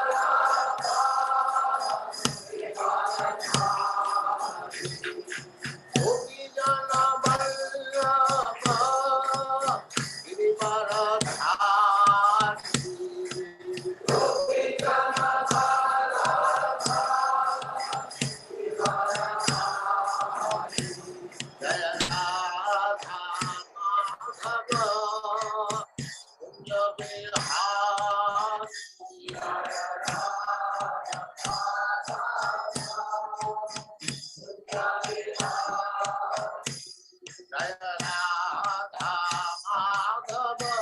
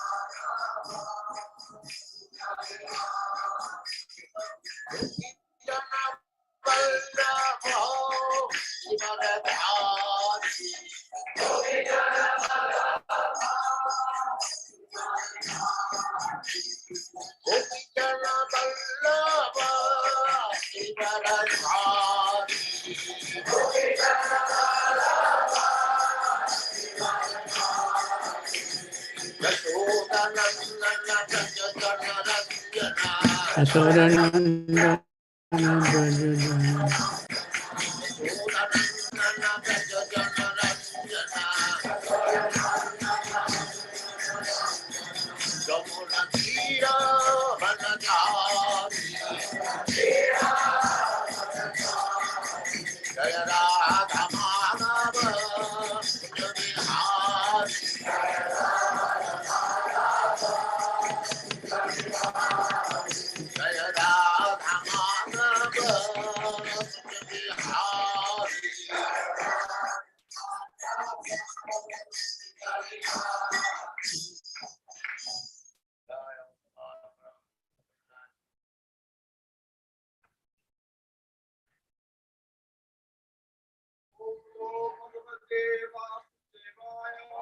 Om Namo Bhagavate Vasudevaya. Om Namo Bhagavate Vasudevaya. Om Namo Bhagavate Vasudevaya. Manchatattva Matina Ekana Sanghe Manchatattva Laya Kare Sankirtan Ranghe Manchatattva Matina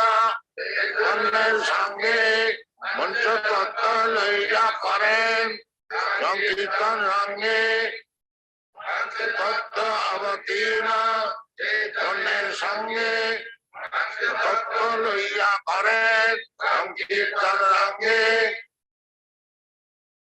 Translation.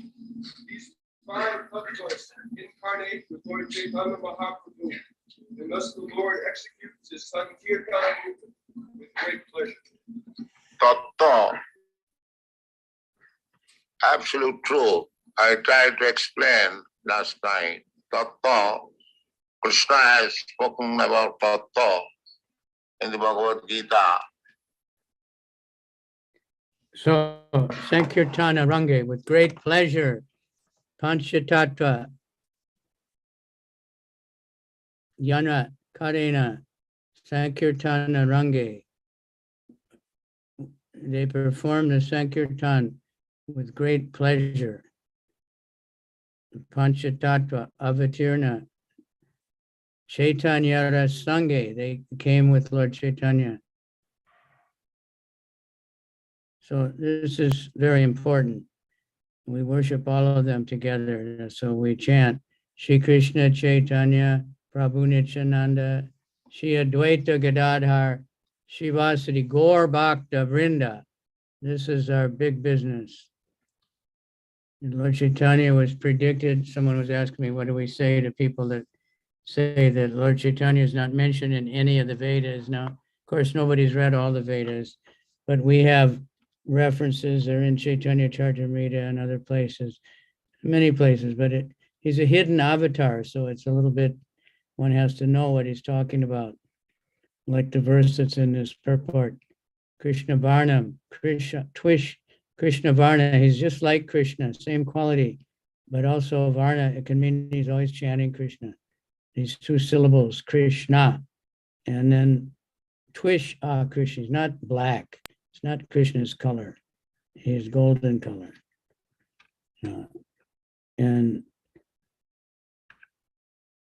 And he's with his associates. The main associates are the Panchatattva, but then so many others. I was telling yesterday. And there's in Chaitanya Mangala by Lochan Das. Narada Muni was seeing what's going to happen in Kali Yuga, his Trikalagya, and he was getting very worried.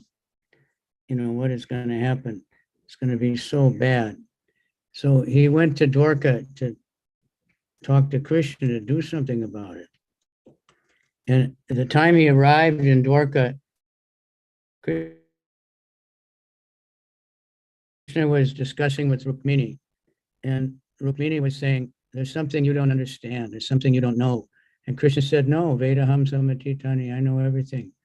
How can you say that? She said, no, you don't understand the love of your devotees for you. You don't understand Radharani's feelings. So then at the same time, Narada Muni came, and Krishna said, all right, in my next incarnation, I will come as a devotee, and I'll take on the mood of Srimati Radharani so I can understand her intense love for me. And I will start the Sankirtan movement, and I will spread Krishna Prema all over the world, all over the universe. So when Narada Muni became very happy to hear that, Rukmini became pacified. And then Krishna told Narada, now you go all over the world, all over the universe, and tell all the demigods about this, that in 5,000 years, about 5,000 years, I'm going to come in Navadvip, and they should all come also. So therefore he had the Yadu dynasty, he had his parents, he had, family members, he had all the great devotees, because many of them were also, they don't leave the spiritual world, but they're also many demigods came. And then they get a chance, and special demigods get a chance to join the Sankirtan movement. And then they can rise above just being a demigod, trying to enjoy the material pleasures. So now we know Lord Chaitanya appeared 500 and some years ago now. And now, just recently, the golden age of Lord Chaitanya is starting. So there's a lot of turmoil You know, when you're trying to clean up a big mess of Kali Yuga, it's going to be a lot of turmoil. So the devotees can become very much convinced, forced to take shelter of Krishna one way or another. Some just by hearing what's going on, knowing about hearing scripture, that's ideal. Understanding there's no other way, there's no other way, there's no other way. We've got to surrender to Krishna. Others by literal force, developing more and more faith, like the devotees in Ukraine now, you know, living in basements and bombs are going on and they're having kirtan. What else can they do? You know, and some of them are escaping and it's bringing many devotees together, and there's other countries have to make arrangements to accommodate hundreds of refugees. But, you know, how can Krishna allow that to happen? But in the long run, we'll understand. Now it's hard to understand why Krishna doesn't give us everything. Why doesn't he make everything nice?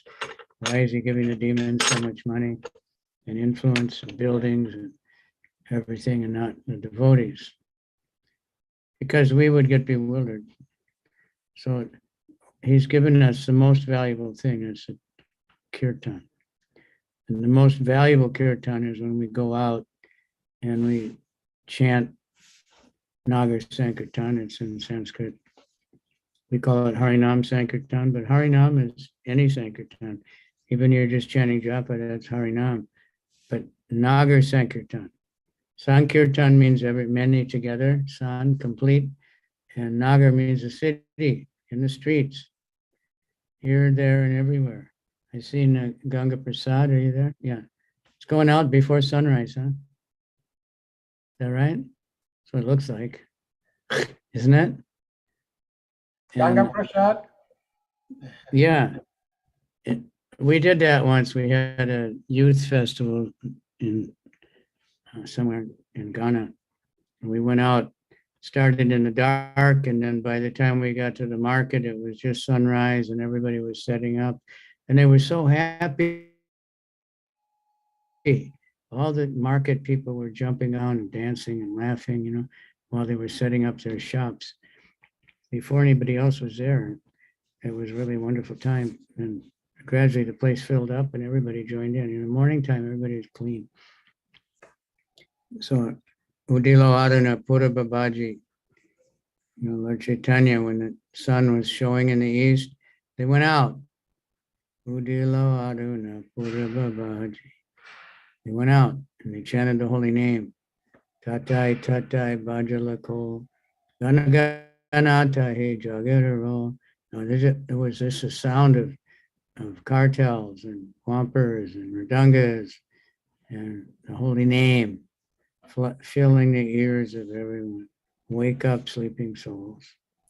So Lord Chaitanya's pastimes are wonderful, but what are they? We read lots of prasadam, lots of festivals of the holy name, Ratha Yatra. There's lots of deity worship, temples, mainly those three things: kirtan, prasad, dancing, especially dancing. He's Natabara, Nataraja, and his dancing is, you know, the most charming thing because Radharani is everything, but she was especially expert at cooking and dancing. Of all the things she's expert at, Lord Chaitanya is Radha and Krishna combined, but he was acting as a smarta sannyasi, so he can't cook. Everything went into dancing, leaping in the air, dancing. And Lord Jagannath would stop the cart just to watch the Lord dancing. And nobody could believe it. And Nityananda also together even more.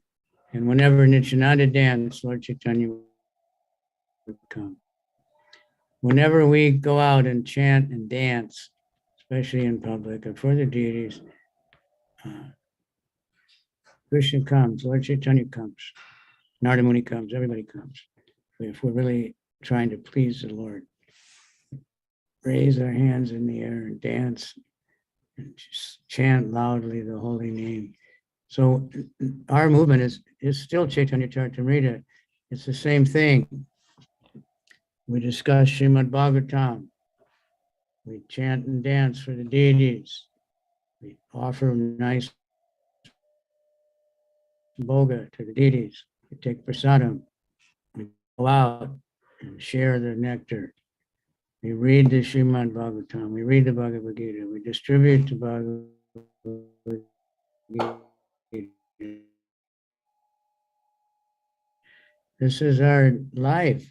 So I was saying that yesterday, and one boy said he never heard that. I was surprised. I used to hear that all the time. I don't know. A lot of things we got caught up nowadays. We used to always think we're going to take over the world. But how are we going to take over the world? I'll tell you. I interviewed Ramaswar Prabhu. It's on my Facebook somewhere. And he was saying how he asked Prabhupada, how is it? You're always saying that Hare Krishna will become very dominant in the world. How is that going to happen? He said, will there be a revolution? Or will there be so many devotees that vote? He asked in many different ways that he thought maybe it could happen. Prabhupada said none of those things. He said, by the Sankirtan, which is book distribution, chanting the holy name, the atmosphere of the whole planet will become purified more and more. And people of all faiths, whether they're Jewish or Christian or Muslim or atheist or Buddhist or whatever people think they are these days, they have so many different ideas. Plane ticket, and it asks you what is your gender.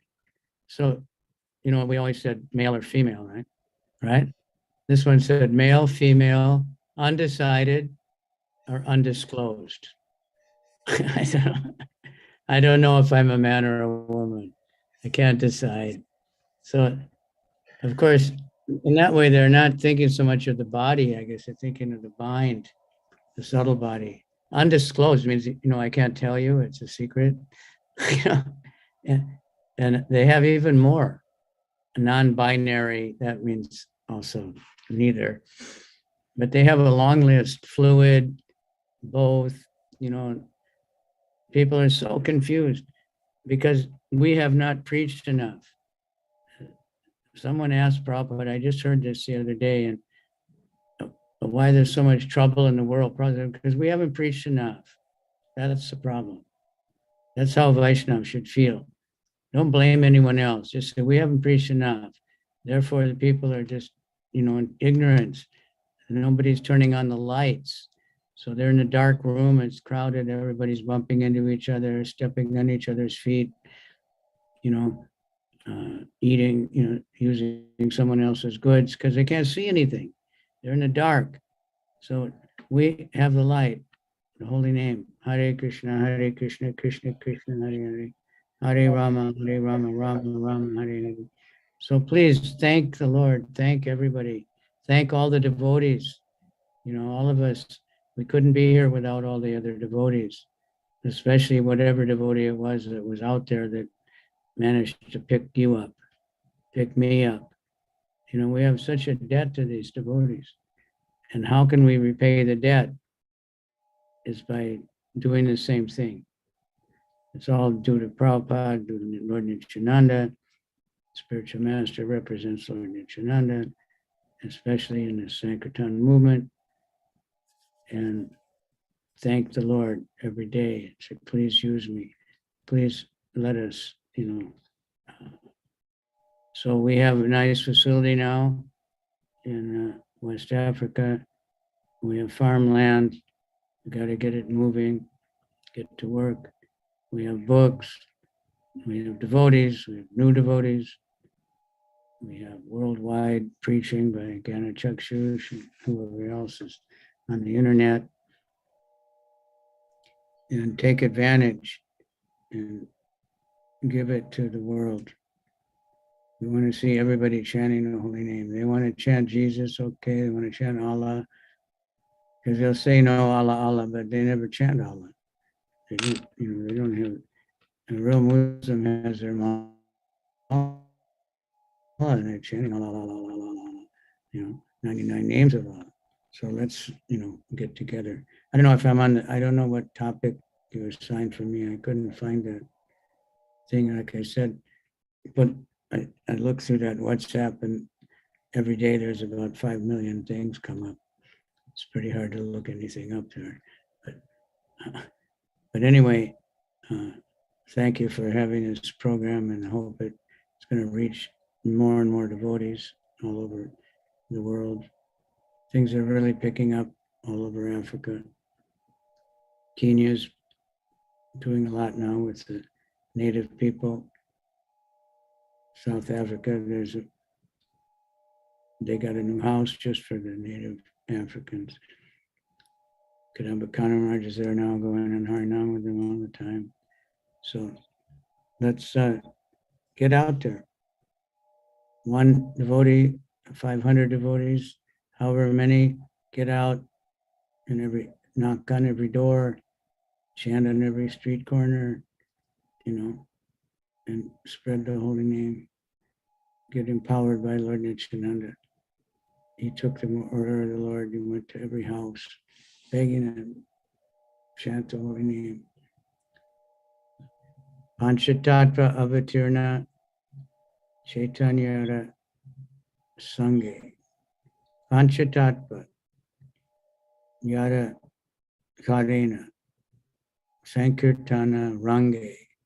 They perform the Sankirtan with great pleasure. So when you're out there, be happy, show it, smile, look at the people, hold your hands in the air, engage it. Come on, join us. Everybody likes that. So this is going on all over the world. And now devotees are also feeding in Europe, Hungary, and different borders of Ukraine. Devotees are feeding thousands of people every day, not only devotees, they're feeding all of this. So many people are escaping as bombs, but we have to pray very sincerely. The men of the Ukraine are not allowed to leave the country. They're all put into the army. They all have to fight. And they're fighting very ferociously. It's a big shock for the Russians. They expected them just to give up.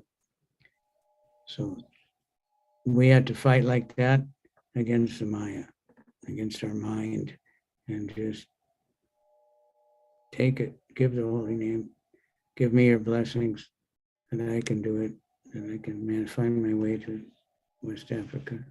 So thank you very much. Hare Krishna. Thank you so much, Maharaj.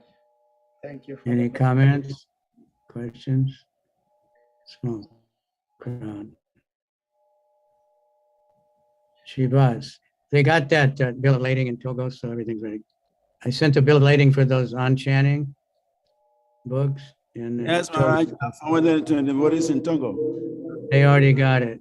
So yeah, hopefully there'll be no glitch. You can send those all over. They have French and English. Huge numbers, 250,000. Wow. So take advantage. It's a donation, and please be very grateful. My God, Brother Palaka Prabhu, he works very hard to collect donations and get this particular book printed, and gives millions of them all over the world for devotees to give out on Harinam Sankirtan. Okay? Thank you so much, Maharaj. Shipan Chatattva ki jai. Gaura Purnima ki jai.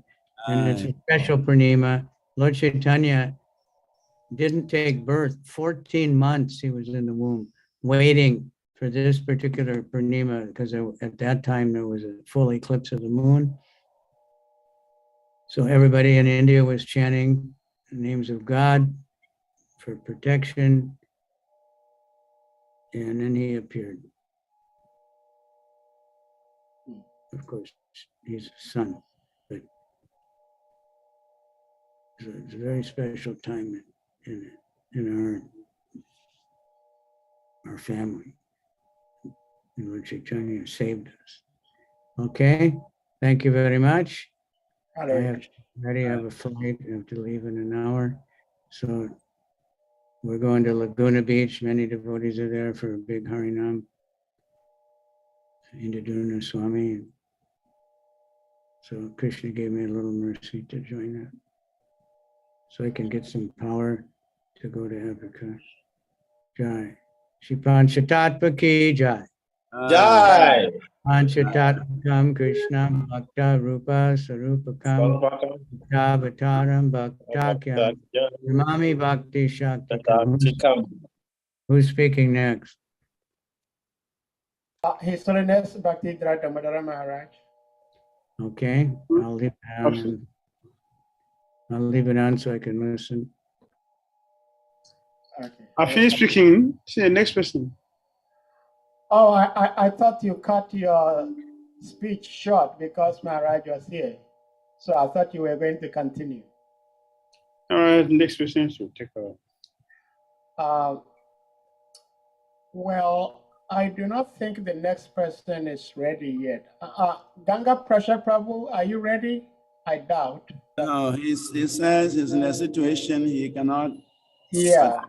Yeah, he's just received some cows and he has to give attention to them, and so he gives them to prepare, so we should excuse him. Yeah, I thought as much. So, Maharaj, you may go ahead and speak since you did not complain.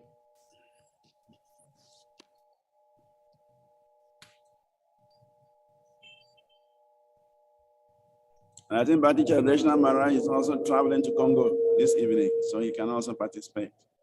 Okay. Yeah. Okay.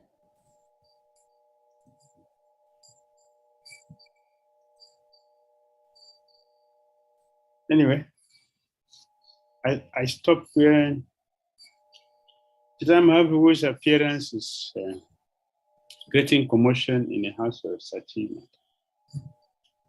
And because the demigods came in and I like the catch him when they try to catch the shadows. yes. Someone say, catch him. Someone else repeatedly chanted, Nrsimha. One exorcist said, you are lucky you escaped today. You don't know the great power of Nrsimha Day. The demigods who were secretly standing there watching everything began to laugh. And in this way, 1 month passed. This took place a whole month. Every day like this, a whole month. Demigods were coming every day to celebrate the appearance of Chaitanya Mahaprabhu. And it is said that on the question of the child's coming out of the maternity room, the ladies accompanied Sachi Devi for birth in the Ganges. As they went for birth, they sang and played musical instruments. They first worshipped the Ganges, and then they went to worship Sasti. After properly worshiping the feet of all the gods, the ladies returned home feeling satisfied. Mother Sachi then respectfully distributed roasted paddy, bananas, mustard oil, vermilion, betel nuts, and pan to the ladies. All the ladies then blessed the child, offered obeisances to Mother Sachi, and departed for their respective homes. In this way, the Lord performed his pastime. Who can understand them unless they are inspired by the Lord? The Lord wanted everyone to chant his holy names, so he cried frequently. The more the ladies tried to pacify the Lord, the more he would cry. But as soon as they chanted the name of Hari, the Lord would smile and look at them with his moon-like face. Knowing the heart of the Lord, everyone continually chanted the name of Hari while clapping their hands. Everyone happily performed the congregational chanting of the name of Hari, and thus Sachi's house became filled with the sound of the holy names of Hari. As the Lord resided in the house of Jagannath Mishra, he secretly performed pastimes similar to those of Gopal Krishna. Whenever there was no one else, the Lord would scatter things here and there, and then pour oil, milk, buttermilk, and ghee on the floor. Then, when he understood that his mother was coming, he would lie down and began to cry. In order to pacify the crying child, Mother Sachi would chant the name of Hari. Then she noticed a big mess in the room and inquired, "Has scattered this paddy, rice and dal all over the house." She also noticed that the pot of yogurt and milk had been broken. No one could understand who had scattered everything about. It was only a 4-month-old child at home.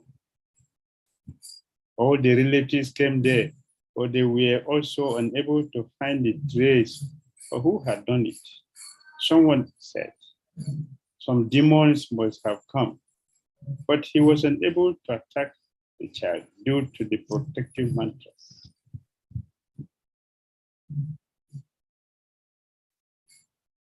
Being unable to harm the child, he angrily made this mess and then flew away. Jagadan Mishra was very astonished to see the mess, but considering that it was the act of providence, remained silent, surprised, and complicated. In spite of the great wastage, Sachi and Jagadan Mishra forgot all their distress when they looked at the face of their son.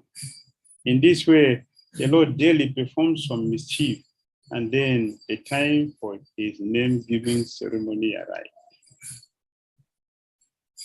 All the learned persons headed by Nilamba Chakrabarti, as well as all friends and relatives, came for the ceremony. Many chaste women who were decorated with the pavilion and as fulgent as Lakshmi came for the ceremony. Everyone considered what name should be given. The women suggested one name, and others suggested another name. The ladies said, "Since you have lost many daughters, this last-born child should be named Nimai." They said, "Since this child was born, all the surrounding providences have been avoided of famine, and the farmers have had sufficient rains. Just as Lord Narayan previously delivered the earth, the entire world has become prosperous since the time of his birth. Therefore, this child should be named Sri Vishwambara. This name is also given in his horoscope. The name Nimai, suggested by the chaste ladies, will be his second name. Both demigods and human beings chanted the names of Hari as conches were blown and bells were rung. In order to examine the child's preference, they kept paddy, a book, roasted paddy, money, gold, and silver in front of him. Jagana Mishra said, "Listen, my dear Vishwambara, pick up whatever you like, whatever you feel attractive, pick whatever you feel is attractive to you."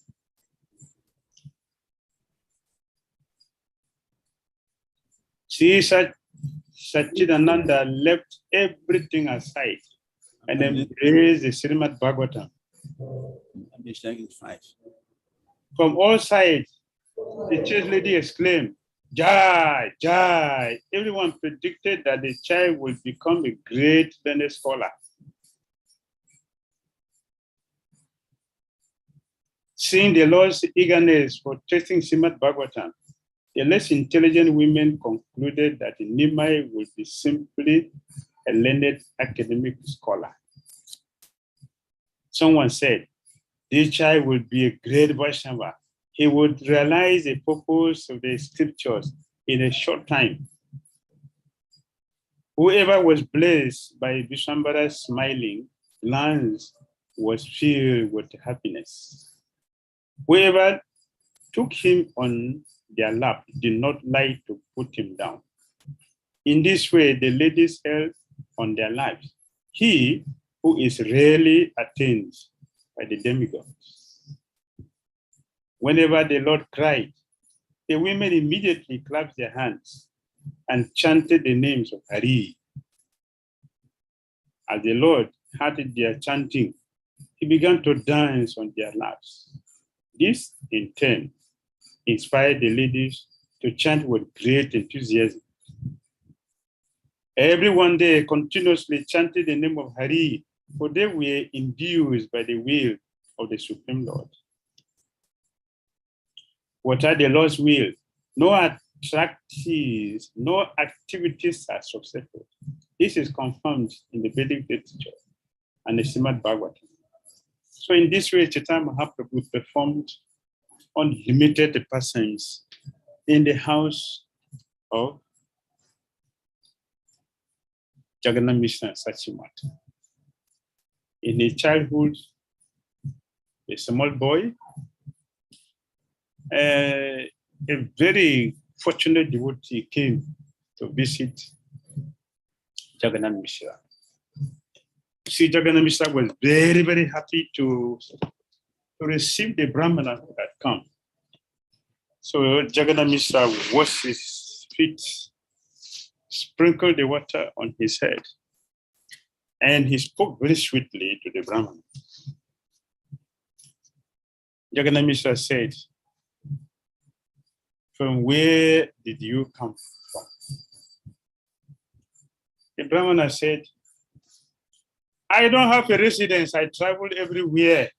And because of my restless mind, trying to pacify my mind, I roam everywhere. And in that way, I have come to your house." Jagannath Mishra said, "It is a great fortune that they have a great person like you visiting our home." So he requested, "Please order me. Let me prepare prasadam for you."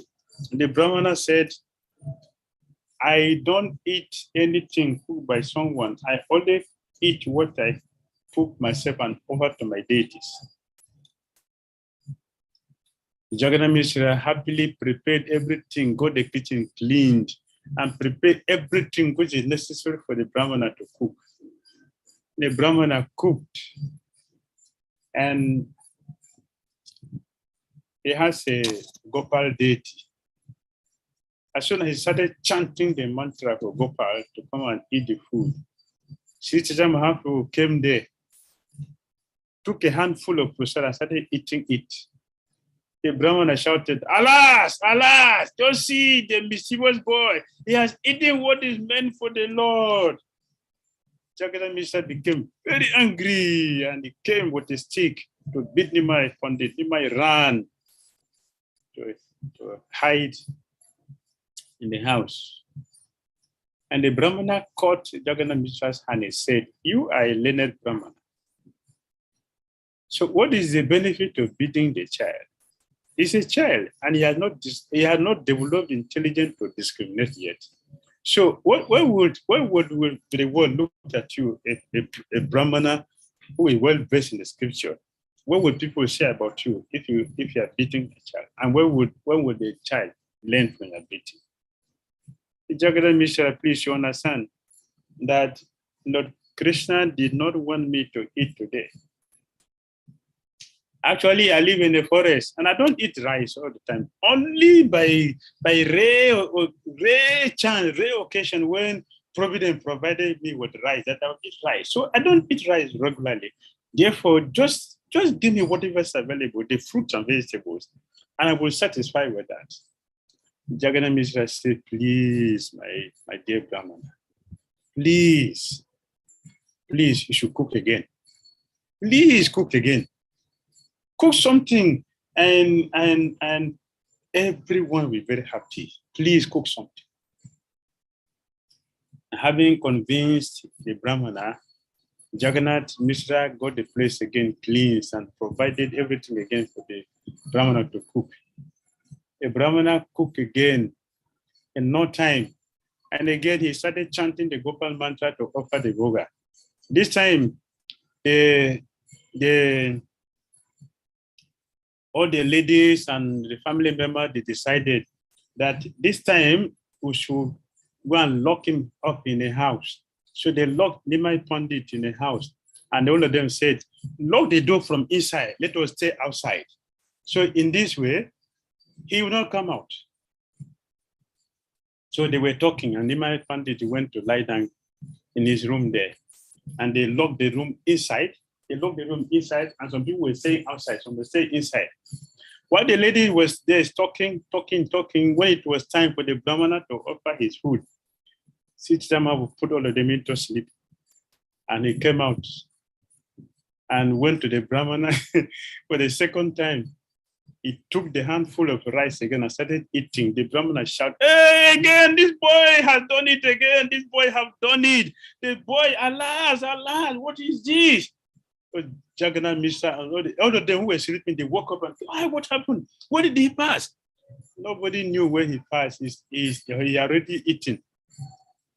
The ladies, they were so surprised. They took him again away for a different place. In this time, they took him outside the Jagannath Mishra's house, a different house. And the lady say, hey, Nimai, you don't know where this Brahmana came from, and he have eaten his food. How will you maintain your caste? He has spoiled your caste because you don't know the origin of this Brahmana. Nimai Pandit said, I eat food from Brahmana every day. As a cowhead boy, I'm a cowhead boy. And every day I eat from Brahmanas. How does a cowhead boy break a principle of eating from a Brahmana? How does that work? I'm a cowhead boy. And I always eat from Brahmanas. So nothing has to do with my breaking my caste. Nothing has to do with that. As we were talking, Jagannath Mishra is very, very angry, and he was trying to see what to do to beat Nimai. And the Brahmana said, Jagannath Mishra, don't waste our time. Should not be disturbed. This is providence, and no one can go against the providence. It is not ordained that I should eat rice today. That is certain. So don't worry yourself. Just give me whatever is available. Fruits and vegetables, I would eat that and everything was satisfied. The Jagannath Mishra said, no. How my house will be sanctified if you don't eat something in my house? As you were talking, Chaitanya's senior brother, Vishwarupa, he came. When he appeared, the Brahmana could saw the fulgence and said, hey, who is that fortunate mother and father that the mother and father this effulgent boy? This is not the effulgence from his body can be nothing more than the Narayan himself. He appreciated Vishwambara, who is Lord Nityananda. Vishwarupa. Vishwarupa is Lord Nityananda. In Chaitanya Lila, Lord Nityananda Prabhu appeared in many forms. He appeared in many forms. Because Nityananda Prabhu is a service form of Krishna. Therefore, he appeared in many forms to perform activity. He is there as Nityananda Prabhu. He is also there as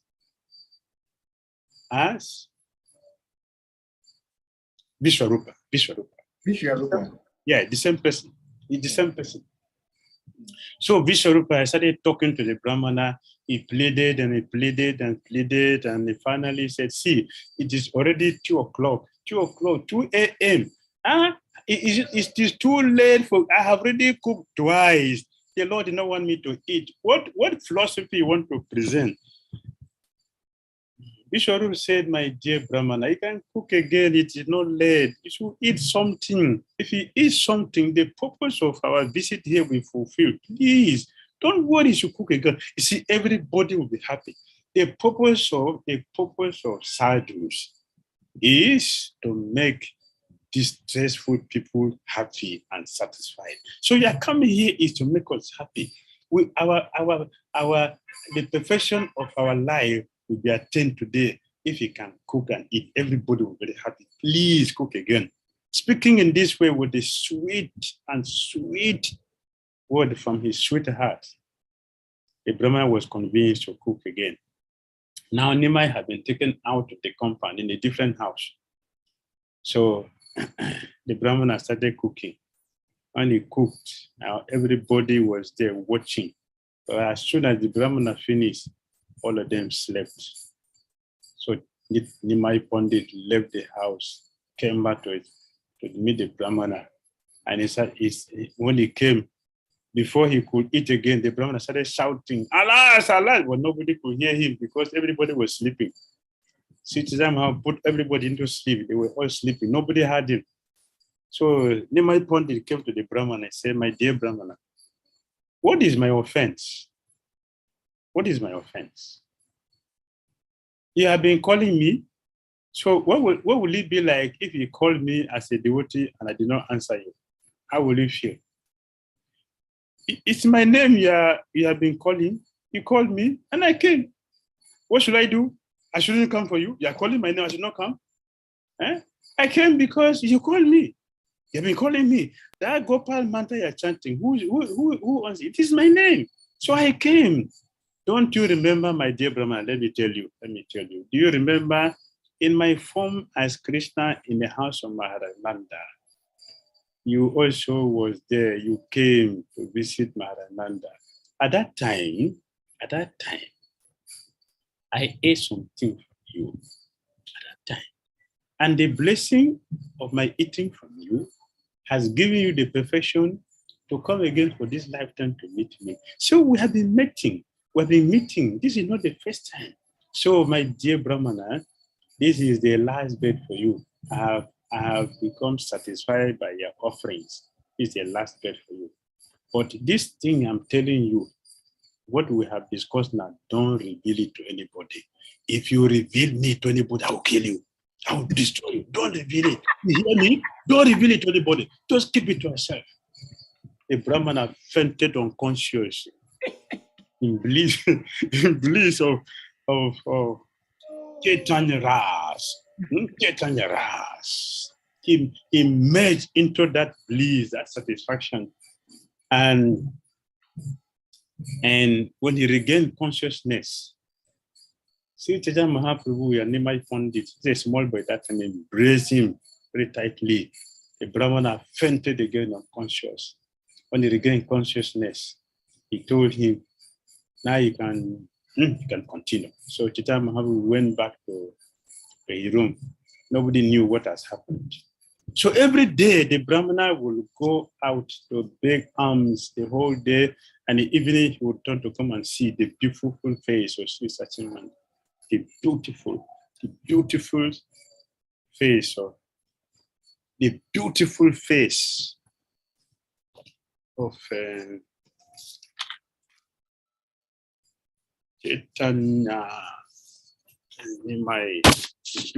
face of Nimai Pandit. Every day he will go and beg alms. In the evening, he will come and stay there. In this way, the Brahmana was staying there and enjoying his stay. He was enjoying his stay. He didn't go like he used to go other places. He was changing because he knew the perfection of his life is now attained. And the person who have given that perfection, Nimai Pandit, in the house of Sachimata and Jagannath Mishra. So every day he goes and comes and look at the beautiful face of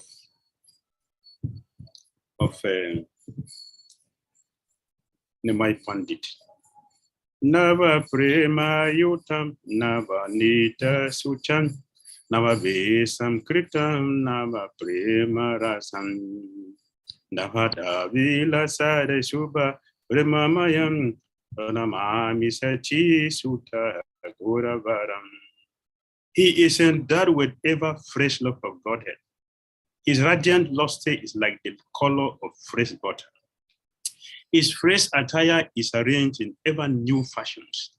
He relishes ever new melodies of love for Krishna. He shines in ninefold new ways while executing the ninefold processions of devotion. Processes of devotion. He is permeated with the most auspicious loving nature. I bow down to Gaura, the beautiful son of Mother Sachi. Hare Krishna. Hare Krishna.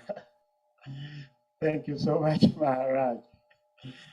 Wow. Maharaj, I have a question. Actually, His Holiness Bhaktivinoda Maharaj, when he spoke, he also touched a little bit on the mischiefs of Lord Chaitanya in his childhood. And I was asking this, and you also saying the same thing. No, but it appears that it is normal for children to be mischievous. And because Lord Chaitanya was born under the tree Neem, does that make neem trees all over the world especially auspicious? That's my question. Yes, Prabhu. Neem is very, very auspicious. Okay. Can you imagine that?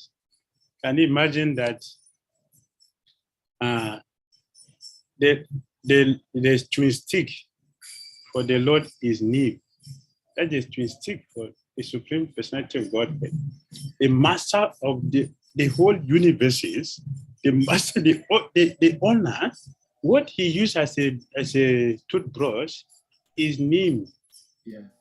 Not the Pepsodent, it's not the McLean or whatever we have. Yeah. It is Neem he uses in brushing his teeth. And also you see that in Chaitanya Lila, I told you what is here. I told you what is here in Lagos. Among the preparations they are going to make today is what Sri Chaitanya Mahaprabhu considered to be nectar. What is that nectar? When eggplant, you slice eggplant and you take a fresh neem leaves, fresh neem leaves. You place it on it and toast it. It should be nicely cooked and toasted. You cook it, be very soft. You place the neem on it with the ghee and toast it. That is what the Chaitanya Prabhu considered among all the preparations that he ate. When he took this, he said, "This is nectar." Nectar. That is neem. It's called nectar. So I told the devotee to prepare. So it is among the preparations today in Lagos. I do this every year, wherever I am.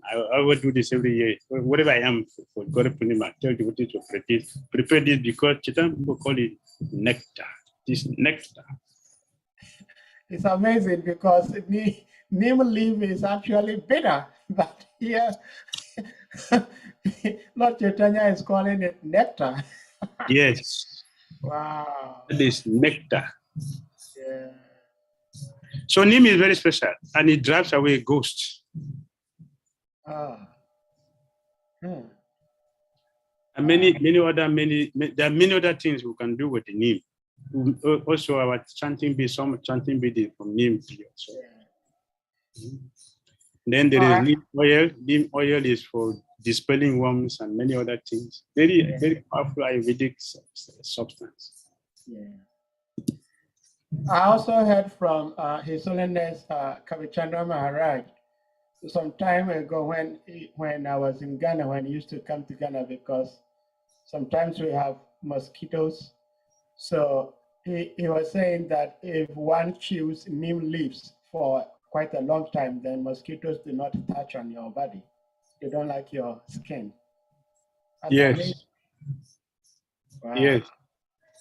If you have a stock of grains and you don't want weavers, either it's flour, rice flour, or wheat flour, or whatever flours you have, if you don't want weavers to come inside, you put the neem leaves inside. It will be there for years. Weavers will not come inside. They will remain fresh without weavers inside. And those of us who live in a village, you don't want the scorpions and the snakes to come to the house. If you put them around the house, they will not climb the neem tree. They will not climb the neem. They will come at top there, they will go back. Snake will not climb over neem. Scorpion will not climb over neem. They will all go back. Oh, Krishna. Well, thank you so much for sharing these facts, Maharaj. I think Govinda Prabhu has a question. Prabhuji, you may unmute. Govinda, Hare Krishna. Hare Krishna Maharajas, please accept my respectful obeisances. All glories to you, all glories to Srila Prabhupada. Right. Maharaj, my question is about Jagannath Mishra. Jagannath Mishra saw this Brahmana as a blessing to him if he eat prasad from his house. And so he made every possible attempt for the Brahmana to eat from his house. Mm. So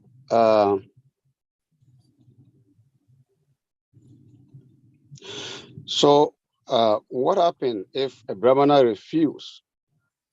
A Brahmana refused to eat from someone's house.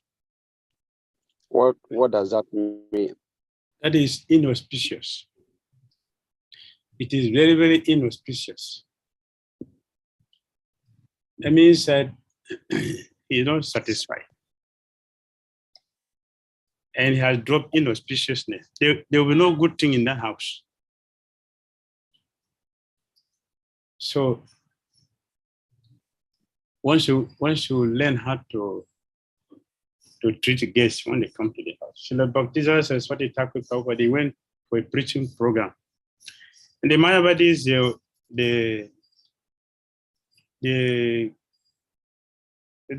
they worked very hard to convince the householder who invited all of them for the preaching. They requested that he should not allow, should not be given chance to speak, Bhaktisiddhanta Saraswati Thakur to speak. So he didn't speak. When the program ended, he left. And the king ran after him to beg him to come and eat. He said, I cannot eat, not qualified to eat in your house because I did not speak. If I have spoken, then this is my qualification to eat. Since I'm not allowed, I can eat. So it is inauspicious. And he left with anger. It's very, very inauspicious. So we should try to be hospitable. Chaitanya Mahaprabhu, he was teaching this principle as a householder. He was giving all the guests who come to the house, was giving them everything necessary to make them happy. In fact, Chaitanya Bhagavad mentioned that he was giving them money. To give them money, to giving them all facilities to make them happy. And that's the recommended that should be done. Should be hospitable. That is the principal duty of a householder. Should be hospitable. Or if you're organizing a program, you invite somebody to come, should be hospitable. To treat everyone who comes nicely. So everybody lives with happiness. And when they live with happiness, you meet with happiness. If anyone lives with anger, it is inauspicious.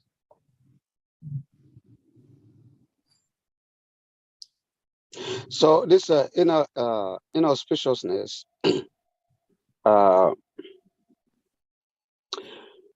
probably the householder may think he has tried his possible best to do what he or she may think will satisfy his guest.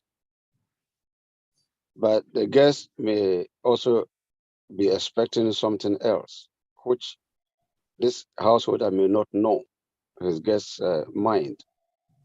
He may give him a comfortable seat. He may give him a comfortable place to rest. He may give him comfortable food. I mean, the food that he may think is palatable, and still the brahmana or the devotee may not be willing to eat. So when we talk of the inauspiciousness of as the reason why the brahmana may go out from that house without eating, is it on a psychic platform or on a physical? It is both physical and psychic. It is both. If it is there, if it is psychic, physical is there. Even if it is physical, psychic also will be there.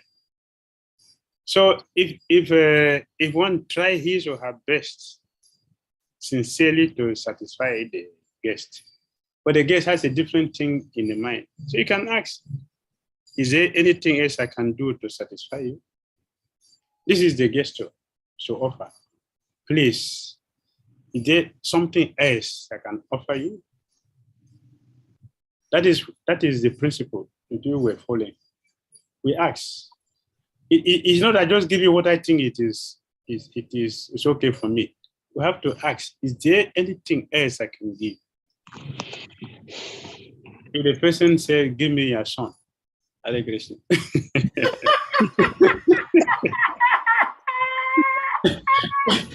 Give me a son. I want your son to go with me. I'm traveling. I need a servant. Then you'll be like the Hadai Pandit and the Dasarat Maharaj.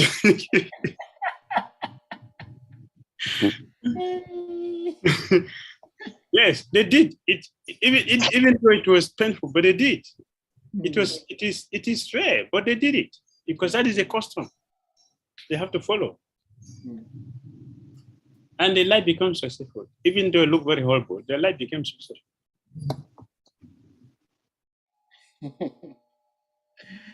Thank you so much, Maharaj. Thank you. As I was listening to you speak, Maharaj, I started feeling, well, who am I? But I started having some sort of pityness to the parents of Krishna. Krishna tortures his parents so much because, like, Jagannath Mishra, you have your little son and a Brahmin has visited you. You want to serve him, like you said, you want to serve him to the best of your capability. And your troublesome comes and then steals the food. And now he has to start everything again. And I'm just imagining how much painful that would be to Jagannath Mishra. So I'm just praying that as we try to become devotees, Krishna does not torture us like he tortures his parents, because that would be a big problem for lots of us. Hare Krishna Maharaj. Krishna will not do that to everybody. He will do it to only his pure devotees. His pure devotees, oh, good. Because it's like a drama. All of them knows what they're playing. Okay. On the stage, I mean, on the stage, I will not tell you you are my son or I'm your father. But on the stage, we'll play what the father want to play. And it is when we are off the stage, everybody knows that you are the son and the father. But on the stage, we play the part you have to play. So all of them, they have already rehearsed everything. They have to come and play. So they just play it for us. They're entertaining us to invite us to join them in their enjoyment. So we can also become purified. So to a day like this, we hear that this is, like someone said, it should be done every day. Every day we should hear, every day we should chant, every day we should pray. But so on a special day like today, we also have more time to give to it. because it's like a bonus. Appearance is a bonus for us. Yes, okay. So it can expand the mercy. Yeah. Maharaj, one last question, and that is Krishna is referred to as Tri Yoga because he appears in 3 yugas. That's what it said. Yes. And I also understand it that in one day of Lord Brahma, Lord Chaitanya appears once in Kali Yuga. And so this Kali Yuga, we are so fortunate that we are here in this Kali Yuga because this is a very special Kali Yuga. Now, there are many Kali Yugas in the Lord Brahma's one day. So apart from this Kali Yuga that Lord Chaitanya appeared, does the Lord appear in other Kali Yugas, or in other Kali Yugas, Krishna does not appear at all? Yes, it doesn't appear in all. Not all he appears. Only rare one, like we are fortunate to have. Yeah. That means that the Kali Yuga before ours, he was not there. And after ours, he was not there. So it's very, very rare. Very, very rare. Not all Kali Yugas appear. Very rare opportunity. Well, thank you so much, Maharaj. Prima Samputa Prabhu, please unmute. Hare Krishna Maharaj. Hare Krishna. Hare Hare. Hare Hare. Mine is not a question, it's a request, humble request. This is Gaura Purnima and you have the power to give.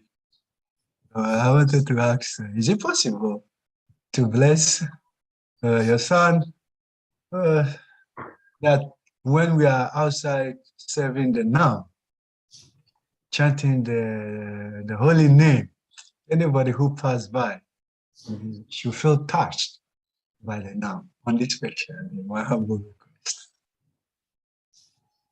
Yes, that is possible. Chaitanya Mahaprabhu has the power. That if we plug in, if we plug in means what? Plug in means that we are not chanting for anyone. We are not chanting to show our musical expertise, our ability, no, we are just chanting the holy name, and we are absorbed in that name. We know this name. We are absorbed in that name. We are focused on that name. Whoever hears you will be affected. The holy name is just by chanting the name will be affected. And people will be more affected when we are chanting and we focus on that. If people are chanting, we are affected. It is happening. It is just that we just have to be attentive, to be connected with the current. It is going on. I'm saying it is going on. We just have to be attentive to be connected with it. Whoever is chanting attentively, what are people who hear that they are affected? They will be contacted with that potency. It is going on, Prabhu. Just connect. Just connect. If you are leading the kirtan, and you are thinking, you are in your mind, you are thinking. See, Chaitanya Mahaprabhu used to be 500 years ago, 535 years ago. Chaitanya Mahaprabhu was physically here, and this is what he was doing. He was taking people on Harana, and we were chanting like this. So he was moving this way, and we are very, very fortunate. We are also following the same way. If this is what you are thinking in the mind when you are leading kirtan, anyone who hears that kirtan will be affected. Now the parikrama which we used to do every year. So I always like to prepare devotees' consciousness. I when I mention to devotees, usually, most of the time I do that. Anyone who is in this program, anyone, all of us participating in this program, please just look at Chaitanya Mahaprabhu in your mind, passing where we are passing now, that Chaitanya Mahaprabhu was passing here a few years ago. He was passing here with his associate and they were chanting, and the same place we are also following. Anyone who feels like this will never have the sun on our head. The sun on our head will be very cool. And we'll not have the blisters on our feet because some of us are moving with bare feet. We'll not have it.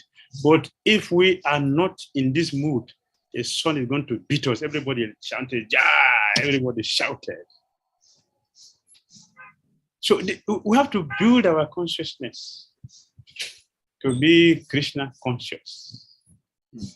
And then the miracle will take. It doesn't matter if you are a pure devotee or not pure devotee. It is by this process that we become pure devotees. By plugging into the channel of our pure devotees. If we plug into the channel of our chariots, that is how we will become pure. So this is my little contribution. It is going on, Prabhu. Let us get connected. And you will get a testimony from your devotees. Thank you, Maharaj. You're here after this. Thank you so much, Maharaj. So, dear devotees, I think we've been here for close to 6 hours. So we would like to bring the meeting to a close, but before we do that, if Maharaj, Srivastava senior devotees, I don't know if Kavichandra Maharaj is still here. If you have any words to conclude on, and then we may bring the class to an end. Srivastava. Hare Krishna. Hare Krishna. Thank you, His Holiness Kavichandra Swami Maharaj. Thank you, Bhakti Damodara Maharaj. Thank you, Bhakti Vasudeva Maharaj. Ishwara Prabhu for finding some time to enlighten the devotees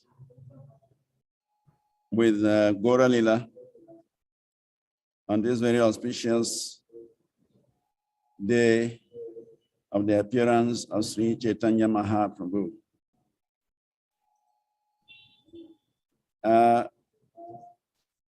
Krishna Das Kaviraj says that we should find opportunity to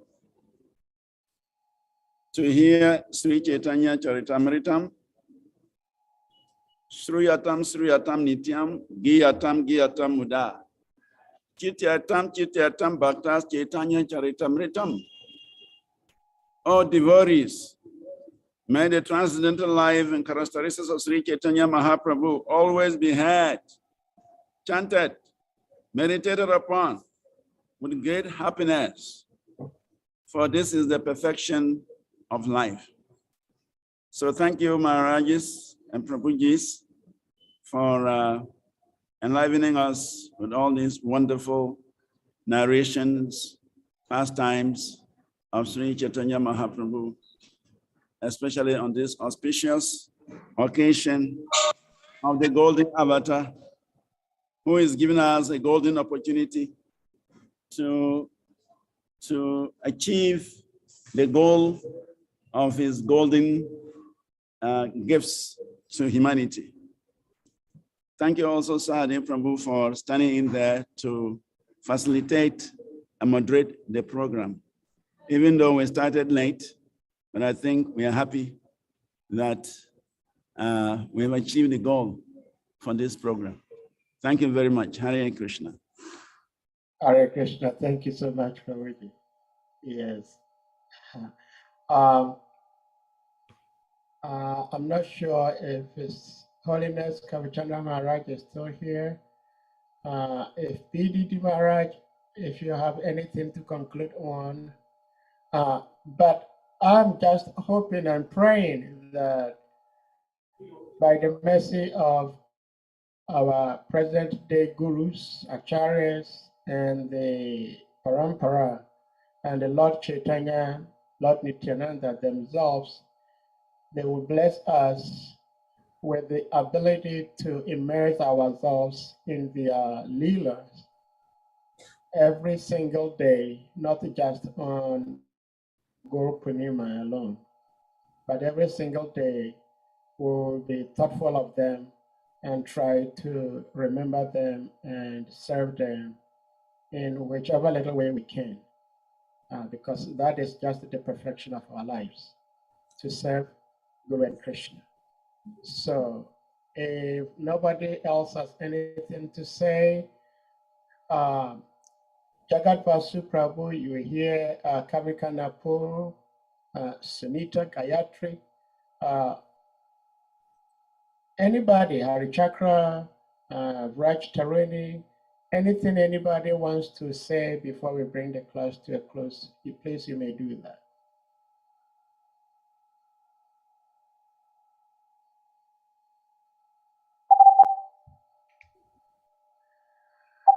All right, so thank you all so much. At this point, we're going to humbly request all of you to please unmute, and then we chant to make Hare Krishna to express our appreciation to all our speakers and the audience and being here to celebrate Guru Purnima. Hare Krishna, Hare Hare Krishna, Krishna, Krishna Krishna Krishna, Krishna, Hare Hare, Hare Rama, Rama Rama, Hare Krishna, Hare Hare, Hare Hare, Rama Rama, Rama Srimata Hare Hare. Patitanam Pavanebhyo, Vaishnavibhyo Namo Namaha. Hare Krishna.